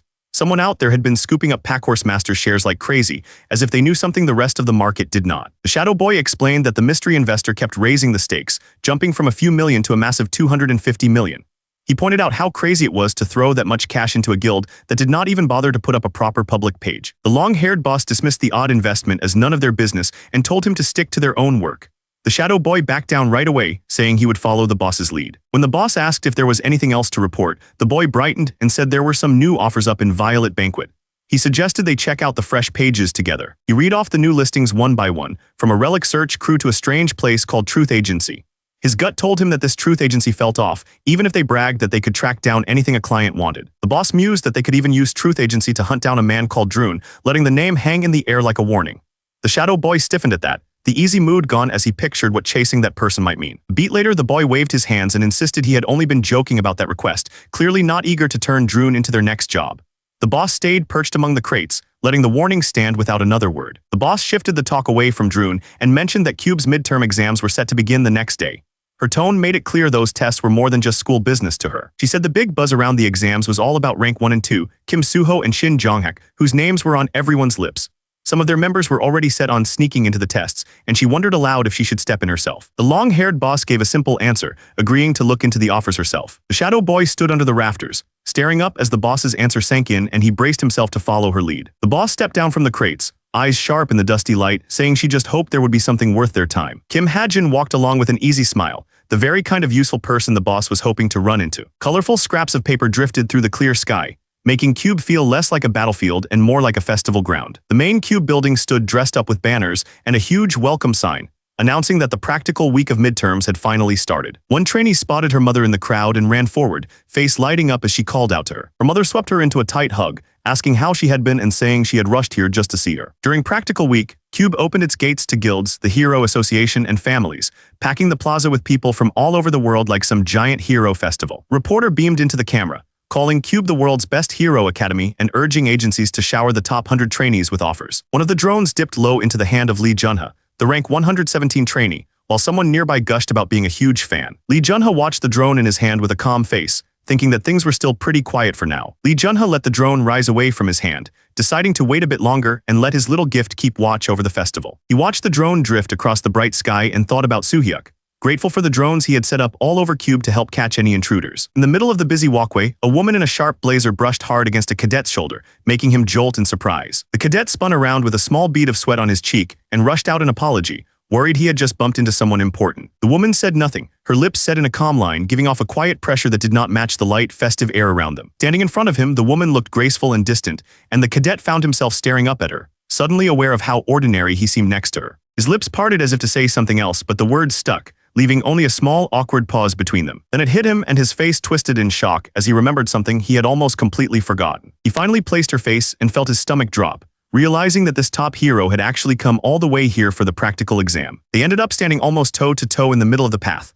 the woman calm and unreadable while the cadet fidgeted under her gaze. The cadet's eyes stayed locked on her a beat too long, and panic hit as he wondered if he already looked like some creep. He rushed to say anything to seem less suspicious, but all that stumbled out was a shaky comment about how pretty she was. The woman just stared at him with a dull, tired look, and the cadet's hand crept to his chin as he replayed his own words, wishing he could take them back. She turned and walked off without answering, and the cadet hurried after her, reaching out as he called to her, desperate to patch up the mess he had just made. She blended into the flow of people, a dark shape cutting through the bright, cheerful crowd as if the whole festival had nothing to do with her. From above, she moved alone between laughing families and excited cadets, her steady steps making her look like the only person here who had come for work, not for fun. The top hero touched the small glowing pendant at her neck, thinking about how that random cadet had seen her, even though this perception-blocking item should have hidden her completely. With her eyes fixed ahead, the woman calmly ordered her people to dig into that cadet's background. During practical week, Cube fills with visitors and not all of them are heroes.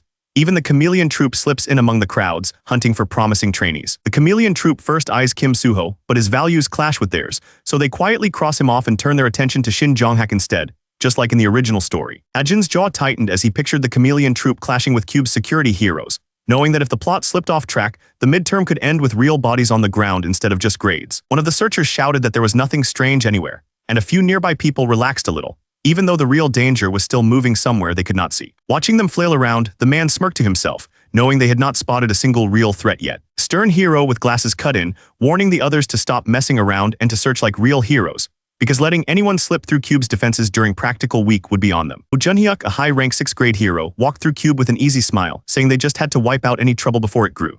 Beside him, Seo Yeonji, a high-rank 7th grade hero, listened quietly, already treating the intruders like a minor job on their schedule. A moment later, Jun-hyuk brushed off the tense talk, complaining that everyone only liked to talk big and urging Yeonji to grab pizza with him. For heroes at their level, even a hidden enemy was just background noise to a snack run. Far away, a troop member grinned in the dark as he pieced it together, realizing that Cadet had seen straight through the perception-blocking power of Siren's necklace and noticed their boss. For a group that lived on staying hidden, that kind of sight instantly marked the kid as special. The troop's brawler strolled through the crowd, barely paying attention to the nervous students around him as he thought about how dull everyone here felt. Hearing about the cadet who saw boss finally sparked his interest. If everyone else were this weak, he might actually collapse from boredom. One of the younger fighters rubbed his cheek, wondering what kind of guy could see through Siren's necklace, and deciding he wanted to meet that cadet first and test him with his fists. To the others, it was just more proof that he thought with his muscles before his brain. The older troop veteran tilted his head toward the bright sky and told the others to relax, saying they should just stay where they were. In his mind, there was no need to rush. If that cadet truly had promise, his actions at Cube would reveal everything without them lifting a finger. By then, the Cube practical midterm arena was blazing under the sun, banners snapping over the grand pillars as the second arena opened up. The real show, the midterm duels, was finally about to begin. Inside the arena, the stands shook with noise as trainees and guests packed in around the wide dueling stage. At 9 sharp, a trainee reporter yelled over the roar that the very first match was finally starting, a special duel kicked off by someone burning a rare nomination ticket. The gunner walked down the empty hall toward the waiting room, each step feeling louder now that he was finally alone before his match. Right as he reached the waiting room door, the cadet heard someone call to him and turned his head, a little surprised. Female hero in cube colors waited in the shade of the hall and asked if he was on his way to the arena, her eyes calmly sizing him up. The cadet walked beside the hero and told her he was up first, and she nodded, suddenly a bit more interested now that this quiet kid was the one starting the whole event. The hero called over a suited aide, and the man stepped in at once, lifting a metal case like he had been waiting for her signal. The case snapped open to rows of gleaming rounds, each bullet polished and heavy enough to scream that this was not standard school gear. She told the cadet there were 100 top-grade bullets inside, that he could not use them during the exam but could treat them as his own and even ask for more later, leaving him staring at the gift in shock. As she shut the case, the hero added that this was not some attempt to balance the scales for what he had done before, but simply her way of backing the gunner she believed in. The hero brushed her hair back and told him to just treat the bullets as a simple gift, like this was no big deal at all. In a joking tone, the hero said she still had not told anyone that the mystery sniper in the demonic human case was him, and asked him to let her keep it that way. The gunner agreed right away, more than happy to stay out of that spotlight. The cadet kept his face blank, thinking how messy things would get if people learned he was the one who shot Yoon Hyun, since Lilith's demonic humans were known for their nasty grudges. The hero stopped him in the hall and said she knew he was holding back his true power, warning that passing the practical exam would be rough if he kept doing that. The cadet blinked, honestly puzzled at the idea that he was the one hiding anything. As he glanced back, the cadet remembered she had asked if he even knew who he was up against, and a small knot of tension formed in his chest. In the waiting room, a huge trainee crushed the dumbbell in his grip, sweat running down his face as he glared ahead, stewing in rage. The bulky trainee leaned forward under a dark red haze, promising himself that he would crush his next opponent, Kim Hajin, no matter what it took.